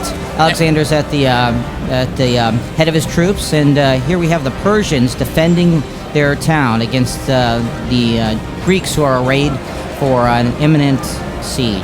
Right on. Now, so everybody knows exactly what we're looking at. When are you guys looking to ship Rise and Fall? What state is this in, and what will it be available for? Will it be exclusive to the PC? Yes, Rise and Fall is a PC strategy game. It's about 75 to 80% complete, and our targeted ship date is winter. Excellent. Now, if you talk us through a little bit about what we're seeing right here. These are just the cinematics. Oh, it looks like no, those this guys. is all in-game gameplay. We've just turned off the UI so the game could issue the commands so that you could see a lot of action instead of having the human execute the commands. But this is exactly a gameplay experience that you would have when you played Rise and Fall. And here we have mass unit formations. You can individually control units, or you can put them in formations and get a large combat advantage against your enemy on the battlefield. Now, if you don't mind, I'm going to see about some questions from our audience. I'm sure a ton of them will be coming in. Here we have the Greeks laying siege to the city. They're using their ladders to climb the walls.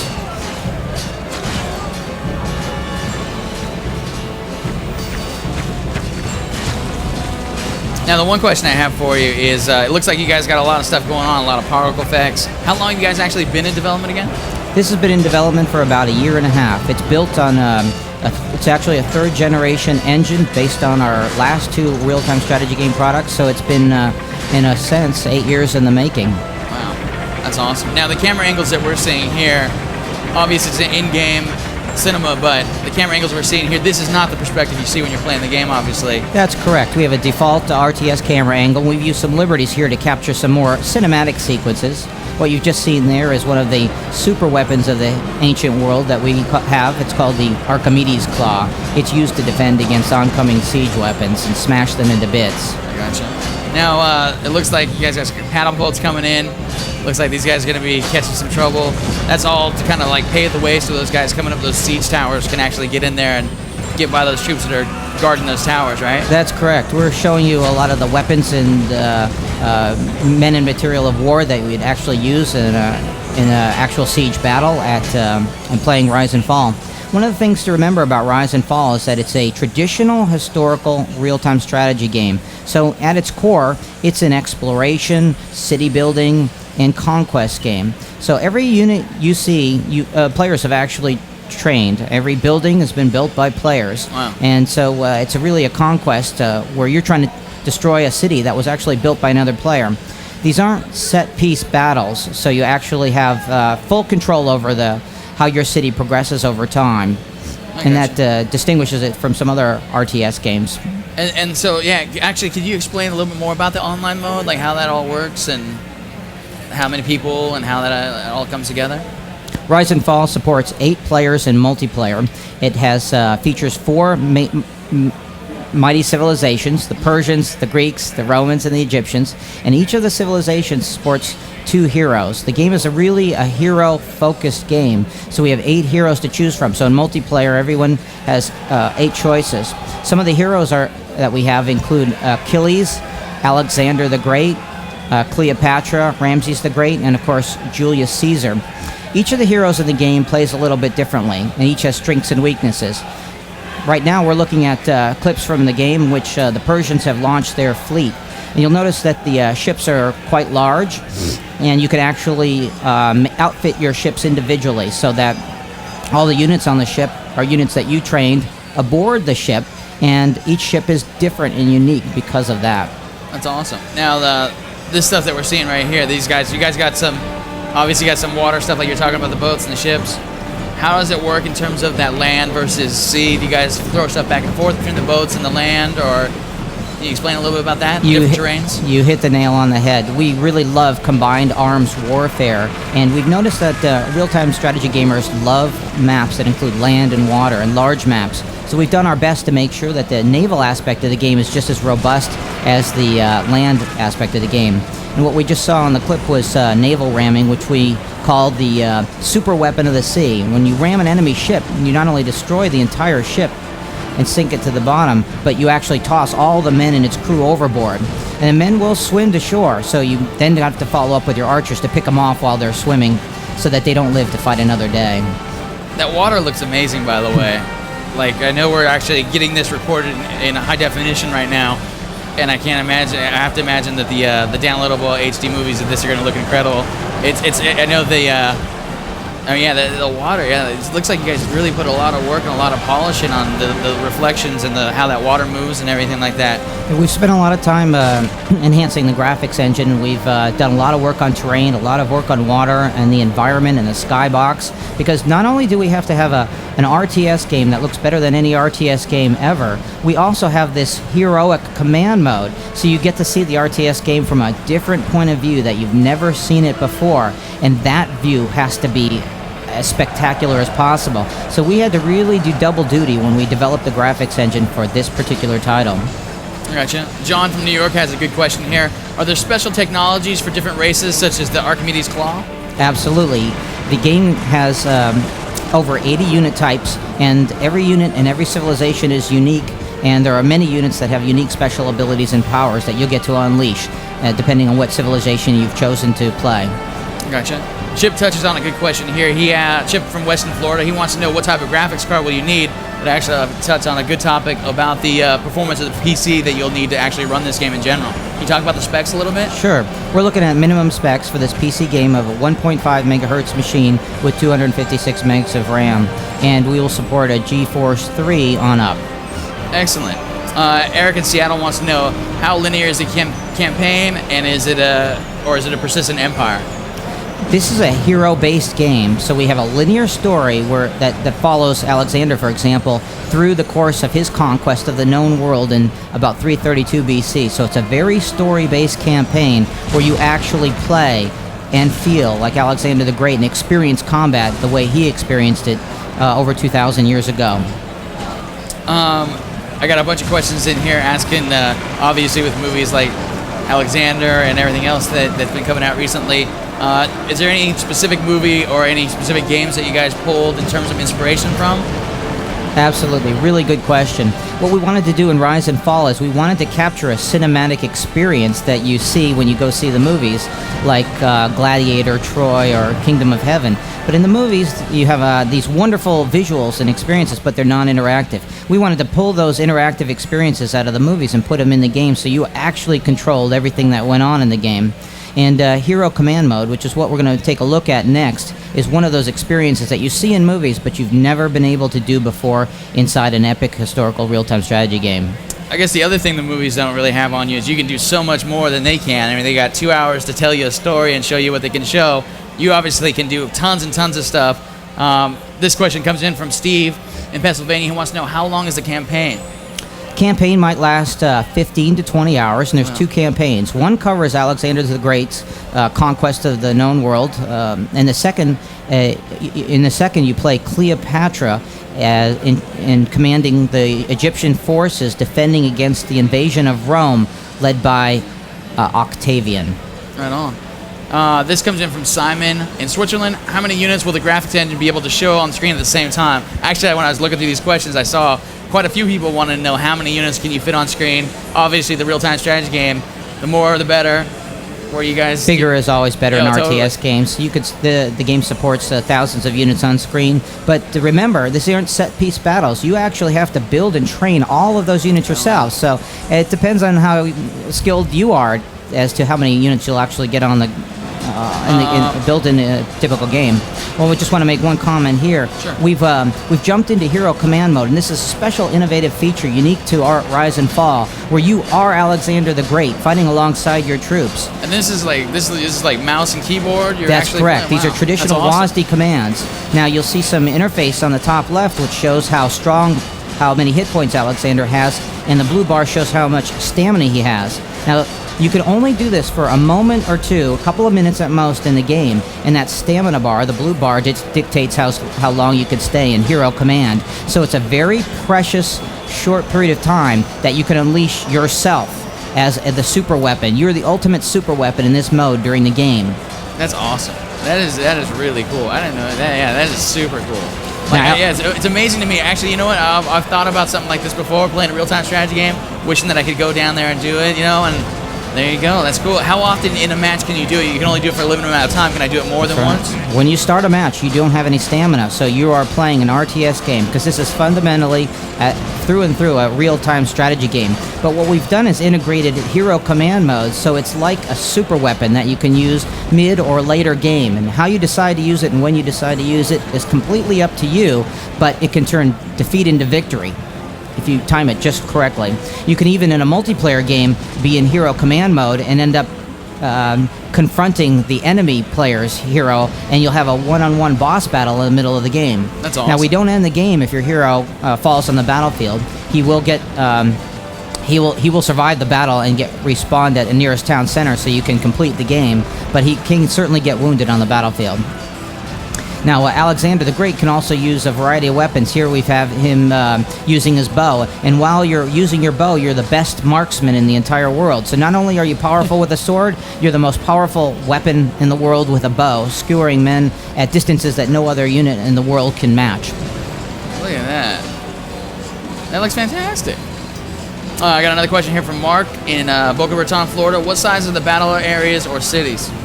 Well, we support maps of unlimited size. So if you get into a skirmish match or a multiplayer match, their size is no object for you.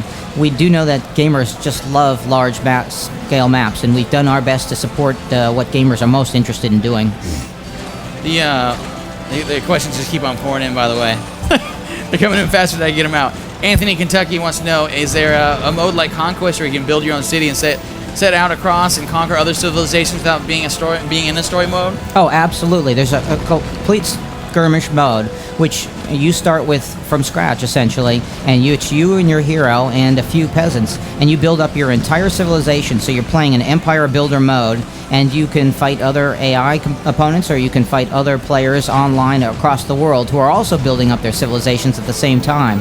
So you are in complete control. You explore, you build buildings, you train every unit on the map, you construct your own naval ships, and then you fight it out with your other opponents to see who wins. Excellent. Emmanuel in Germany wants to know, will the game be released in Europe by the end of the year? I believe the answer to that is yes. Fantastic. I got Christopher in Key West, Florida. How are the sizes? We kind of just answered that. What about the variety of the maps? They're different terrain. Can you talk about that a little bit? Yes. You talk about the water stuff. We're supporting a wide variety of maps, both in terms of land and naval, islands, as well as different geographies, including the geography of the Mediterranean and Greece, as well as Egypt as well. John wants to be clear, and thank you so much. There's one gentleman named John Latorra in New York. He's been sending so many good questions about this game in particular. One of them before earlier, he said that this game looks amazing, and he sent in a whole series of questions. This is a good one. Will the heroes in command mode be applied to the online mode? If so, can you control units while in this online mode, playing as the units? Two questions there. Let me take the first one. Sure. The heroes are fully enabled and active in online mode. And in fact, since you can be in hero mode for a short period of time, if you have a long game, you'll be able to get into hero mode for a longer period of time and a longer duration. So it scales really well with online play. In terms of controlling your RTS units, you choose when you want to go into hero command mode, and you can get in and out as you please. So you can issue orders anytime you want. to your RTS troops. But one thing to keep in mind is that when you bring your troops into battle, the large formations take a while to resolve the combat. That time is a perfect opportunity for you to put on the armor of your hero and fight alongside your troops to turn the defeat into victory. I gotcha. And so necessarily it might not be a bad idea if your opponent does that and you see him do that, you might also want to jump into hero mode and go battle him to try to save your troops, right? Absolutely. You might have that one-on-one boss battle. Each of the heroes has different skills and abilities and weapons, so it's a fascinating challenge. Or on the other hand, if you're not ready, you might just want to retreat. That's awesome. It's almost kind of like you guys got a fighting game built into that real-time strategy game right there. It's kind of cool. We like to think of it as you using what you have as a super weapon at precious moments during the real-time strategy game experience that will let you turn defeat into victory, just like Alexander did in his battlefield and his quest to take over the world. Right on. Rich from the UK wants to know, how does the game's economy play out? I know you talked a little about the stamina, and I think that has something to do with it, but can you explain the economy? As with the rest of the game, you are in complete control of everything when you build your civilization. This is an empire-building game, so you explore and you gather resources and you engage in conquest. We have two traditional resources, gold and wood, and we have a new resource called glory. Glory is what allows you to level up your hero in the game, because as you level up your hero, not only does your civilization become more powerful, as with traditional RTS games, but your hero also becomes more powerful, and glory is the way you enable that to happen. Just to give you an example, one of the heroes can fire a bow that fires multiple arrows, and for each level that hero goes up, he can fire one additional arrow. So if you take your hero to level 10, you can fire 10 arrows with each shot. JP in Quebec City wants to know, what will the max number, and I think we actually did talk about this, what will the max number of players in multiplayer mode be in the same game? So I think we said 8 earlier, correct? That is correct. The max number of multiplayer players is 8. And the one question that brings up in my mind is, what about co-op? Can I jump in there with some of my friends and play against the AI? Or? Absolutely. You can have 7 friends versus 1 AI, or 2 friends against 6. That's a good way to do it. Mike in Arkansas wants to know, can hero mode make you too overpowered? How do you guys balance in that issue? Balancing is always a challenge at RTS games. That's a great question. In fact, the more fun you try to make a game, the less balanced it becomes, and vice versa. So we have a challenge when we build RTS games. But we've been building RTS games for 6 or 8 years, and we have a lot of experience in making sure that it's not only a precious and powerful experience in hero mode, but it's one that's ultimately balanced for multiplayer play. I can tell everybody's excited about the hero mode as much as I am, because tons of questions about it. This one comes from Warren in Harwich, England. What happens to your units when you are in hero mode? How do you control units? So if you set them on to do something, are they kind of on that path, and do they just kind of hang out if they get done destroying enemy units, or how does that work? The units have very good AI. When you put them into combat, they know what to do, and they automatically select enemy units to fight.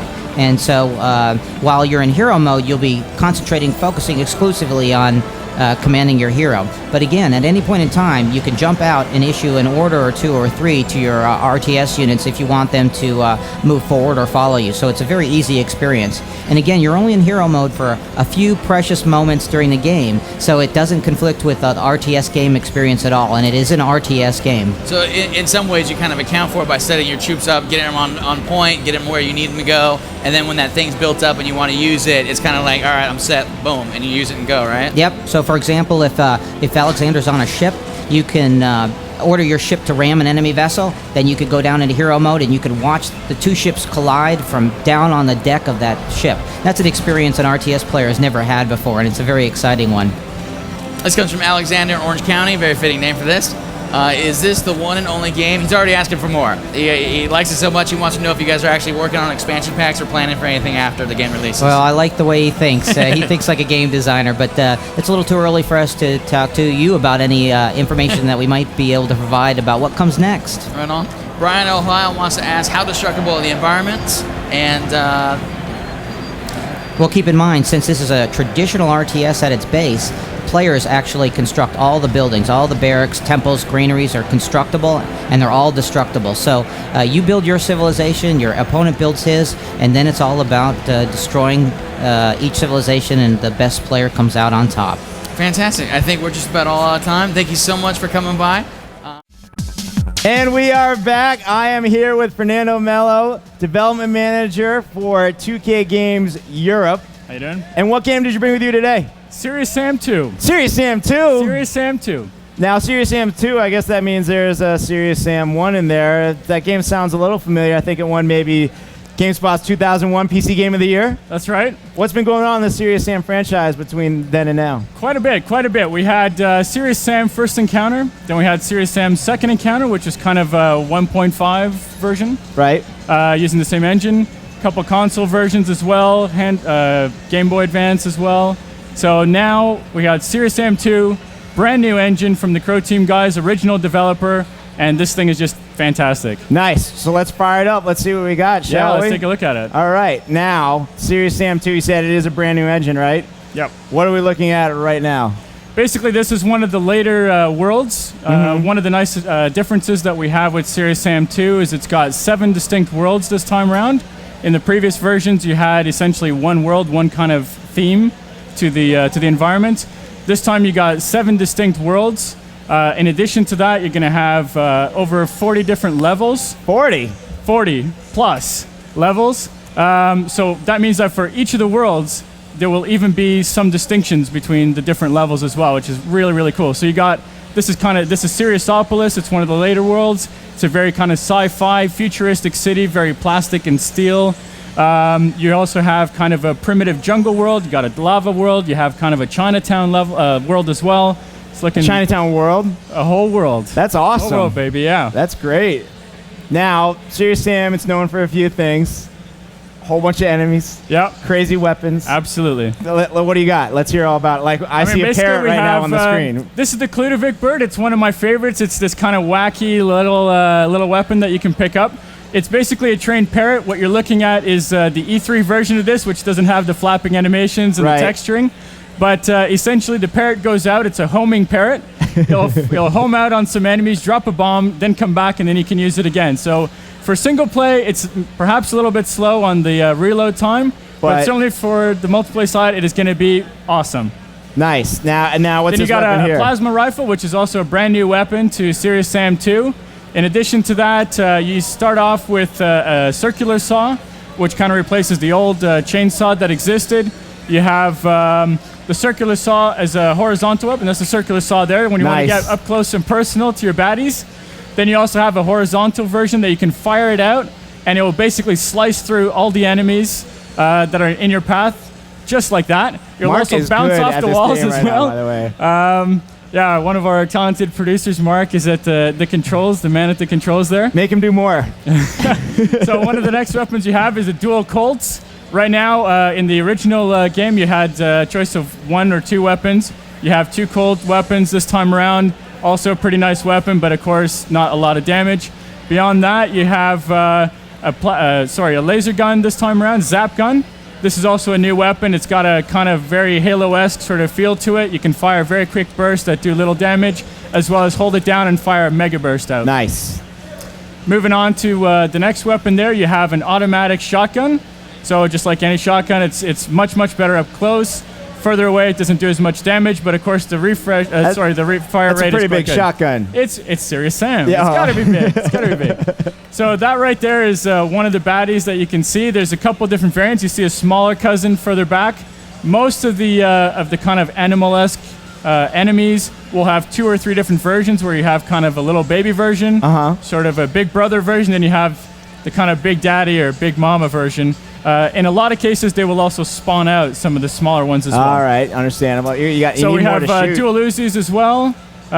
You also have as alternative fire this time around with all the weapons. If you right-click, you get grenades that you can fire out. So you can be firing 2 weapons and firing grenades at the same time. Nice. So we needed to make that little jump there. It's quite good. Moving onward, this is actually another level that we have. This is part of the Chinatown world. It's a little temple. Cool. So then you have, after the shotgun, you have the dual shotgun as well, which you kind of skip through. There's the mini Gatling gun. Both of those coming back from the original game, which are very popular weapons. Moving on from that, you have a rocket launcher. No Sam game is complete without the rocket launcher. Right. You have, after that, a grenade launcher as well. Similar kind of concept. You hold the button and it'll basically fire out a grenade. It'll bounce around a few times around the wall and then blow up. Or you can hold the button down and basically fire out much, much further. when you got to tag some further enemies out. Moving beyond that, you also have the Kludovic bird, which we talked a little bit about. Right. You have the plasma rifle as well that we looked at. You have a pirate's cannon, which is like fire these massive cannonballs that you can see right there, which will mow down all the enemies in front of you. And likewise, you can also hold down the fire button and basically fire it at a much greater distance. When the ball stops, it explodes as well and causes some damage to that. I thought that was going to be like a clever name for something. You're like, oh, we call it the Pirate's Cannon. It's but no, it's actually walking around with a cannon. It is what you get. Nice. You know, what you see is what you get. You have a sniper rifle as well. We're actually not entirely sure if that's going to make it to the end of to the release version. Really? So you may be looking at something that won't be in there. Exclusive. Yeah, an exclusive. It's something that we're taking a close look at from a gameplay perspective, but sniper rifle. And finally, you also have the Sirius bomb, which you saw a little bit earlier on there, which is that's the Uber weapon. So you only get a couple of those throughout the entire game, but it'll basically clean out all the enemies on screen. This is it right here. This is it right here. It looks pretty. It doesn't have the animation. It doesn't destroy the enemies on the E3 version that we have here. But it looks mean enough right there. You can probably hold that up to an enemy. He just dropped That's right. there. They'll just faint on the spot as well. So, getting our first question from the audience, Sure. Daniel Stark in Sweden. He's been writing it all the time. Keep it up, Daniel. How many new weapons are there in the game? We just saw is that all of them? Or are there more? There are 15 weapons. 15 weapons, and I would, off the top of my head, I think there's 4 or 5 returning weapons. And then, of course, you have the alt fire, whereas in the old game, some of the weapons had alt fires. So in total, there's about 10 new weapons. Nice. And there are a whole bunch of levels. There's over 40 levels. Right. I think right now we're up to about 45 level, including the boss arenas. And again, that's spread out over 7 kind of different worlds that are having each their own theme to it. Can we see another level? Do you have more to show us? Yeah, absolutely. We can take a look at Giant Junkyard, which is it's on the 2nd or 3rd planet that you encounter, and it's basically kind of a Land of the Giants level. It's a very unique sort of setting for Sam, but very, very cool. That's not but it's a giant junkyard. It's a huge giant junkyard, so you'll find all sorts of unpleasant things in there, not including the baddies. Is this it right here? This is it right here. This is an example cutscene. This is the bad guys kind of enjoying their time off before Sam arrives, and this is kind of Sam arriving there. Also, each of the worlds, you saw some of the creatures there, each of the worlds also has an NPC species, which is friendly to Sam. They will have kind of a shaman or tribal leader that gives him hints. In addition to that, you kind of have a warrior class that will help out Sam and fight with him. And then you kind of have the civilians, male, female, and children that just kind of run around like crazy and just are just there for the scenery, really. You mentioned the bad guys. Yeah. Is there much of a story there? What is the story? Is it just there to help us blow up everything as quickly as possible? Yeah, or? I mean, there is a story there. You got over 2 hours of cutscenes this time. So Nice. in between all the levels and especially between the different worlds, you have fantastic cutscenes. You saw an example of that there.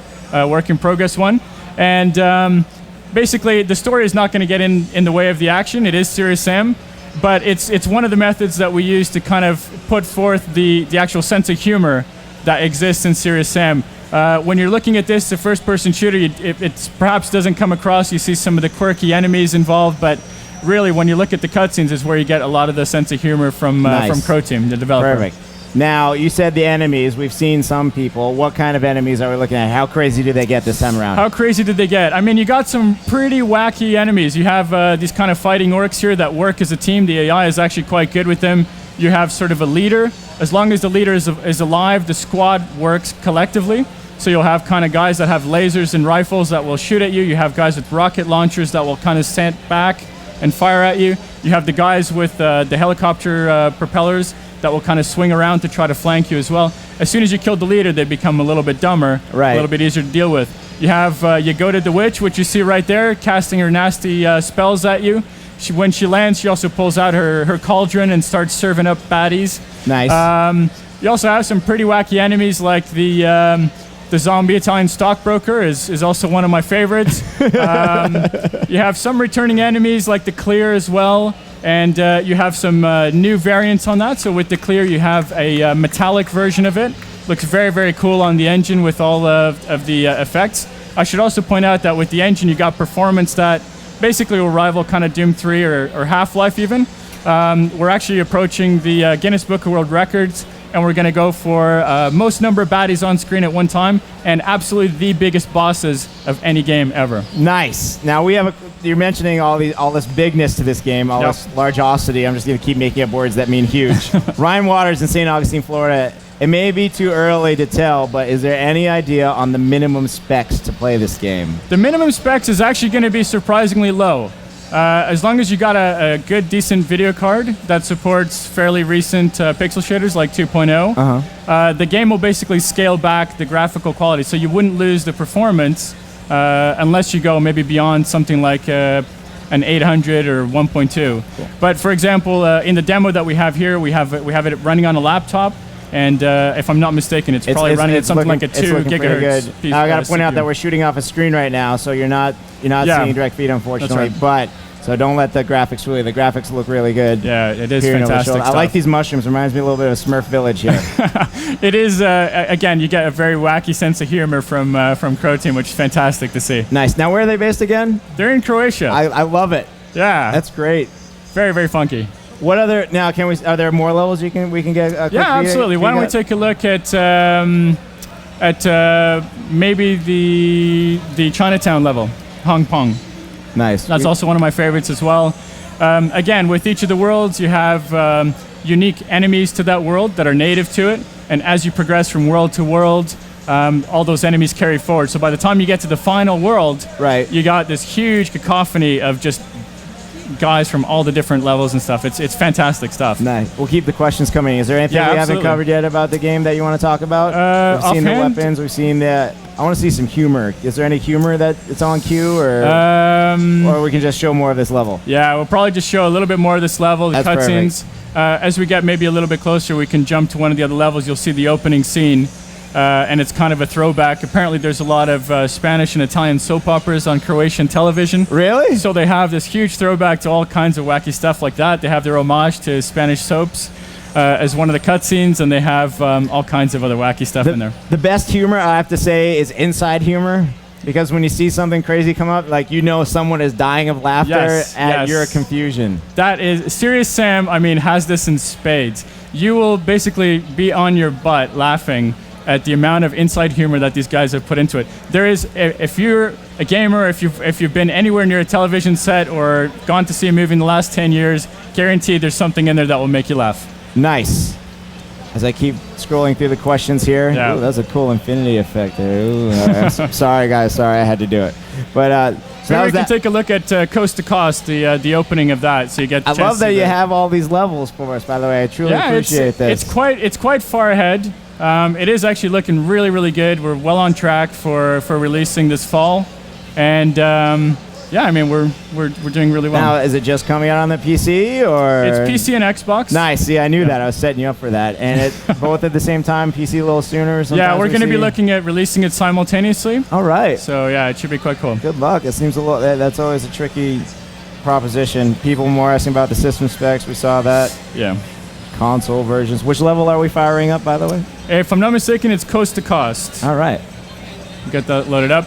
That's the Italian zombie stockbroker, by the way, with his patented Gucci leather shoes as well. And his giant gun. Yeah. Zombie stockbroker. That's nice. Now, is that because they have a stockbroker around the office that... I don't know. I don't know where they get this stuff, to be honest. Maybe it's something in the tap water. Now, are they so inside where they could be picking on maybe you? Maybe would that happen? It could be. Then you wouldn't know about it. There's a couple of really funky things. We take a very close look at some of the texturing on the characters because we're convinced some of those zombies are looking too familiar. Nice. This is actually an interesting enemy as well. It's these roller balls that chase you, and they have the spikes. But you can actually enter these things, not on this level here, but you can enter them, and basically it's like a big hamster wheel. So you got Sam rolling around in there and just mowing down enemies with these things. Very really cool. Here we have a question. I like the subject, so I'm going to call it up. All right. The question is, how large are the levels? It depends. Yeah. Most of the levels in terms of time to play, let's say, it'll probably take you anywhere from 10 to 15 minutes to go through. They can be pretty quick, but it depends. There's a lot to do. There's a lot to see. You got 40 of them. Some of the guys really enjoy taking out every single last baddie.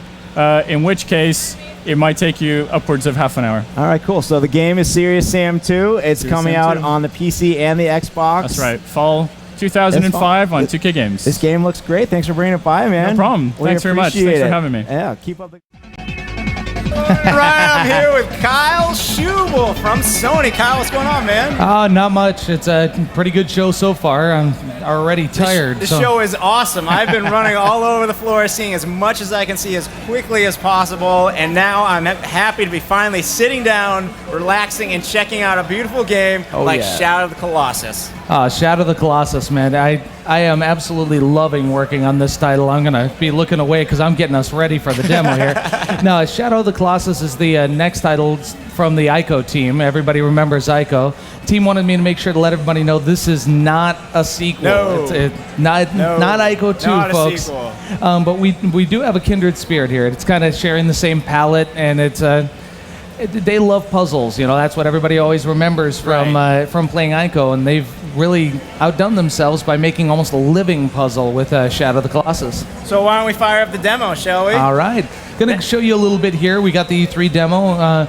Basically what we're going with here is a young boy, just to give you a brief recap on the story. Effectively, this young boy is trying to recover a loved one. She passed away, and rumor has it that she can be brought back to life if you take down the Colossus and absorb their essence, effectively. Okay. So what I'm doing is I'm taking you here, and we cheated and got you a little bit closer, so you're missing out on one aspect of it. I'm going to go ahead and cover that roughly, but there's three aspects to the game. Effectively, you have exploration, where you're looking for the Colossus. Right. Once you find the Colossus, you got to figure out how to beat him. Oh, jeez. And once you figured out how to beat him, you actually have to do it. So that's not as easy said as done, you know. And so here we go. Now, what sticks out about Shadow of the Colossus, as you're saying, you got to find these Colossus. Uh-huh. There's 16 of them. Colossus.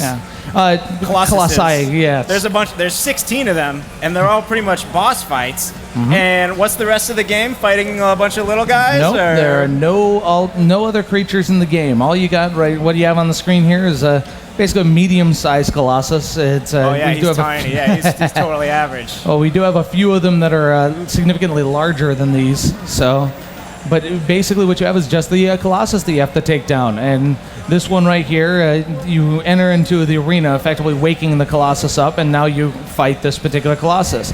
Now, you have the magical sword that you can point around and shine light on different things. And by using this magical power, you can actually identify the weak spots on the Colossus. That's also the tool that you use to explore and find a Colossus. When you're riding around on your horse. Exactly, your horse named Agro, A-G-R-O. It's a kind of a disturbing name, but a ticked-off horse, apparently. So what I'm going to do here is I'm going to go and get up and close and personal with this Colossus. He usually doesn't like me being on him, so he's probably going to kick around a little bit here. Yep. Yeah. There we go. He's not happy at all. So I'm going to go ahead and get his attention real quick, which helped me climb up on his leg. Come on. Play with me. So you say you have to find the Colossus. Uh-huh. How?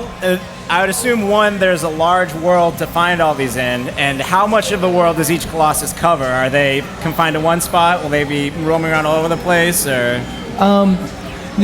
There are about 52 different areas that are 600 meters by 600 meters each. And each of these arenas, you have to pass through them, and you basically have a temple which acts as a base of operations where the girl's body is, and you relay from that after defeating each Colossus. But you actually have to pass through, multiple areas, anything from blasted wastelands to forests, mountain lakes, mountainous areas.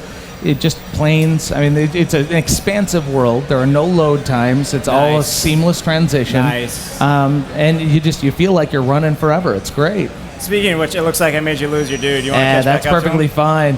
He's around here somewhere. He generally doesn't. He's unhappy with me. I'd say he's nearby. But I don't want to show too much on the Colossus anyways. Everybody's going to see the video and everything. But effectively, the fun part is figuring out how do you take this guy down. His weak spot is actually on the top of his head. Okay. So I have to climb around, get around behind him, climb up his leg, onto his back, over his shoulders. Right. And you're clambering around on this beast here. Hey, stop that. Okay. But it's a very intense. I mean, the only way I can really describe it is anticipation. When you're taking down one of these Colossus, it is a very I can't take on two of them at once. I have to go from one to the next, and set down the controller and cut my adrenaline level down because you just are exhausted after taking one of these down. But yeah, you're running around, you're taking down all these different guys, and that's the. Is there anywhere else in the world you can show us? Can you show us another Colossus, or is this only for the this demo? Colossus for now? We're going to be doing a sneak peek on a few of the other Colossus. We can go ahead and take that down if we want to. But no, we're only showing one Colossus at this point in time. Understandable. But we definitely have more on the way. We're going to be releasing more screenshots and information on the game as we go. Wonderful. We do expect to have this out in the fall, so you guys are going to be getting to see a lot more information in the very near future. Great, and then we already have actually on the site from a pre-E3 event, we have an interview with you. Oh, yes. We have gameplay movies. Uh-huh. We have plenty of screenshots. Now, in the interview, you described some of the other Colossi. Mm-hmm. Could you tell us, can you recap those for people who haven't seen them before? Basically, I mean, the different Colossus, you aren't dealing just with giant guys. I mean, there are bipeds, there are quadrupeds, you've got swimmers, you've got flyers, you've got as diverse of Colossus as you do environments that you're moving through in the game. So you've basically got a lot of flexibility to, how do I figure out how to take this guy down? And, it can be anything from you have to do it from horseback or get to someplace quickly, you have to lure the creatures in different ways, but honestly, everybody loved Ico for the puzzles. They basically have created living puzzles that you have to find some way to interact with, and it's very intense. Do you feel like taking some questions from the audience? Sure. All right, cool. Our first... If I can, of course. If you can, no problem. If you can't answer any of these, then we'll just move on. We have I'll just plead ignorance. GameSpot Complete members, keep sending in the questions. You know the drill from on the spot. Keep doing it. Our first question is from Samad Banks in Jacksonville, Florida. Because of the formula of gameplay, will the game feature a heavy storyline or CG scenes? The storyline itself is simplistic in the utmost. I mean, effectively, it is a love story. The actual development of the story, you're learning little snippets and tidbits as you go along, but it's going to be brief sequences. There's very little CG. Everything is done in engine. Nice. So we actually are keeping absolute, suspension of disbelief. You feel like you're part of the world. Most of the interactive movies, the non-interactive movies, are in the at the death sequence of a Colossus or back at the temple where you're getting, little bits of information as to what you figured out or where to go next. Great. Derek Valadow from Ontario, Canada. Is there any kind of stability of weight shifting you can do to stay on the Colossus when he flails around like you were showing?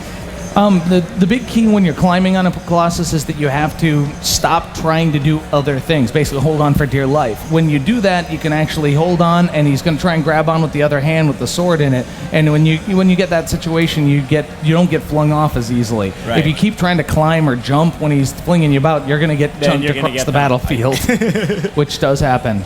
Now, Danny Sahagun in Honolulu, Hawaii, he asked a question that we saw a brief example of. Does the Colossi attack the main character? Yes. Yes, he does. Now, you, in his opinion, aren't much of a threat. As you can see on the screen right now, he's a little bit irked at me, and he's kind of threatening. He'll step forward a bit and probably step on me in a moment. So, but you are considered just not much of a threat. You're a flea. And you are so small. Generally, you'll be clambering around on him, and if you're on one of the buckles or the stone portions of the Colossus, he doesn't care. He doesn't even notice that you're there. It's not until you get on the fur that he's like, yeah, what the heck is this? And tries to fling you off. So you don't run across a Colossus who has like the anthill mentality where he wants to kick you over immediately, gets a little angry just because you're around. Thank goodness. Thank goodness, because these things hit hard. Manny Brown of Cheltenham, United Kingdom. Does the game play in a similar fashion to Ico? Also, are there any other versions apart from the PlayStation 2 planned? Can't go into what's planned, but at present it is PlayStation 2 exclusive. And as far as Ico-like gameplay, I mean, it's got a similar feel and palette. It looks similar to Ico in occasional moments. You've got this color palette and the feeling in the artwork that you can definitely tell it's the Ico team. But as far as it being Ico-like, no.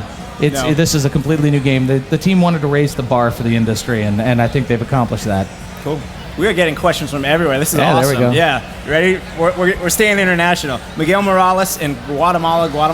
All right. Why did you change the name from Wanda and the Colossus, and how much are you going to use your horse? Two separate Okay, questions. let's go and do the first question. Wanda and the Colossus. The problem with Wanda and the Colossus was that Wanda is actually intended to be Wanda, or a wander or wonder. So it's almost I don't want to say a misinterpretation, but it's basically, it has additional meanings in Japan. Okay. For us, it's a woman's name. Right. I don't know if we really So want to have there's a no Wanda in the cross-dresser game, playing. or- It's all fun and everything, but hey, we just didn't think that would suit the American public. But that is the boy's name, and effectively, it's intended to be wanderer or wonder, Okay. and it ended up being Wanda, and that's we just wanted to take it I something like else. the name Shadow of the Colossus. Hey, That's Shadow a of the good Colossus one, works for 'cause me. You will be definitely standing in plenty of shadows. Yes. All right, more questions. This one's. We had the second one on there as that's well, right. I'm which was sorry. How much do you use your horse? How much do you use your horse? Yes, Agro is the horse, AGRO. You're going to be riding around on him a lot. That's your primary mode of transportation. You do, as I said, 52 600 by 600 meter areas. This is a big world. Huge. You have to transition through most of these worlds. I would actually say you probably use the horse in combat on several occasions as well, as far as having to keep up with a fast-moving Colossus and using your bow. You do have two weapons. I didn't mention that earlier. You have your magical sword, which shows you where things are and weaknesses are, and the bow. And you can fire the bow from horseback while riding at a full gallop. So it's yet another immersive first, in my opinion, for video games. I haven't done that before. I want to play this game. All right, this question comes in from Phoenix. Does Shadow of the Colossus have a combo system or an event-type button mashing system similar to another Sony game, God of War? Not really a power-up or a special attack. You do have your sword. When you use it, you do have a power-up, basically pullback, but it's not a timing sequence. There's not going to be Yeah. like an X button that shows up they have to hit or anything? No, pretty much we had to fill up most of the controls just because you have grabs and climbs and jumps, and you're calling your horse and making your horse gallop and changing weapons, and the controller got pretty full of doing other things. So therefore, having an X circle, triangle to use a weapon, that had really confused things because now you're jumping off and changing weapons and falling to the ground. Yeah. So no combos. All right, cool. Keeping the questions coming. We are slowly running out of time. No We can worries. have you show off this beautiful game. Thomas in Paris, California. You thought I was going to say Paris, France, didn't you? You're right for that. Since there are only boss fights in the game and no one else, it seems like the game will be kind of short. How long will the game last for an average player? I think an average player, if you're lucky, will get it done in about 8 hours. I think you're going to get 10 to 12 for most people, and some people will take significantly more. You can also go back and take on another Colossus and try and do better this time. But I mean, honestly, when it comes down to it, you've got a distance to traverse. You have to figure out where he is, which is a puzzle in of itself. Right. Then typically there can be a hoppy, jumpy, console type puzzle to get to it. You're climbing up cliff faces or going over things, trying to get to the arena. That can take anywhere from 5 to 20 minutes just to get to a Colossus. Right. Once you're there, you have to figure out where his weak spot is, and that's not as easy as it sounds. You're shining the light on him. You sometimes have to climb on him to be able to shine the light in places you can't see from the ground. You also have to then kill it. You now know how to kill it, but doing that is still, climbing up his leg and getting on the buckles, and it's not as easy as it sounds. Understandable. And you actually just answered another question from Great. regular writer John Latorre in New York. Any other puzzles other than the Colossi? You said you'll be climbing up cliffs, you'll be jumping around. You've got a few of them. It's typically figuring out how to get to the Colossus, and that can be as direct a route as getting your horse and ride there, or find a way to work your way up a valley or a cliff to get up on top, swimming across a particular lake to find a landing to climb up onto a plateau. There are enough environments and things going on that it'll keep you busy. Nice. Ville, I'm not sure, in Finland. I don't know how they pronounce names in Finland, I'm sorry. How's the soundtrack? More of the same ambient goodness than an Ico, I hope? Absolutely. It's got another proprietary, written for the game. God,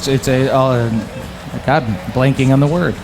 It's basically it's all original music. It's all composed and made just for the game. It has a very similar feel to Ico, and it has a great feel. There's a grandiose feel to the music. When you take down a Colossus, there's almost a morose sadness to the music as it goes down. You've taken down something that's 1,000 years old. Right.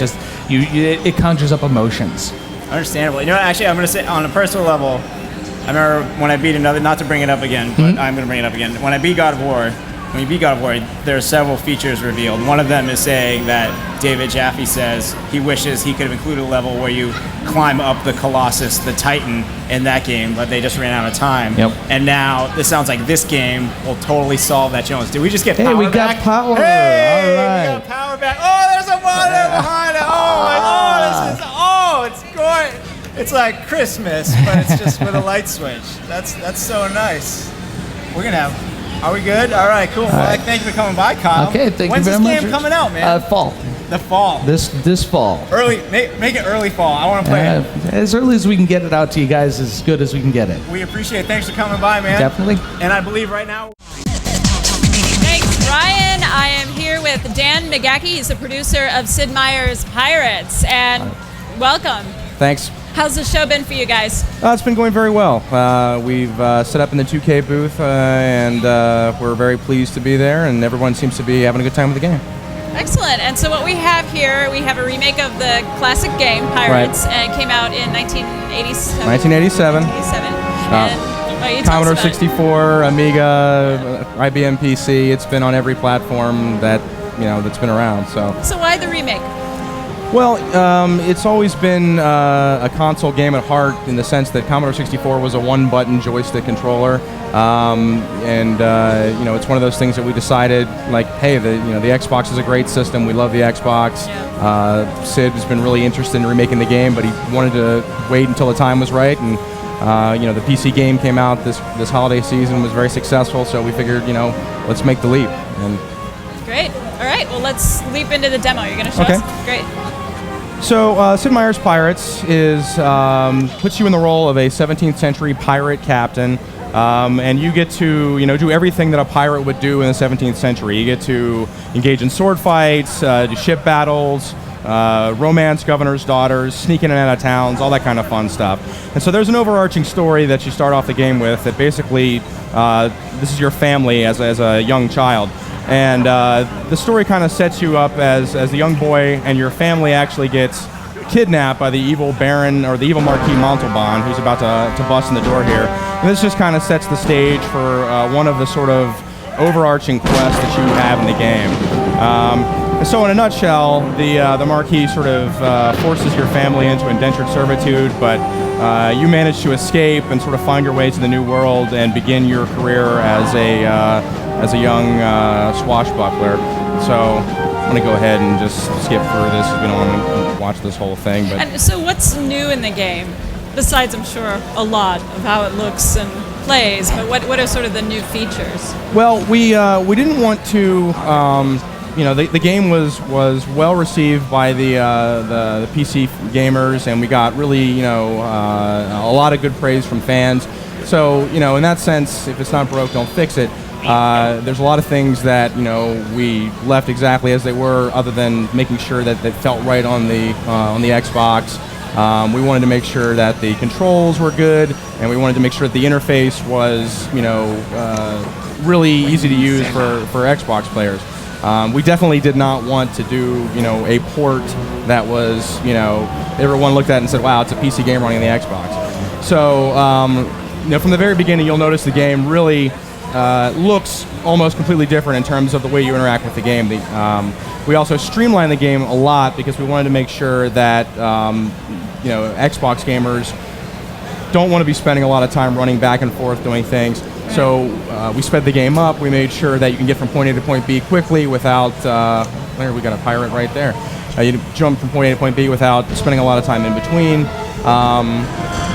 Things like that. So we did a lot of play testing with console gamers to make sure that the game was, that they really could pick it up and play it, right away. We've also added some really interesting new features. One of which is a new mini game that you get to play. We've also added a 4-player multiplayer ship battle mode, which is pretty cool, and some Xbox Live stuff. So why don't you go ahead and show us a bit, walk us through a little bit. So what we're doing right here is we're about to get into a duel with Jean Lafitte, who is one of the famous pirates in the game. There's actually 9 real-life pirates that actually live who are in our game. We've got Blackbeard, we've got Captain Kidd, Captain Morgan. So these were real pirates that roamed the Caribbean. And when you start the game, there's this top 10 most dangerous pirates list, and you start off on the bottom. And so your goal is to sort of work your way up to the top by knocking these guys off the ladder. And that's just one of the many things you can do in the game. It's a very open-ended game. You don't have to play any set way. In this way, here we're about to give Jean Lafitte the boot. He thinks he's gotten the better of us, but he's about to get a little rude awakening here as he gets knocked off the ship. So we've taken care of him. And then here we've actually plundered his ship, so we've gotten access to some of the crewmen on his ship. Some of his guys want to join our crew, and we get to keep his ship, which is loaded up with some pretty nice stuff. And there we see the sordid career of the 4th most notorious pirate has come to an end, and now we've moved up 1 notch on the top 10 most dangerous pirates list. While you're working through, there's a question that just came in from one of our loyal viewers. He's been on all day. Andreas in the Netherlands wants to know, will it be Xbox Live supported, and will there be downloadable content if it is? We're live aware, so we've got leaderboards, we've got downloadable content. The multiplayer ship battles mode will not be live. That's up to 4 players on 1 Xbox only. But we will be supporting downloadable content. We have some pretty cool things that we want to do with that. And every time you finish a game and retire, you can submit your scores to Xbox Live and see how you stack up against the other players all over the world. So here we see the governor's daughter.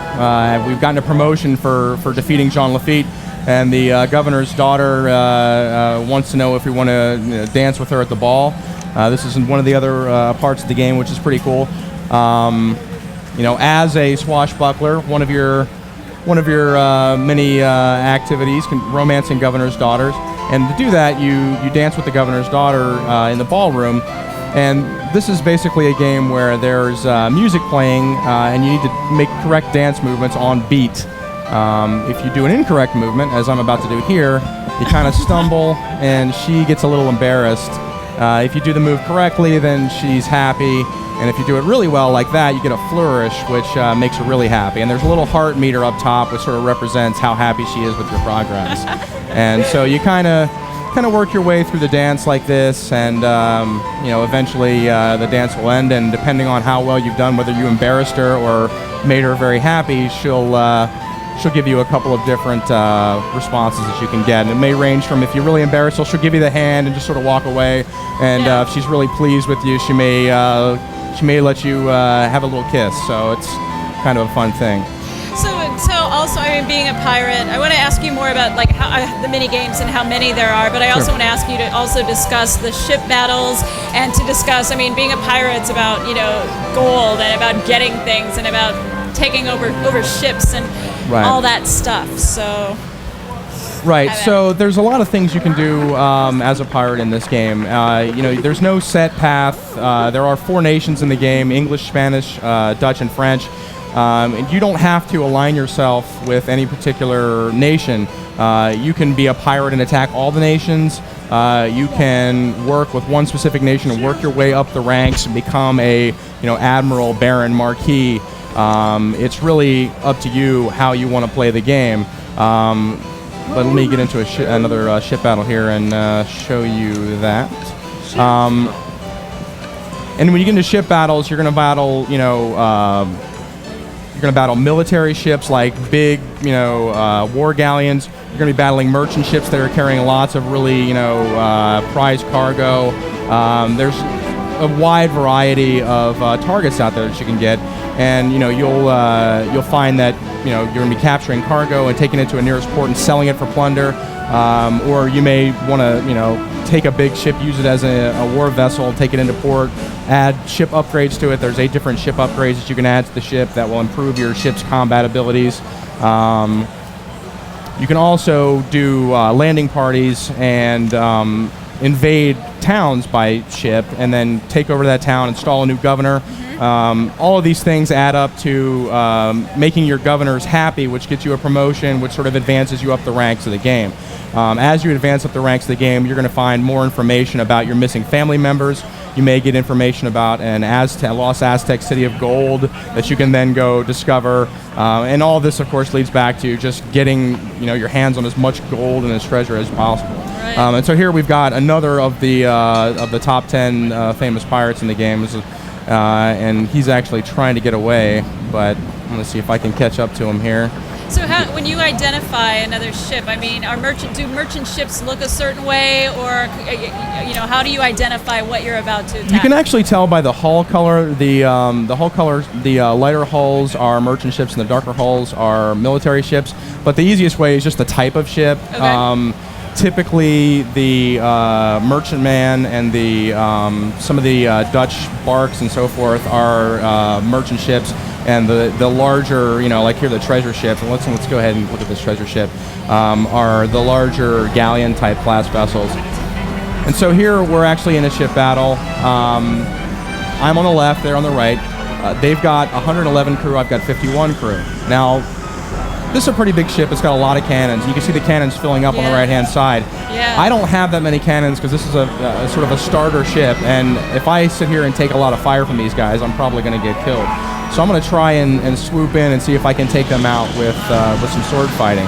One of the things you're going to see here is one of the new mini games that we've added, or play modes we've added for the Xbox, which is when you try and board an enemy ship and you're heavily outnumbered, you have this thing called Even the Odds. And what Even the Odds is you get a chance to sort of improve your chances against the enemy by matching a series of buttons. If you do it correctly, then you get a very cinematic sort of moment, and you take down some of the enemy crew. I see. And so here we've that's great. taken their crew down quite a bit before we've even gotten into the duel. If you do it Do you have any indication when you're about to take over a ship how many people are on board, or do you just have to kind of get on the ship and figure it out? That's something that you actually is tied to one of the special items in the game. If you have one of the spy glasses, you can get more information about how many crew are on the ship, and a little bit more information about the ship. If you don't have a spyglass, you really won't know, other than to know that larger ships have a lot more crew and smaller ships, a fewer crew. Okay. And there's 2 levels of spyglass, so you get more or less information depending on which one you have.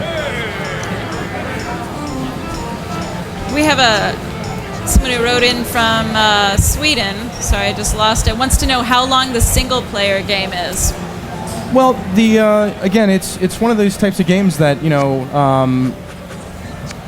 can play a lot of different ways.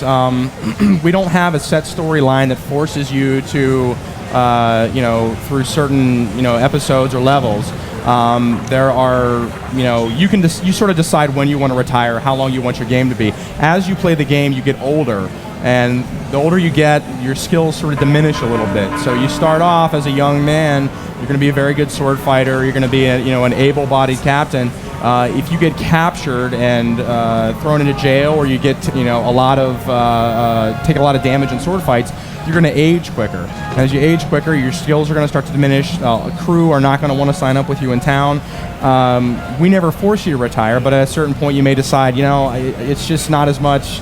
It's not as much fun because it's still plenty of fun. Right, but right. It's not as easy being a 45-year-old pirate and maybe as it is to be a 19-year-old pirate. Yeah, So you may decide it's time for me to retire. I'm going to try and play again, and this time I'm going to see if I can rescue all my family members, or this time I'm going to try to see if I can romance every English governor's daughter.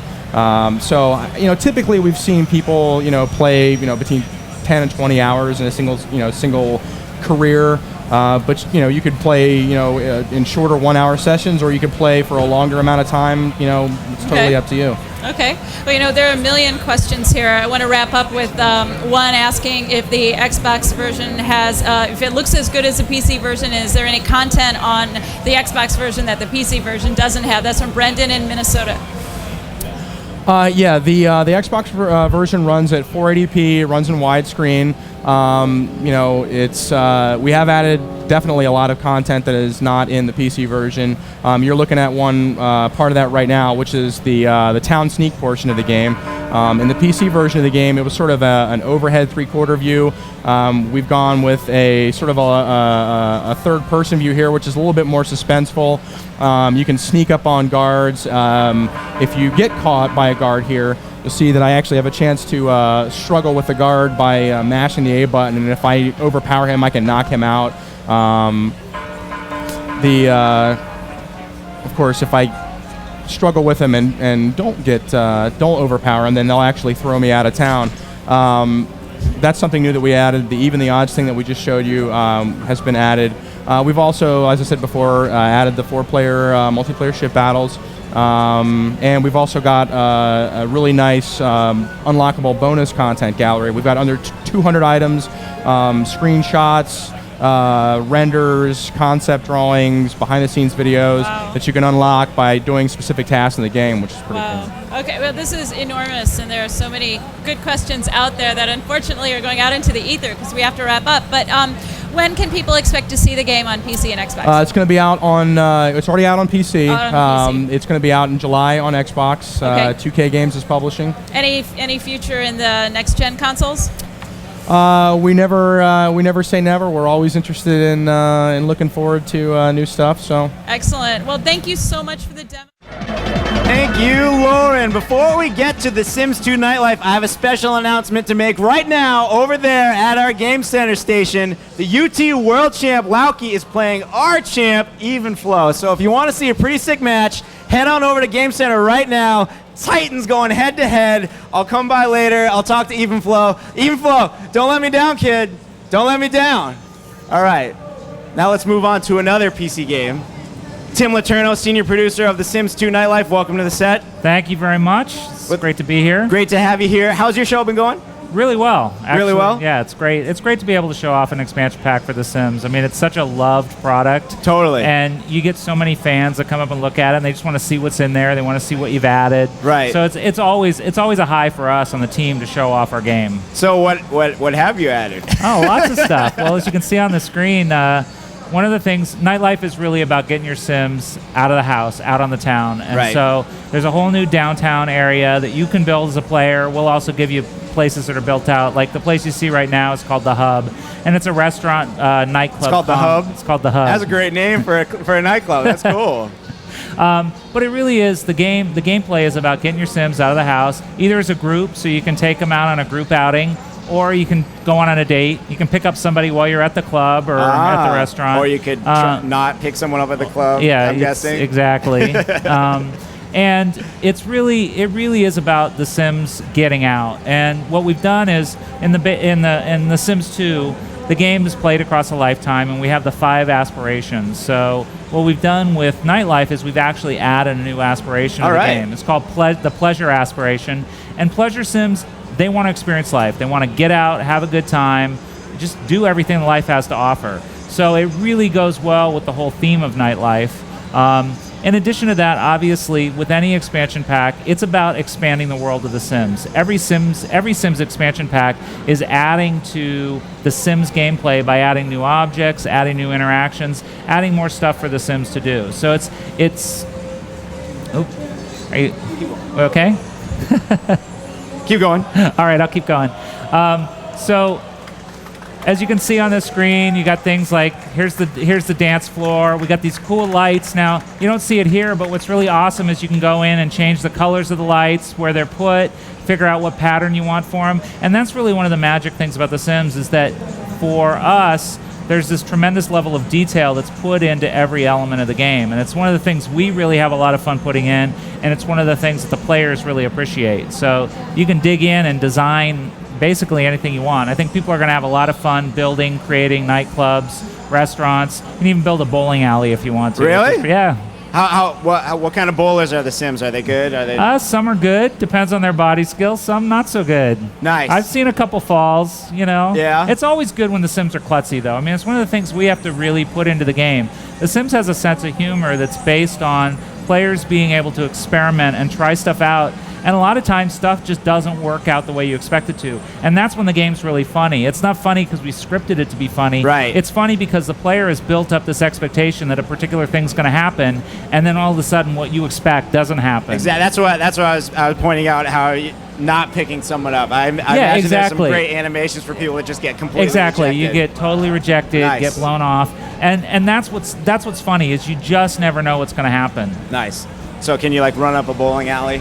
You can't quite run up a bowling alley. You can sort of slide down a bowling alley. Other cool things, I mean, things like we've added a card table so you can play poker. You can make a card room or you can play at home.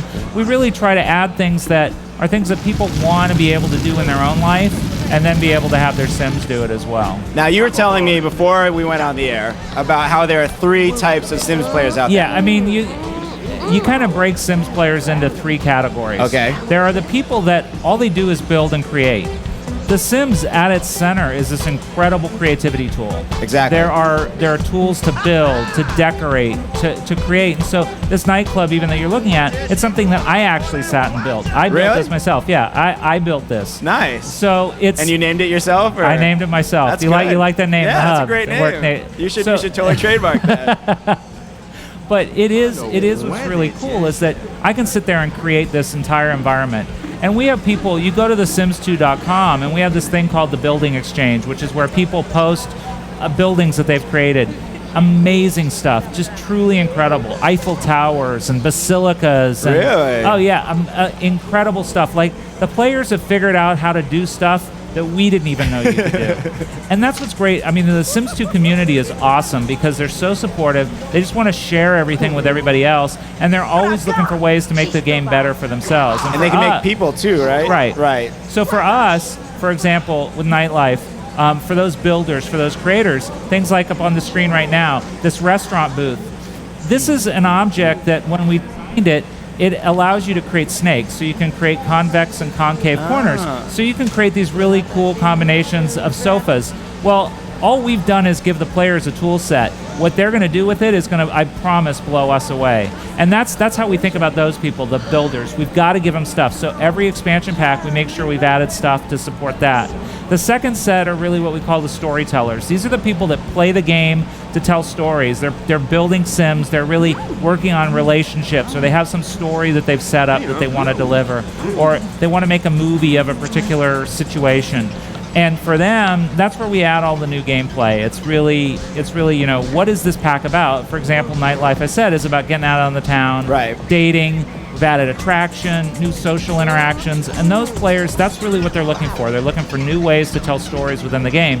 And then finally, we have these people that really what they want to do is mess around with the Sims. So they're just trying out all the boundaries. They want to see what we thought of, what we didn't. Right. You know, these are the people that threw their Sims in the swimming pool and took away the ladder because they wanted to see what would happen. Right. You know, or they're the people that stick their Sims in a box, you know, and starve them to death not because they're sadistic, but because they want to see what we thought of. Like what did the makers what did we think about? What was our way of getting out of any particular situation? Right. And so everybody plays it. There's a vein that everybody plays it the same, but you kind of can break our players down into those sort of categories. And so it's really important that as we design, that we're designing for all of those people. It's not just one experience. We have to design for all of those experiences.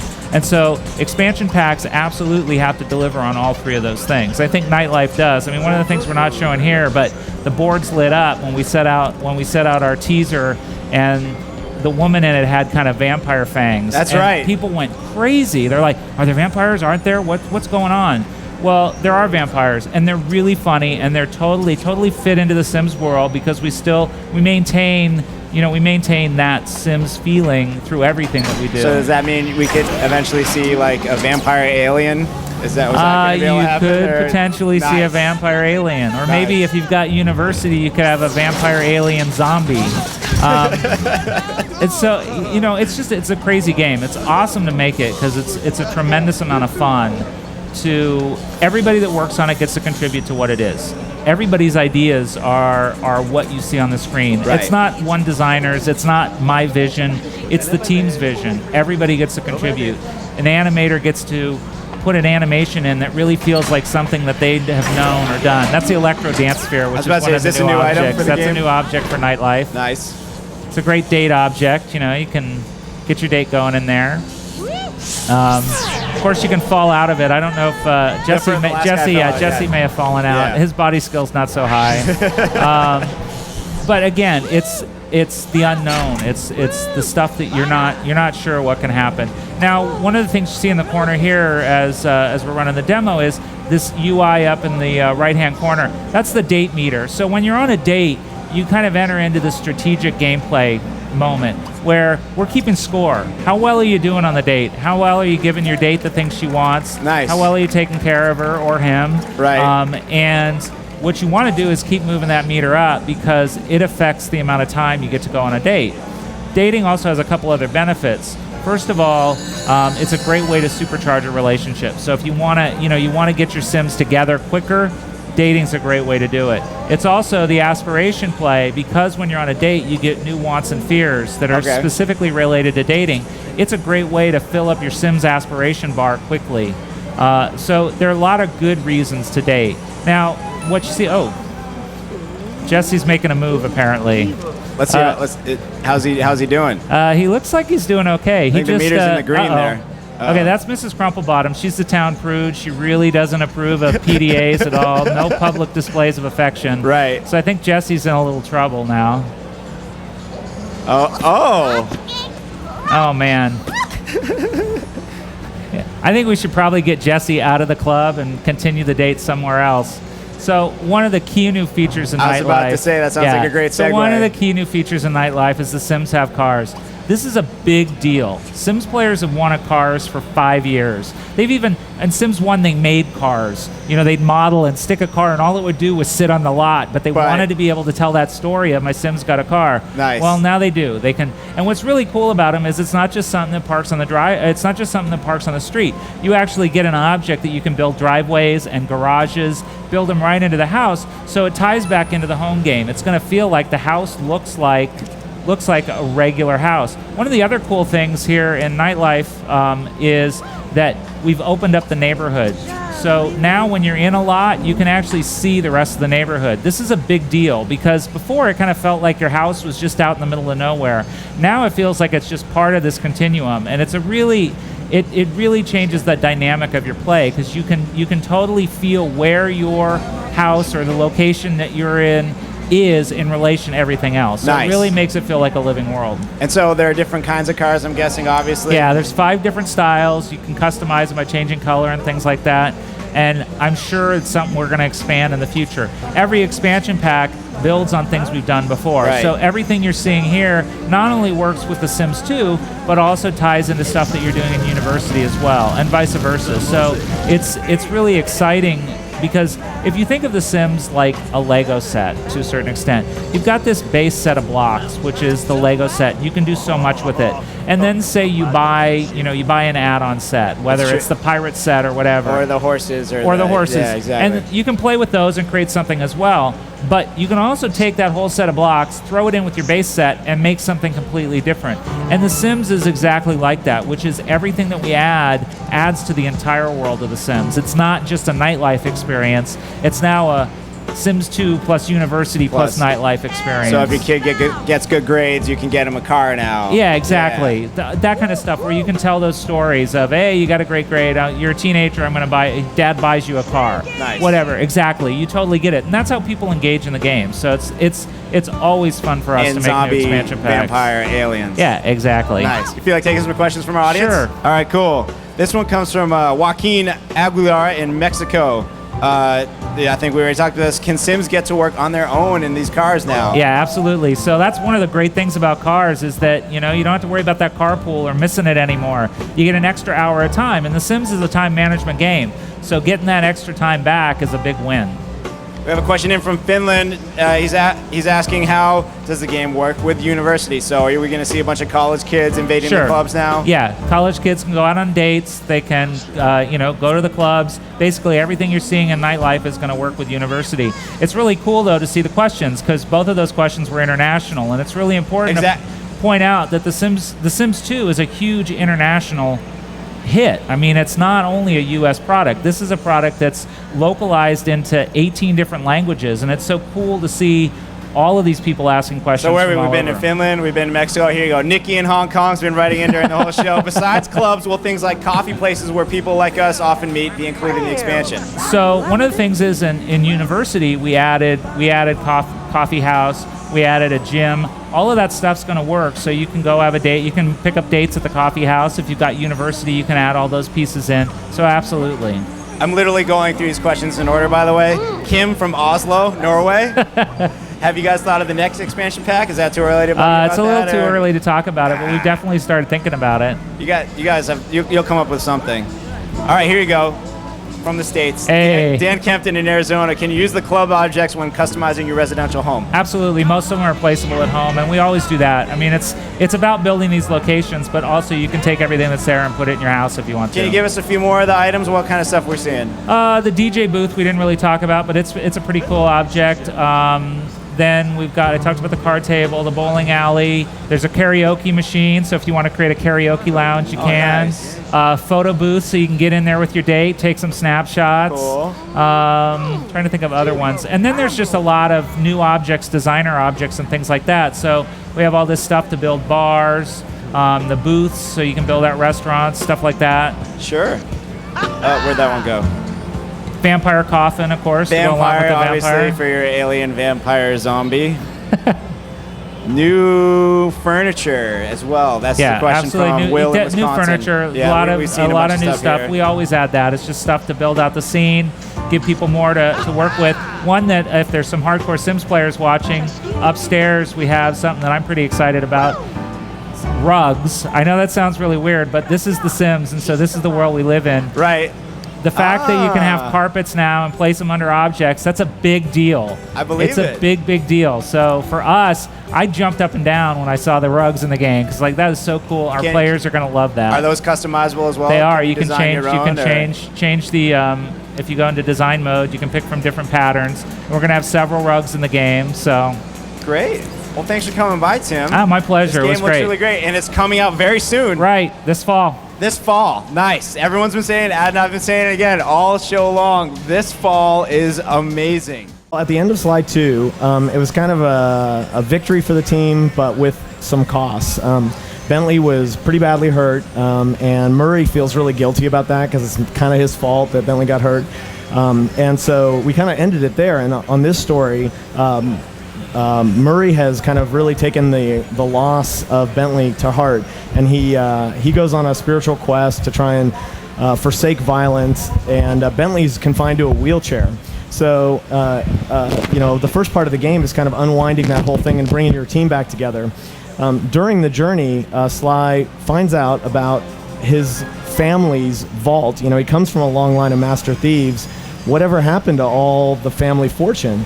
So he learns of the location. They go there as a team, and they're overmatched. And they decide maybe we need to recruit some specialists to join the team, and together we can unlock the secret of the Cooper family vault. So that's kind of the big story arc that the players get to go through. And so, how many characters will return versus how many? Like, what's the ratio old characters to new characters? Well, obviously Sly, Murray, and Bentley are returning. The same voice actors, same terrific performers. And one of the big requests from our fans has been they wanted to play Carmelita, so we had to put our heads together and kind of figure out how we could make that happen. So that's something new, something you can see here at E3. And then another series of characters, maybe we won't be too specific about how many, some new, like the shaman, also playable here, who's actually Murray's spiritual guru, and he has the ability to control weak-minded people like a lot of the guards in the environment. Actually here, the shaman's running guards around. And there are other returning characters. I know a lot of people, especially at our studio, we really like Dimitri from Sly 2. Dimitri makes his return. Right here, Carmelita's battling against Mugshot. You might remember him from Sly 1. So it's a really good, I think, combination of some of the old favorites and a bunch of exciting new characters, something that's it's been the hallmark of the franchise for a lot of time. Excellent. Well, you have a demo. Do you have We something do. playable? We're giving these away. I brought this for you. Oh, excellent. Slide All 3, right. the Lucky sampler. us. we're giving those away at the guys booth. go? If you're watching this and So you're you going to be guys at E3. watching at home, I mean, you get here fast because these are going to go. I'm Thank sure you. they'll be up on eBay, is my guess. Yeah, Probably already are. So check it out. No, we're sitting here and we have 3D glasses. We do. You got to check these out. on That's the right. set. So this is kind of one of the new features for the game. right. You know, the whole game it's not like we've made a 3D game. I mean, the Right. game has a 3D feature in it though, where you'll get into certain stages and the instructions will tell you, hey, put on your glasses Put on your now. glasses. Can you show us how that Yeah, works? let me load that up while we're doing this. Let's see there. I can see there. So. It's really smart. That I'm you looking know, at you're- somebody else. There's where we are. So let's see what Here we we go. got here. Let me load this up here real quick. Other jobs. So this stage is a one, portion of the and game. if you happen to have 3D glasses at home, Yes. you should definitely put them on now. So Put on I'll your do that. 3D glasses. And run fast. for the people at home, it actually doesn't look super freaky if you don't have them on, but if you do, you can actually see the game has a lot of depth. You know, Sly is sort of, it's not just a flat image anymore. Yeah, with he's the, really running off into with the visual distance. style that Yep. we have. It kind of accentuates some of the 3D effects. Yeah. Wow. And so we can run down here, and you can. Oh, sorry about that. So you can see sort of even in particle effects, they have, you know, the particles have real position in space, and it's just it's a fun add-on for the game, and it's something where a bunch of the stages like this one here are actually designed to take advantage of it, but other stages are unlockable. So you know, an example is we have a biplane fight in here. And the biplanes are a level that if you achieve a certain kind of level of proficiency, you can unlock the 3D play in there as well. Oh, wow. So even areas which weren't really cool. specifically designed for the glasses Kind of use it. will take advantage of it. Oh, that's excellent. Well, why don't you show us some of the regular gameplay, the non-3D or the non. Every screen I look at, 3D. they change the screen. So the biplanes I mentioned, this is it's in about the third episode of the game. Sly and his gang end up trying to recruit a great pilot, a specific kind of pilot, which I won't go into here, but they're trying to recruit a pilot, so they have to win this Aces dogfighting competition, which I will try and make a go of here. And so this is one of the new mini games. This actually is available in this mode here, and also as a multiplayer feature of the game. One of the big changes from the previous members of the Sly series is that this game supports two-player, both cooperative and competitive multiplayer. We have a Carmelita versus Sly mission where Sly is attempting to steal objects while Carmelita is attempting to hunt him down. So, you know, just I think for us, the thing that's been fun about working on a game like this is just all of the ideas we kind of wanted to get in the game. We finally are in a situation where we've got the characters and the story, everything's all lined up, and we can go ahead and do all those things. So it's really been a great project for the whole team that's working on it. Well, now what about Sly's attacks? Can you talk Sly about does that? have a bunch of new attacks. Let's see if I can. I gotta actually get you to a bunch of. Let's see if I can pull this off. If I know my cheats correctly. Let's see if I can do this right here. Hang on a second. Unfortunately, the cheat code that I need, Did you I've hold got on it. to some of the old attacks as well? He does. Yep. He keeps all his old attacks, and then we'll just play through the drinking contest. That'll get us some of the Yeah, why attacks. not? So I'd like to caution everyone, this is an E-rated title, so the drinking contest Okay. is strictly a lemonade All right, drinking so do not- contest.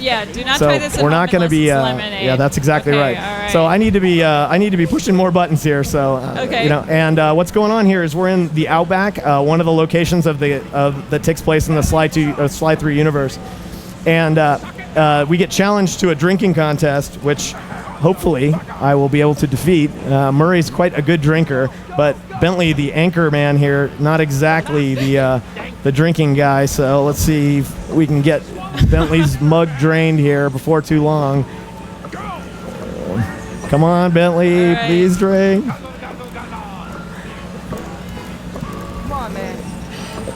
And like any good drinking contest, especially one that the locals lose, it ends up in a brawl because they claim that we've cheated. Bentley spilled all of his drinking instead of actually drinking it, so it'll devolve into a big fight, which is a good chance to show off some of the new combat stuff. For Sly, one of the things that you'll be able to upgrade is his attacks, and so while I'm playing here, I'll try and describe what's going on, but basically you can... here's Bentley, and I mentioned Bentley's in a wheelchair now, and he still has some combat abilities. He's not necessarily the best. Of course, the thing that Bentley has is special is that he can drop bombs. So in our case, our goal is to stay out of trouble and drop a lot of bombs in this stage.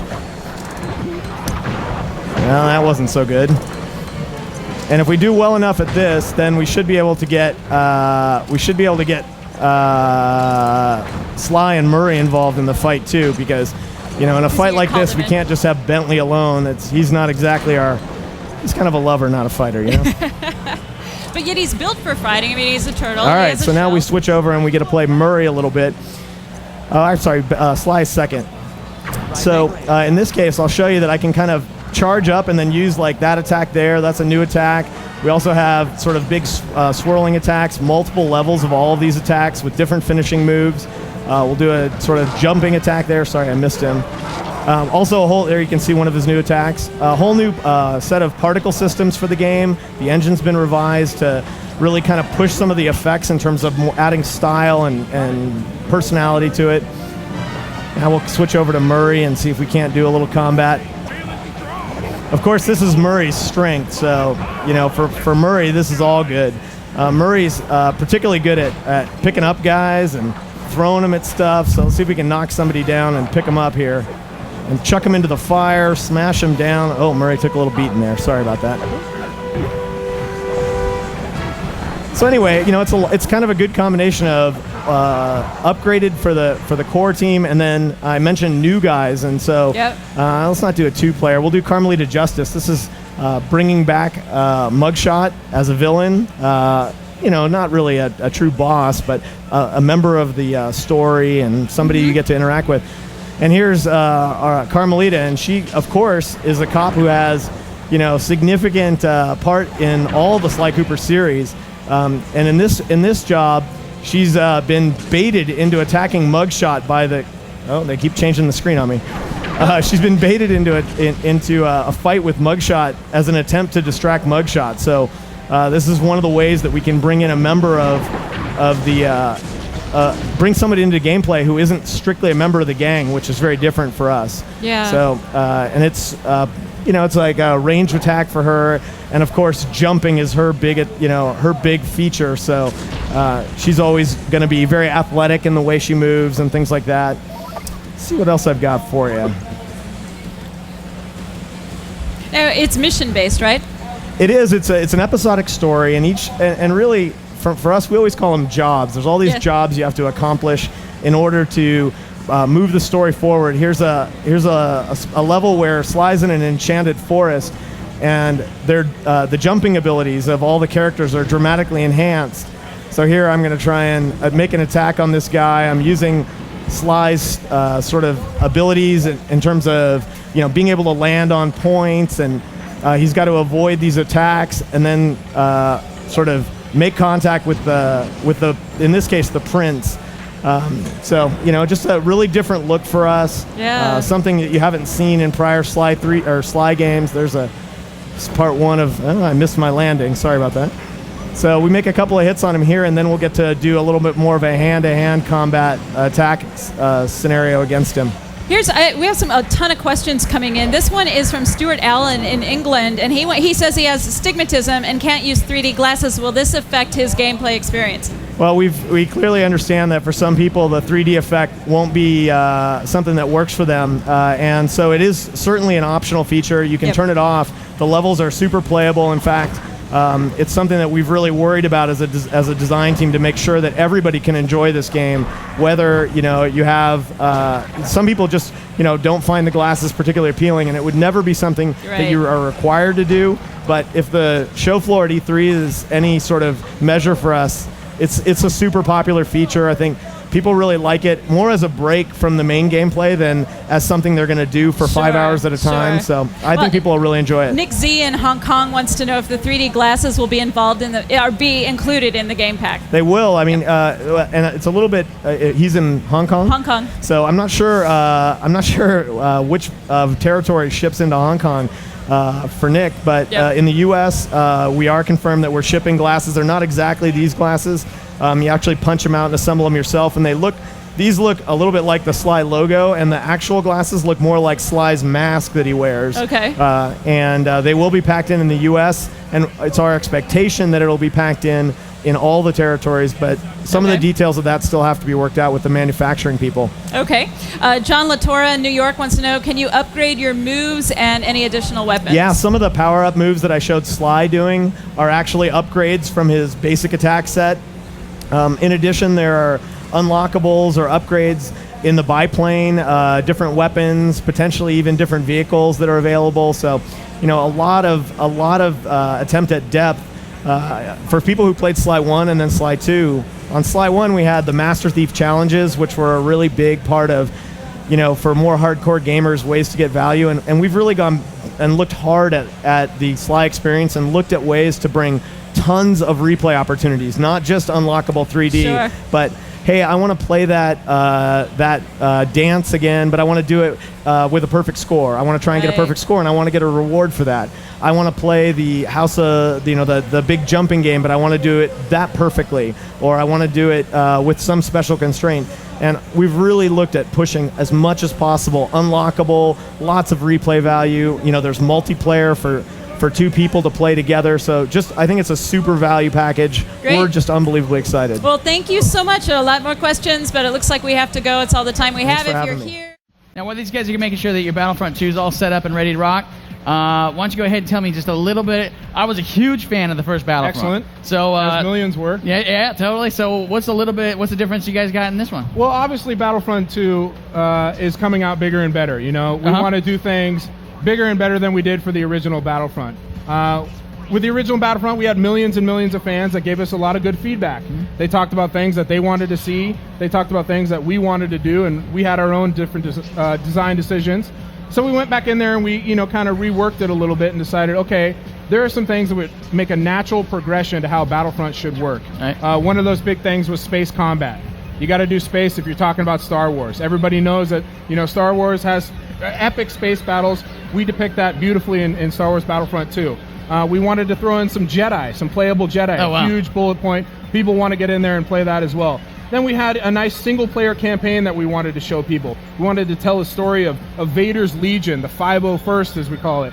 These are the guys that Vader had at his beck and call. Anytime that Vader went somewhere, these guys went with him. And then, of course, Episode 3. And I know, obviously, you're ready for Episode 3. Oh, yeah, everybody's totally ready for Episode 3. Dude, I got lightsabers sitting over there. It's huge. I'm sure you got somebody waiting in line for tickets right now. Yes. When you see this movie, you're going to know it rocks. We've taken, more than a half dozen planets from Episode 3. We've taken weapons. We've taken vehicles. We've taken characters, including villains. So all the favorites are going to be in there. So if you remember one thing about Battlefront 2, it's that you got to remember these 4 things about Battlefront 2. Space, Jedi, single player, and Episode 3. Right on. Now, before we get to the game, I wanted to ask you. I already played through Revenge of the Sith. Excellent. So I'm a huge Star Wars fan. I couldn't help been it. Spoiled. Excellent. Oh yeah, totally. I had to do it. Yeah. The alternate ending. Yes. Super dope. Yes. It was well done. So for the Battlefront 2, you got the space battles. How does that work online in terms of people? And we're gonna see the Xbox version hopefully today. When they get looks like they got it going. For the Xbox version, we're gonna be able to jump in there with 32 players on Xbox, Whoa. 24 on PS2, 64 players on PC, and we just announced this morning that we're doing a PSP version as well.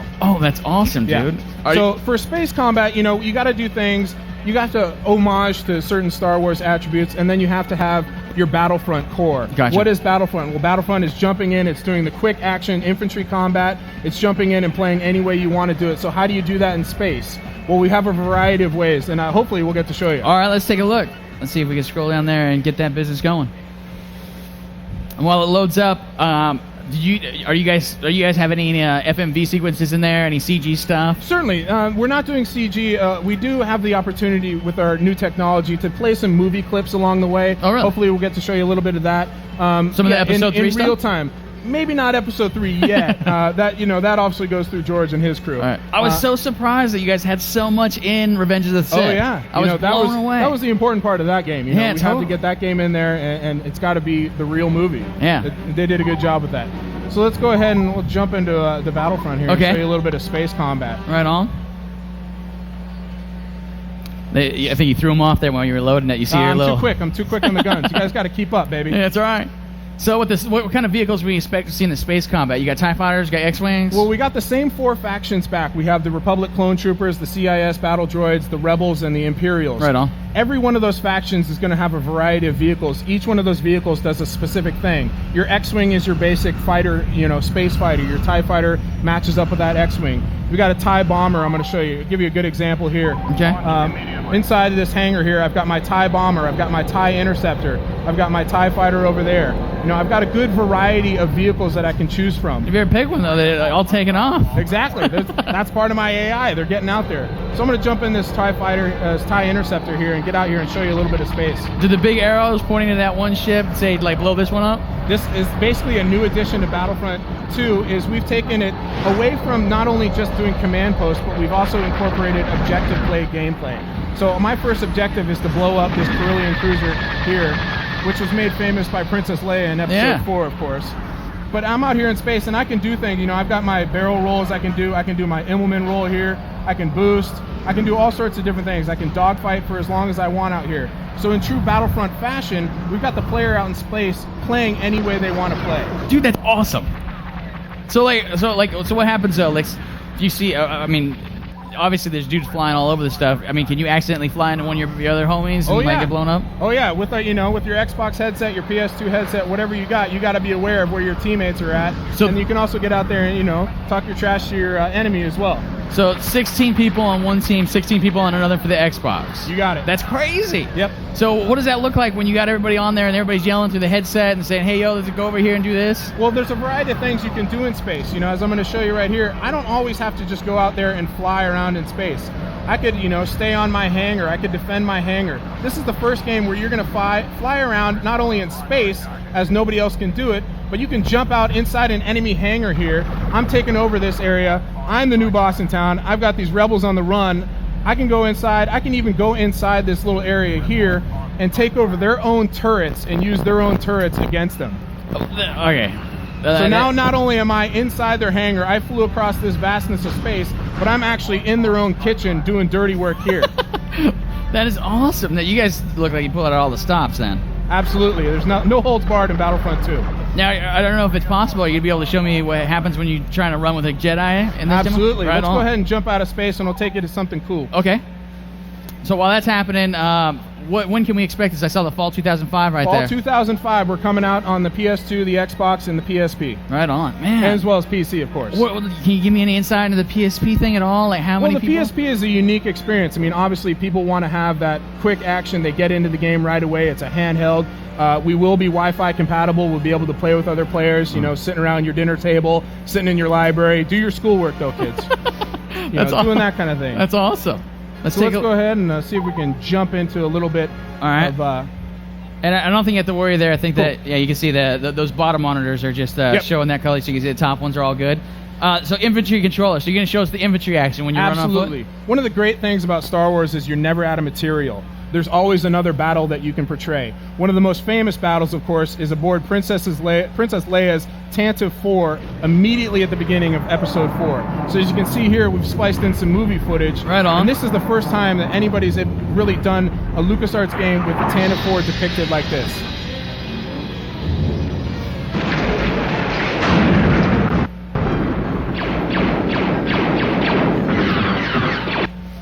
So here I am now. I can choose from any one of my 6 characters. In Battlefront 1, we had 5. We've actually added a new class of character, which is the officer class. Right on. So I can choose this officer now. He's got some different attributes, just like every other character does. And I'm aboard the Tantive 4. So one of the things we added, of course, is single-player objectives. Things like, blowing up a certain objective, taking an escort from a certain place. But we've also kept our core roots of Battlefront action, which is fast-paced infantry, close quarters, get in there, take over a CP or 2, blow some guys up, die a couple times, who cares, get right back in. Right. Now, when do we get to see Vader come We're going to get there in un momentito. I'm a little impatient when it comes to my Darth Vader. It's one of those things, this is kind of why we put the player at the forefront of the single-player experience. In Battlefront 1, we had some feedback where players felt like they could flip a coin to decide who was going to win the battle. Really? In single player. What we've done now is we put the player on the forefront. So if I go ahead and I complete this objective here, I'm going to get to play as Vader, and he's going to come out only because I completed this objective. Right so on. it's not until the player gets out there and really does the dirty work in single player campaign that you get rewarded. Do you so guys here we sti- go. Oh, right on. I don't think there's very many scenes in very many movies that is better than that. Come on, what's better than that right there, huh? Yeah. So Vader So- comes in here, and the way we've done single-player Jedi and the whole hero experience is basically based around a reward system. You know, people are going to ask us, how do you play as a Jedi? How are you going to get to, balance that type of thing? Well, we've gone ahead and added, at the bottom of the screen there, you can see a lightsaber depicted. That's basically my hero, my Darth Vader's life bar, if you will. The more positive things I do on the battlefield, the longer I can use him. I gotcha. The more negative things I do, if I were just to cower in a corner, which Darth Vader would never do, then the shorter that life bar is going to get. So I got to complete objectives, I got to kill the bad guys, I got to do things that help my team throughout the single player experience, complete objectives, and progress on. And as you can see, Darth Vader is Darth Vader. He's this menacing guy. He's just stomping through there. He's got force choke, as you saw right there. He can swing his lightsaber and knock people out. He can take over command posts. He can drive vehicles. He can complete objectives. He can Jedi sprint, Jedi jump, all sorts of attributes. Now, when you're playing multiplayer, like, is it one guy that gets to play Vader? Is it multiple people? How does that work? For multiplayer, it's going to be basically a host option. However the host wants to set up the game, it's totally up to their discretion. If they want to set it up where the guy who they think is doing the weakest, who's doing the worst, who's got no kills, when that hero becomes available, they'll give that hero to him. I gotcha. And it's all set up before the game. Maybe it's set up by the guy who gets the most kills. I gotcha.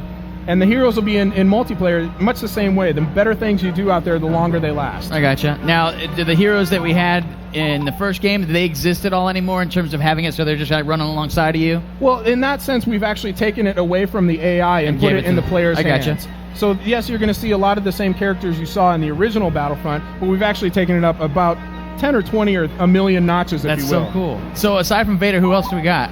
I'm not allowed to really disclose all of those guys, but I will show you one other guy. Okay. Hopefully we can get in there and show you some Episode 3 content. Right on. The ones that we're showing you today are Vader and Obi-Wan Kenobi. Oh, cool. Right on.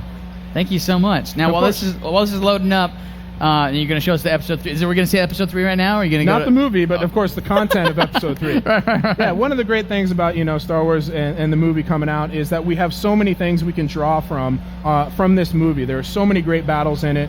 Obviously, one of the great things we've taken is these clone skins here. Right. We've updated the clone troopers so that they're depicted directly from the movie. All of their face, all of their gear. You'll see a ton of their weapons in there as well. Here's the Commando class that you see that I talked about earlier for the Imperial. This is the clone version of him. That's awesome. And then one of the great things that we added that we got a lot of feedback on was we added a sprint feature for players on the ground. And it also works in vehicles. Players can sprint from side, around the area. They can even do a funny little rolls, jumping and ducking and dodging. This guy's got his great big chain gun going on. So I'm going to go up here and I'm going to try and complete my first objective, which is to give my troopers a little bit of area, a little breathing room by taking over this command post. Uh-oh. Battle droid. The ever-menacing battle droid. He's no match for me. Now you're just waiting to take it over? Right. I can call over my buddies if I wanted to. I could use my squad commands to call them over. As I take this over, it's going to unlock an Episode 3 vehicle for us. Right on. So different areas that you progress through the battlefield will unlock different things. Maybe one, it'll unlock a hero. Right here, we've got ourselves the AT-RT. Oh, wow. He's got his little boost. He's much more of an anti-infantry type of guy. I rember cutting a few of those up in Revenge of the Sith. Absolutely. So let's see if we can jump out of here and progress down the highway and try and take over this last CP to get ourselves a look at Obi-Wan.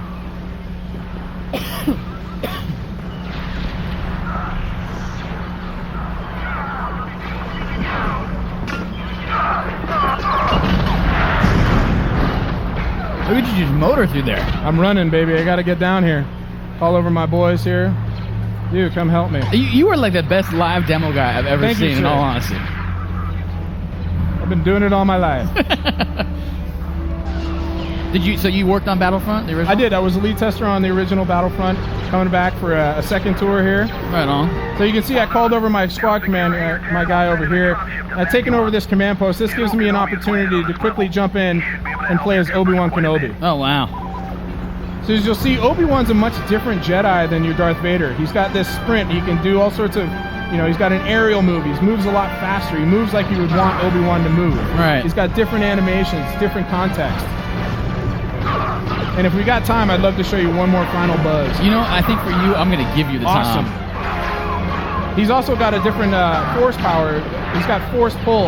Every Jedi or hero in this game is going to have a different attribute. There goes Obi-Wan, that's all right. As you see here, Obi-Wan leaves the battlefield gracefully. Much like in Star Wars, you don't want to break continuity by having somebody die who's not supposed to die unless they're in the middle of the battle. So as Obi-Wan takes off, it gives us an opportunity to go back and play it with another character, take over a command post with another character, and maybe I'll be able to, unlock a different hero later on or something. Okay. So as I go back down here, let's see if I can get this last command post and get my my worst feared enemy out. I have nightmares about this next guy. Oh, it's just. I'm not gonna say it. Well, as you can imagine, in Episode 3 content, we have not only new characters, new skins, new vehicles, new planets, but of course we've also got Episode 3 villains. Is this the General? You're gonna see the big bad boy himself, General Grievous. That's awesome. So General Grievous now becomes an objective for me. I can't win this level until General Grievous is off this battlefield because he's going to wipe out my guys. So let's see if I can track him down. You can see him. Where'd he go? He might have left the battlefield already. My clone troopers got him, which is awesome. So now I've cleared the area out here for these Republic gunships to come in. They can take out these little AA turrets on the side here. My guys can progress up the battlefield and take over. Right on. So that's a little bit of taste of the space combat, some single-player objective stuff, lots of Jedi, some good stuff there. That's awesome. And, of course, some Episode 3 stuff. Right on. Thank you so much for coming by, Absolutely, Casey. man. Really appreciate it. With that out of the way, let's go ahead and talk about Star Wars Empire at War. I guess they got footage back there lined up for us. So as we're talking about it, we'll actually get to see what the game looks like. So let me stop talking and let you tell us all about the game. Great. Star Wars Empire at War is a grand strategy game that gives players the power to really control the entire war for the Star Wars galaxy. And by that we mean, by the entire war, we mean on ground, in space, and the whole galactic mode. And we do that really in a very accessible way. We were looking at other strategy games, and the aspects that we really didn't like was the tedious resource gathering and some of the monotonous management, and so we got rid of that. And what we did is we enhanced the combat, the strategy, and the action, and we also allow the player to really scale their experience all the way down to playing just a small squad, all the way up to eventually controlling and commanding the Death Star and blowing up planets. So we have a wide range of sort of scalability there. It's also a non-linear game, so you can play the game any way you want. You can attack whatever you want. So you're figuring out what to attack, where to attack, and when to attack it. Right on. Can you talk some of the specifics about the units and stuff like that? Sure. We have, as I mentioned, we have a Death Star. Right on. And that's sort of the, It's like the super uber weapon or something like that? That's a super weapon. I mean, it takes a long, long time to build the Death Star. And of course, the Rebels have a chance to destroy the Death Star. That's at one end of the range. The other end of the range is just building, commanding troops, Rebel troopers, stormtroopers, the troops. We, of course, have AT-STs, AT-ATs, some Rebel armor vehicles. We have heroes like Darth Vader and Obi-Wan that can come into the battle and mix it up. In space, we have, X-Wings, TIE fighters, Star Destroyers, Mon Calamari ships, just a wide range of both ground and space vehicles. I think this thing that we're actually taking a look at right now is some of the space action you're talking about, correct? Yeah, exactly. And so these are some of the, can you talk about these, what we're seeing? Yeah, what's happening is they're attacking a Mon Calamari there, and those green dots that just appeared allows the player to sort of hone in on the amount of strategy they want to do. They can actually shoot off specific points like the engines or the shields or the ion cannons. If you want to employ that sort of depth of strategy, you can do that. Now we're seeing some ground stuff here, correct? Yeah. This is Tatooine. What they're doing is they just landed Darth Vader, and they're attacking some. Looks like he's attacking some Jawas there, next to a sandcrawler. I don't know what the image, at least that I'm looking at, doesn't. That looks all washed out. Oh no, there you go. How about that one there, or that one there? Yeah, that looks better. There you go. So what you have the ability to actually land more reinforcements. Again, if you wanted to fight a very small battle, you might just land one or two forces, or you can land your entire space fleet. Essentially what you've done is you've captured the space first, and once you've done that, you can land your landers on the space and then capture the ground. I gotcha. Now, for the folks that don't know, this strategy game, now correct me if I'm wrong, it has some pretty talented people that have worked on a lot of strategy games in the past. Do you mind talking about some of the people on the team? No, I'd be proud to talk about those guys. Our developer is Westwood, I'm sorry, I almost called them Westwood Studios. They're Petroglyph, and they're based in Las Vegas, and a lot of the employees, I mean, like 3/4 of the employees are former Westwood employees, and they were working for EA for a while, and then these guys decided, hey, let's start our own company in Las Vegas and get the old gang back together and make, strategy games. So there are straight up people that have worked on Command & Conquer that are working on this game, right? These are the guys that really, the guys that sort of started this genre. They worked on Command & Conquer. They worked on the very first Dune 2. For people that know Dune 2, it really sort of started this genre of strategy games. They worked on the Red Alert games. I mean, if you look at their website, they just have a long history of the games that these guys worked on. And they're really great guys to work with. So, not to put you on the spot or anything, but are you saying that this is totally going to be the Star Wars strategy game that we've all been waiting for?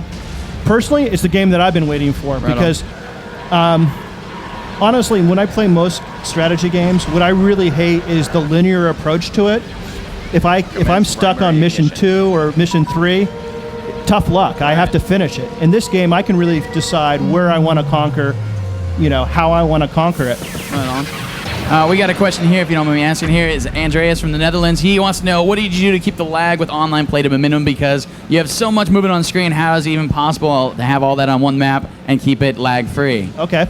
The best I can answer that is we have the game that's very scalable. Right now, it's, we're working all the way down to P2, which is pretty low with the GeForce 3.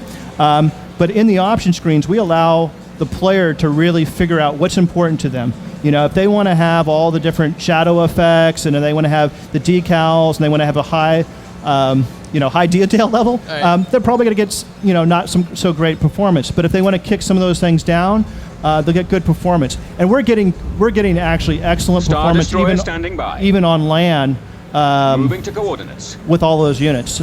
And part of that's also, we have scalable levels of detail. Mm-hmm. So as you pull further away, the detail levels of those models are adjusting to your view.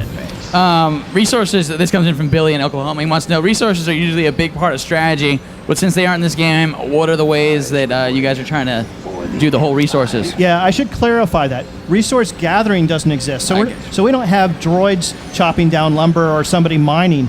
We do have resource acquisition, which means you're still getting resources and you're managing what to buy and what to spend those resources on, because that's the fun part, right? Figuring out what you want to do with it. How do you get those resources? Very straightforward. I conquer planets, I control planets, I get resources. I gotcha. So it's still the same thing, it's just planets instead of harvesting trees or oil or anything like that. Yeah, for us, it just didn't make sense to have something that doesn't seem to be part of it. It just doesn't make sense to be chopping down lumber. I gotcha. John out in New York wants to know, is the space combat similar to that of the homeworld, such as multiple levels of space? It's a completely 3D environment in space, but what you'll notice is that you do have camera control and you can move the camera around, but essentially we have the large capital ships on one plane, the medium ships on another plane, and the fighters on another plane. Mm-hmm. And this is mainly so that, one, you don't get lost and you can figure out where your units are. You can control them better. Once you actually engage in combat, they'll actually go up and down on those planes. So it doesn't look like, they're just on, one plane. Yeah, on this, oven rack. It doesn't look like that. Right. So what else can you tell me of the game we haven't covered so far? I mean, you guys have different modes for the online play. Can you talk about that? A little bit. We're obviously still working on multiplayer. We do have the whole campaign that you can play. So, and you can scale that. You can say, let's you and me battle, small galaxy, maybe 4 or 6 planets, and that might be a 2-hour engagement. If you and I want to play a big battle and play 40 planets, that's probably going to be, I don't know how long, maybe 15 hours, depending on how good we are. It could be a very long battle. Any of the co-op action that you can get online by any chance? We're still looking at that. We certainly have the ability to play a skirmish, which is a single battle with up to 8 players. And if you and I want to ally, on the fly, because we might be playing Rebels, but we might be against each other. But if we want to actually ally in that skirmish, we can do that. I gotcha. Now, for the folks that don't know, can you talk about what exactly is it? This is a PC exclusive, correct? Yeah, it's PC only. Now, are you guys going to create any kind of real-time strategy game for any other consoles right now, or are you guys just working on this for the PC? For the moment, we just want to get this one done. Anything's possible. I think the fact that this game is really accessible, in other words, we sort of had this grand scale, but we made it accessible.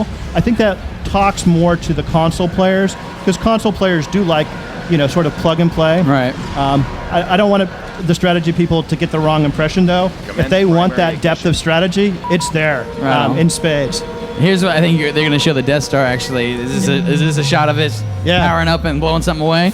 Yeah, it is. How often in a match can you get a Death Star charged up and take out one of your opponent's planets? Like I said, it takes a long time to do it. Yeah. Once you get to that point, you're going to be moving that Death Star around. Obviously, you have to try to protect them because the Rebels are going to be trying to stop you. Right. The cool thing is after you blow up the planet, you can still control the planet. Basically, what you're controlling is like an asteroid field, and you're still getting some resources. Oh, wow. Obviously, the ground terrain is gone. Right. But it's kind of interesting because it almost doesn't end the game because the Rebels could still control the space. I gotcha. Above there. Kind of interesting. That's awesome. This comes from Eric in Seattle. He wants to hear more about the heroes. Can you talk about some of the heroes that you guys got in there? I can talk about a few. Okay. We have Darth Vader, which maybe you guys have seen from some of the screenshots. He's really cool. He's got some standard attacks with his lightsaber. If you want to do some more advanced attacks or more depth of strategy, you can do things like the Force Crush. He levitates vehicles and crushes them. He also has a Force Push, so he can sort of this radius attack that he does. We have Obi-Wan, and he has some force powers as well as being able to wield the lightsaber. And we actually have a lot of other sort of both major heroes like those, and we have some minor heroes like fleet commanders, ground commanders, and they will have sort of a global effect of all the units that they're around. So they may enhance the attack bonus or defense bonus of those units. I gotcha. Cody from Alberta, Canada wants to know, will the online play have any rankings? So he wants to see how that's going to work out. We're certainly looking at those kind of things, and I can't say definitively yes or no right now, but I would say if you look at what other people are doing, we're doing those kind of things. I got a lot of questions in here that talks about Star Wars Battlegrounds. I'll kind of sum them up all in one. How does this game differ in terms of the mechanics and everything from Battlegrounds? Well, see, Battlegrounds, you're really controlling an individual unit, and certainly you can change who that is and what he's flying or what he's doing. I wonder if he actually meant what was the real-time strategy game that came out a few years ago? Oh, I'm sorry. So Battlegrounds. Yeah. Okay. So Galactic Battlegrounds. I may have. I thought it was me for a second. Fubbed that question. That's all right. Battlegrounds was really dealing with a single planet, a single skirmish, and you were locked into that, and you had to play that level in a very linear way. And you had the resource gathering, and you didn't have any space, and you weren't really conquering the whole galaxy. And in this game, you are conquering the whole galaxy. It really feels different when you play it. Honestly, that game feels old school now when I look at it. Yeah, totally. I got a question here from Robert James out of New York.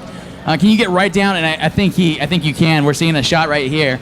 Can you take the camera and move it anywhere you want? Zoom in really close? Is that right? Not only can you zoom in like that, you can zoom in closer to that, and that's all under the player's control. We also have this battle camera, which is really cool. You can hit it. You can hit the space key and actually go into this sort of cinematic mode. Basically, if you think you got the battle won, you can go into the cinematic mode and it'll come down really close. It'll track various battles. You can toggle it. You can go back out and deploy strategy. It's a really cool mode for getting down and close to the units. Right on. Is there anything else you want to say before we sign up? I've got a billion questions here that I could keep going with. I mean, look at that. Oh, yeah. They literally just keep on coming in. So, but I think we're actually out of time. When can we actually look for it again? And PC only, right? It's PC only. It will be available 2006. And just sort of summarize what I said earlier on, we're really trying to achieve a game that gives you sort of the power to control all aspects of the game, and to do that in a way that's accessible and scalable to the player. Right on. Thank you so much for coming by. I really appreciate it. Thank you. Hello, and we're back. And joining me now is Jonathan Dowswell. How you doing, Jonathan? Good. why don't you tell the folks at home who you are, or actually what you brought with you, and what you do for this product? Sure. Well, I brought Dawn of War Winter Assault with me. My name is John Dowdswell, and I was the producer on the original Dawn of War. And today I'm going to be showing a bit of Winter Assault, which is our latest expansion. Fantastic. Now, for the folks that don't know anything about Dawn of War, can you tell them a little bit about the first game and the fact that this is an expansion to it? Sure. Dawn of War is a game set in the fictional Warhammer 40,000 universe, which was created about 30 years ago by Games Workshop in England. So this is a place about 40,000 years in the future where hell exists, and it walks every planet in the universe. So the original Dawn of War, what we did is translated this tabletop game into an RTS experience, unlike anything ever seen before in an RTS. Now, was it going to be the new stuff that you see in Winter Assault that people are going to be looking forward to? Sure. I'm going to show three things today, three sort of basic things. The first is a brand new race called the Imperial Guard. The second is I'm going to talk a bit about the changes we're doing to the current races, new units we're adding, and ways that we're changing the tech trees to sort of enhance the playability of that. The third thing I'm going to talk about is the new single-player campaigns. Now, a lot of people, we were talking right before we came up on stage, and I guess there's a decision, right? You got to make. It's like we're going to make an expansion pack, and there's like an amount of content that you ride before you have a full-fledged sequel. How much content will people be able to get when they get a hold of Winter Assault? Actually, we've added quite a bit of content. The new race is, it's a huge realization for the game. It adds a whole new level of gameplay that we didn't have in the original Dawn of War. So players are really going to enjoy that, and I think they're really going to like the direction we're going with the campaigns. When you guys, where are you guys at in the process of development, and where are you guys? When are you guys going to ship? We're almost done. It's going to come out in the fall this year, about the same timing as last year. Now, I think your demo is actually all ready to go. So yeah, if you want to take a look at what you brought. Okay, so the first thing that's going to come up is the Imperial Guard. Mm-hmm. This is the new race we're adding, and we listened a lot to our fans and tried to figure out what they wanted to see in the game. This was one of the ones that we originally thought would be very cool to add, and as it stands, we're really happy with the choice.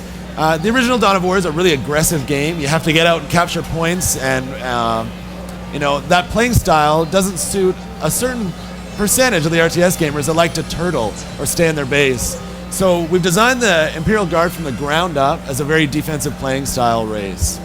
I'm a complete punk when it comes to RTS, to be honest. It's like I want to just like amass the most like unstoppable force on the planet and then roll out in force. Yeah. So that's the way I usually try to do it. I'm sort of the same way. I think a lot of the choices I make, I'll only attack when I know I'm going to win. Yeah. So the Imperial Guard suits the player that wants to play like that. This sort of, it's going through a lot of the units that are being shown in the game, and I'll describe it a bit more in a couple seconds. In terms of your audio a little bit, is that cool? Yeah, sure. So you can see from this race, the Imperial Guard is a very human-oriented race. They have a lot of low technology. It's tanks and a lot of guys. They have a few psychic units and a bit of the sort of sci-fi stuff that's common with the other races. But this is also a much more familiar race to people who are just looking for something that's like, it's like the Russian front, World War I, that kind of battle. What you have here is a few squads of Imperial Guardsmen running across a field, and they're essentially going to get ambushed by the Chaos Space Marines. This is a traditional scene in Dawn of War, and in this case, the Imperial Guard don't really have the firepower or the defense to, withstand that combat. After this takes place, the Chaos are going to head into the Imperial Guard base, and then I can show you a bit more about how the Imperial Guard play and why their defensive playing style really works for them. For people that know Dawn of War, they're aware already of the detail level and everything in the game. That's one of the coolest things in this game. We have a really, really excellent 3D engine. All the animations, all the effects, all the things we put in the game right from the start make us really stand out from other RTS games. I'm actually pretty impressed by the detail level and like the color. And I think your laptop is super dope, by the way. Oh, thank you. All right, so now these Chaos Marines have gotten into the Imperial Guard base. You can see these big guys. They're called the Ogrins, and they're pretty much the only close combat unit the Imperial Guard has, but they're quite vicious in close combat. Nice. Quick work of them. I'm going to break in here and show you a bit of stuff. While you're doing that, I'm going to see about some questions coming in from our audience, if you don't mind. Sure. So you can see here, this is the beginnings of the Imperial Guard base. These structures are the infantry commands, and these are the basic structures that you build so that you can amass units. They're also tied to your pop caps, so the more of these you have, the more units you're able to build.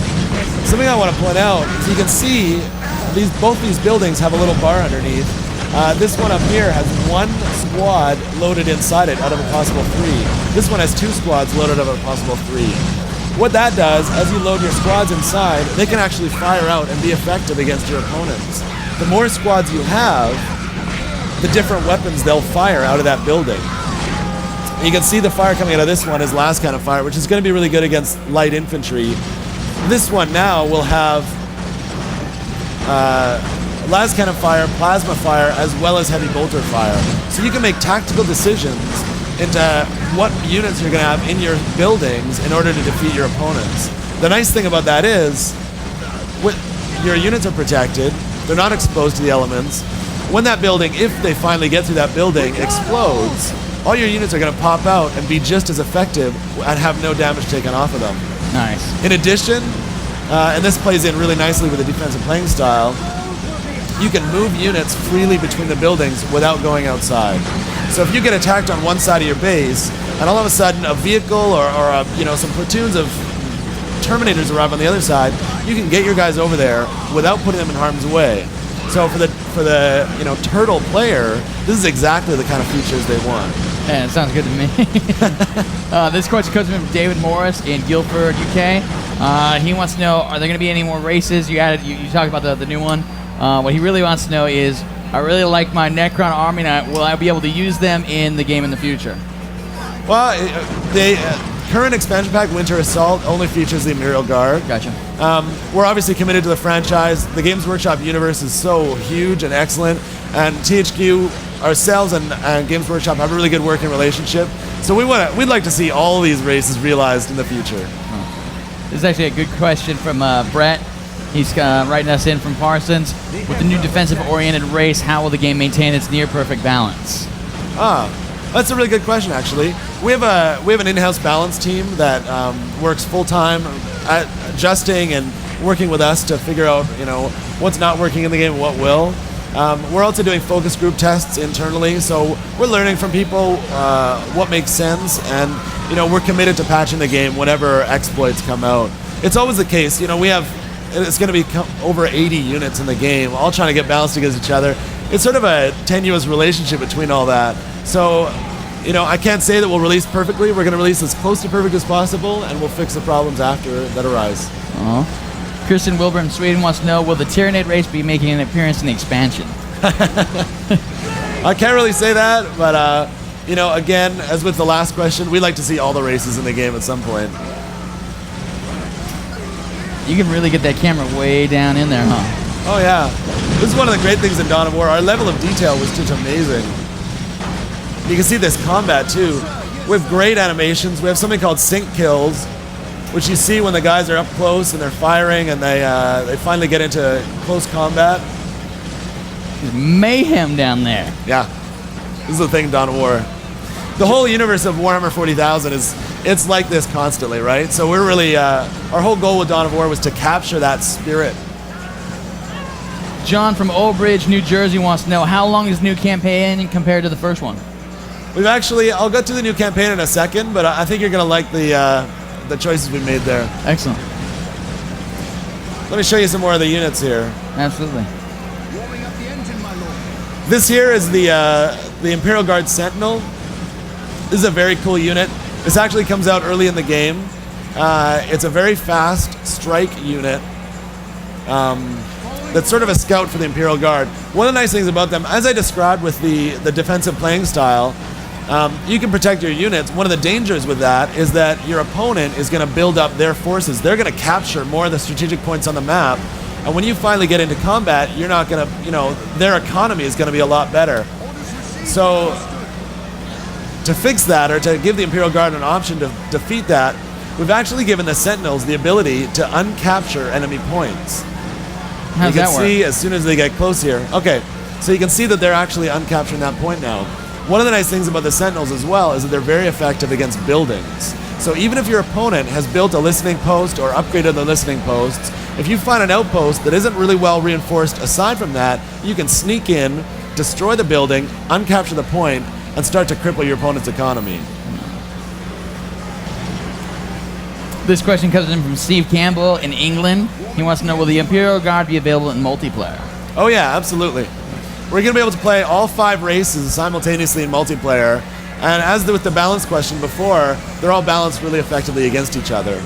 The idea with the Imperial Guard as well, I've been describing the defensive playing style, and we've not designed them from the ground up to only be effective when 2 players are turtling against each other. The Imperial Guard are designed to be effective against even the most aggressive Orc, Eldar, Chaos, or Space Marine race trying to get into your base. This unit here is the Hellhound. I don't know why we didn't have one of these in Dawn of War. It's a flamethrower tank. As soon as we saw it, we knew it was going to be a big hit. Actually fits into this question from Steve in England. How many different types of tanks are there for the Imperial Guard? There's actually quite a few. There's this one, the Hellhound. We have another one called the Chimera, which is down here. This is actually a tank that you can load squads inside. And again, you can load up to 3 squads inside this one. And when they're inside, they will fire out of the ports. The fire effect is super nice there, by the way. That's great, hey? This tank also has its own guns, but when I add another squad in here, they'll all start to fire additional guns out of there, so you can really increase your firepower. Another tank we have is these guys, the Basilisks. This is an artillery unit for the Imperial Guard. You gotta look at the animations on this. It's just a great level of detail. Those guys got the little shells, they're loading them in there. Yeah, and the other guy's looking through the binoculars. That's wicked. This is a really devastating artillery unit under its regular firing pattern. There's also a special weapon or a special round that it can fire called the Earthshaker round. And this is right from the fiction of the Games Workshop universe. And it's a deadly, deadly round. It actually costs you resources every time you fire it. So, you might just leave your regular firing on and only use it when you really want, but these guys can be devastating. You can see them throwing guys around there. It's a lot of fun. It looks really good, man. I think we're almost up. So anything you want to tell us before you go for sure? Oh yeah, let me show you the last tank in this race because it's just a behemoth. And once again, remind the folks at home while you do that. When can we see this? And it'll be a PC exclusive for an expansion pack for your Warhammer for that 40,000K Dawn of War, right? That's right. This is a PC exclusive, and it's coming out in the fall this year. We've made a lot of progress, and we're close to the end, so it's going good. All right, this bad boy is the Baneblade. And this is the Uber unit, essentially, for the Imperial Guard. This will go up against avatars and bloodthirsters and lay waste to them. It's got 11 guns on it. I'm gonna pull up one of these Hellhounds here. Oh, that one's about dead. I'm gonna pull up this Hellhound so you can get a good size comparison. Oh, here we go.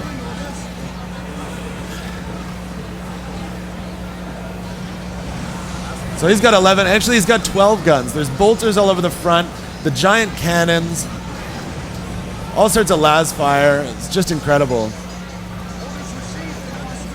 That's awesome. Let me get him into combat here and start throwing some of these guys around. Yeah, that main cannon is just packing some heat. Yeah. This is the size of the standard unit, or a tank unit in Dawn of War, and you can see the Baneblade is about 4 times as large. So it'll be a lot of fun for players. Fantastic. Thank you so much for coming by and showing off the game, Jonathan. Thanks for having me. Really appreciate it. And I'm sitting here today with Rich Amtower from Nintendo, and your card says you are the associate localization producer. And Rich is going to be showing us Odama, which is a really interesting game because you're taking 2 themes. You're taking military and pinball. How can you go wrong? It's hard to explain, so really I think the thing to do is show people what exactly is going on in the game. Absolutely. Now, like you said, it's a military game. It's also a pinball game. There's a lot of military strategy that goes on. You'll be commanding soldiers on the battlefield using the GameCube microphone. So at the same time as you're controlling the pinball action using the left and right buttons to hit the flippers, and using the control stick to tilt the entire world to guide where the ball goes, you're also shouting commands at your men so that they'll follow your orders and hopefully get out of the ball's way.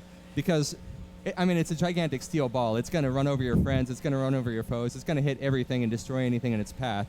So you kind of want to be watching where the ball is going, telling your men where to go, and hopefully not getting the two of them too mixed up along the way. It sounds like a really interesting combination of lo-fi and hi-fi too. You've got you're actually tilting, you've got the mechanics, and then you have the hi-fi of talking on the mic. And the that's microphone pretty cool. is. Last year when we showed this, it didn't have any of the microphone features, so all of this stuff is brand new. Great. The game itself is being developed by Vivarium. It's Yute Saito's Odama.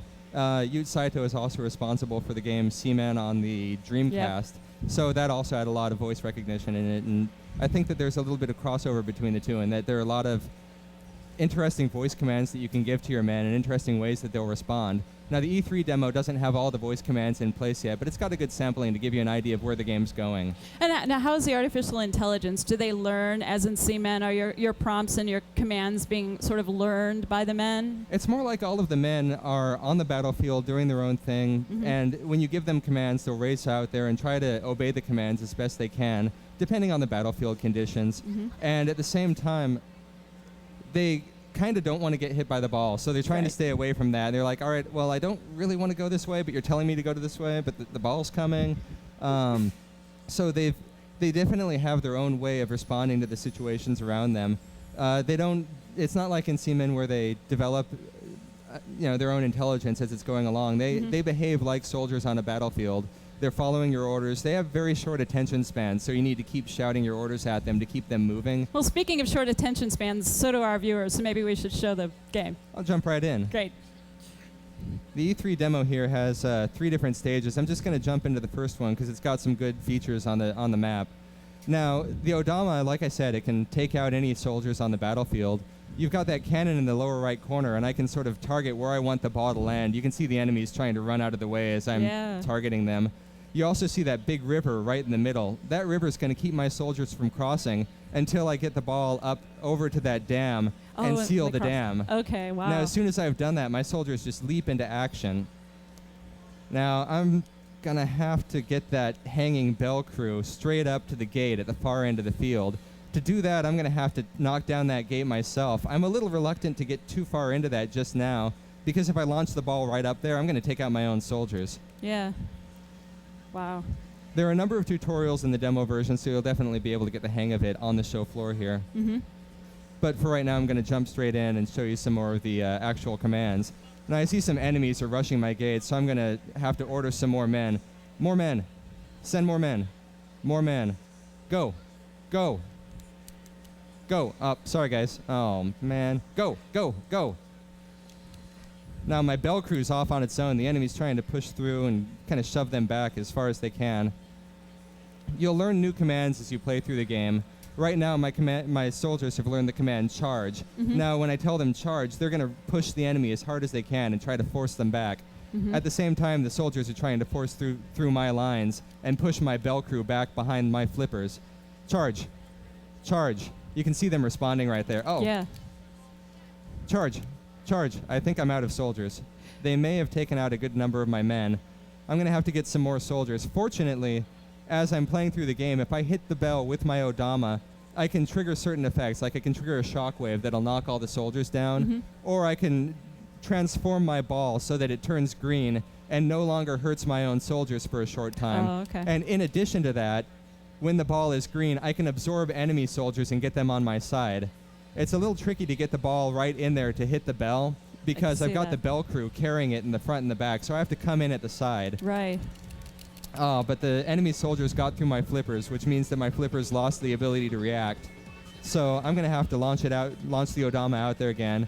More men, more men, more men. By the end of the game, more men. Sorry. How many commands approximately will you have learned, or will they have learned? How many are there in the game? Well, we don't know exactly how many commands are going to be in the final version of the game, but the goal is to make the commands as natural as possible. So if there's an order that you think they should be able to respond to, right now I can tell them go, and they'll go forward. I can tell them back up, and they'll back up. Okay. I can tell them to form up, and they'll form in on a location. Fire. Now, how complex do the levels get in terms of the actual environment? Multiple flippers, more than one ball, that type of thing? There are definitely going to be multiple flippers. From what I've seen, it may be possible as you get deeper into the game to form your men into terrain features themselves. I've seen commands that allow your men to form into human bumpers, for example, so that they'll help to push the ball around. Wow. There are a bunch of different types of stage in the game, so I'm going to jump out of this one really quickly and show you some of the other ones. Great. Now, in addition to your basic battlefield right there, there's the third and hardest stage in the game. I have not been able to beat this stage, so you're going to see some embarrassing action here. Takes place deep inside of the castle walls. You've already penetrated through the outer defenses of the castle, and you're trying to get your Odama all the way through the battlefield, right up the central alley here. But there are soldiers all over you in these towers on the left and right, and I have to take out those towers before I can make any progress. So I'm going to start by firing my Odama into those buildings and trying to knock them down. The more of those I take out, the easier it is for me to get across the battlefield. I'm going to change the camera angle here so I can get a wider view of the battlefield. Now you can see exactly what I'm up against because those towers have archers who are going to be raining fiery arrows down on top of me. My men are not going to like that at all. I mean, they're unhappy enough with the fact that I'm rolling a giant ball over them. As they should be. More men, more men, more men, more men. Send more men. More men. Go. Charge. Charge. Charge. You can see all of them shouting out their responses. Some of them are having a tough time responding. So I'm going to have to hit my Odama to clear out a little bit of space, or hit the Odama into the bell rather, so that I can trigger a shockwave to knock the enemies down. So basically the strategy comes out in two different ways, and these two different ways merge together kind of a lot. First of all, you're telling your soldiers where to go and how to behave, and then you're trying to tell the ball where to go by using the flippers and by tilting the world. And occasionally, you're going to have to use the Odama to hit the giant bell so that you can rebuild your soldiers' resources. You can see in the bottom left corner I have a reserve of soldiers. Right. I've used up that reserve, but now my Odama is green, and if I launch it into the enemy, I'll pick up any enemy I run across. I seem to have flattened most of the enemy for the time being. There we go. Those are some fiery arrows being launched down on me. That's not good for my side, but my men seem to think we're doing all right still, so I'm not too worried. Do you think you're confusing them by talking to me? Fire. No, they only respond when I press the button. Okay. Now, I've just launched a hamburger onto the battlefield. It distracts the enemy soldiers like nothing else. As soon as the enemy soldiers see food on the field, they charge it. They're like ants. It's sort of like the old saying that net army travels on its stomach. These guys will give up anything to get some food.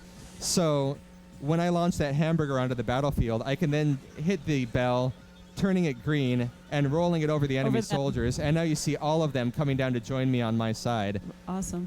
Once that hamburger's gone, they remember that there's actually a battle going on, and they come back to attack again. Now, that little hamburger adventure got me an extra 12 soldiers on my side, so more men. I've now dispatched them, and they're fighting their way through those hordes. Push, push, go. And I just ran over a bunch of them. Will they always dispatch from the same point by the flippers, or they launch right from the flippers? Okay. Yeah. Some of the levels that I've seen increase in complexity. This one, because I'm not getting terribly far, you're not seeing how much there is to it. As I get deeper into the battlefield, go, go, go.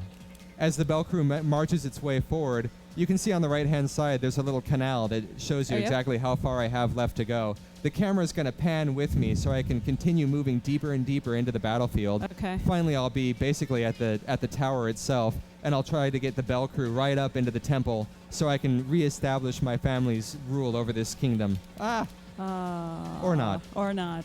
Now, how about multiplayer?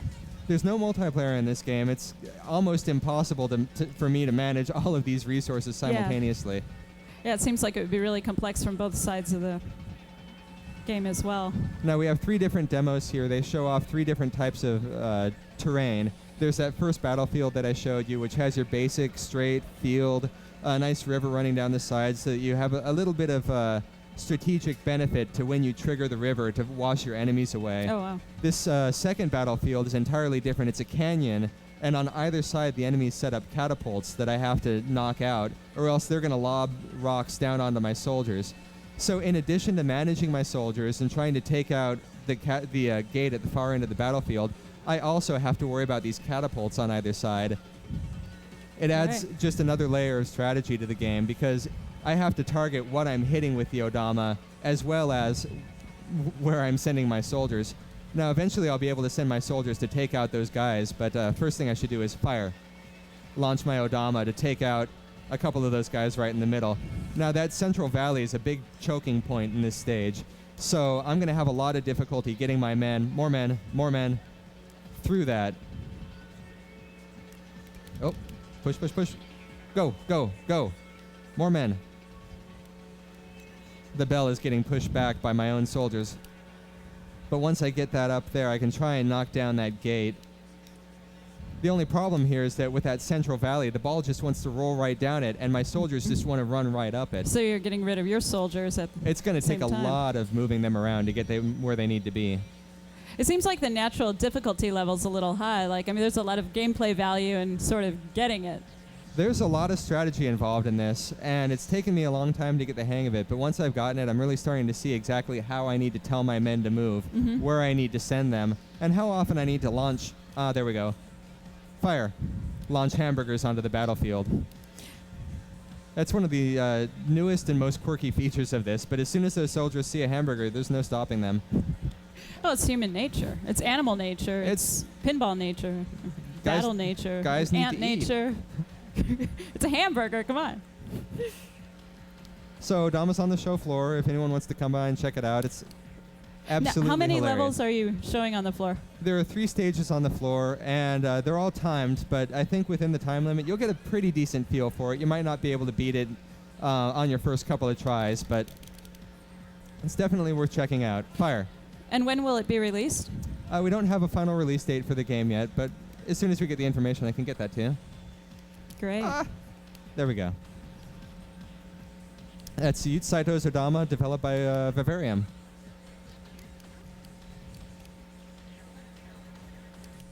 I am plowing over my own men. Those poor guys. This is where it works to my advantage right here. Now that I've got the green ball, if I can just send it up that central valley, I can take out a whole slew of soldiers. Fire. Once they go in to chew down that hamburger, if I can just get my ball up there, I can take out a ton of them and get them to join my army. Or barring that, I can just run them over.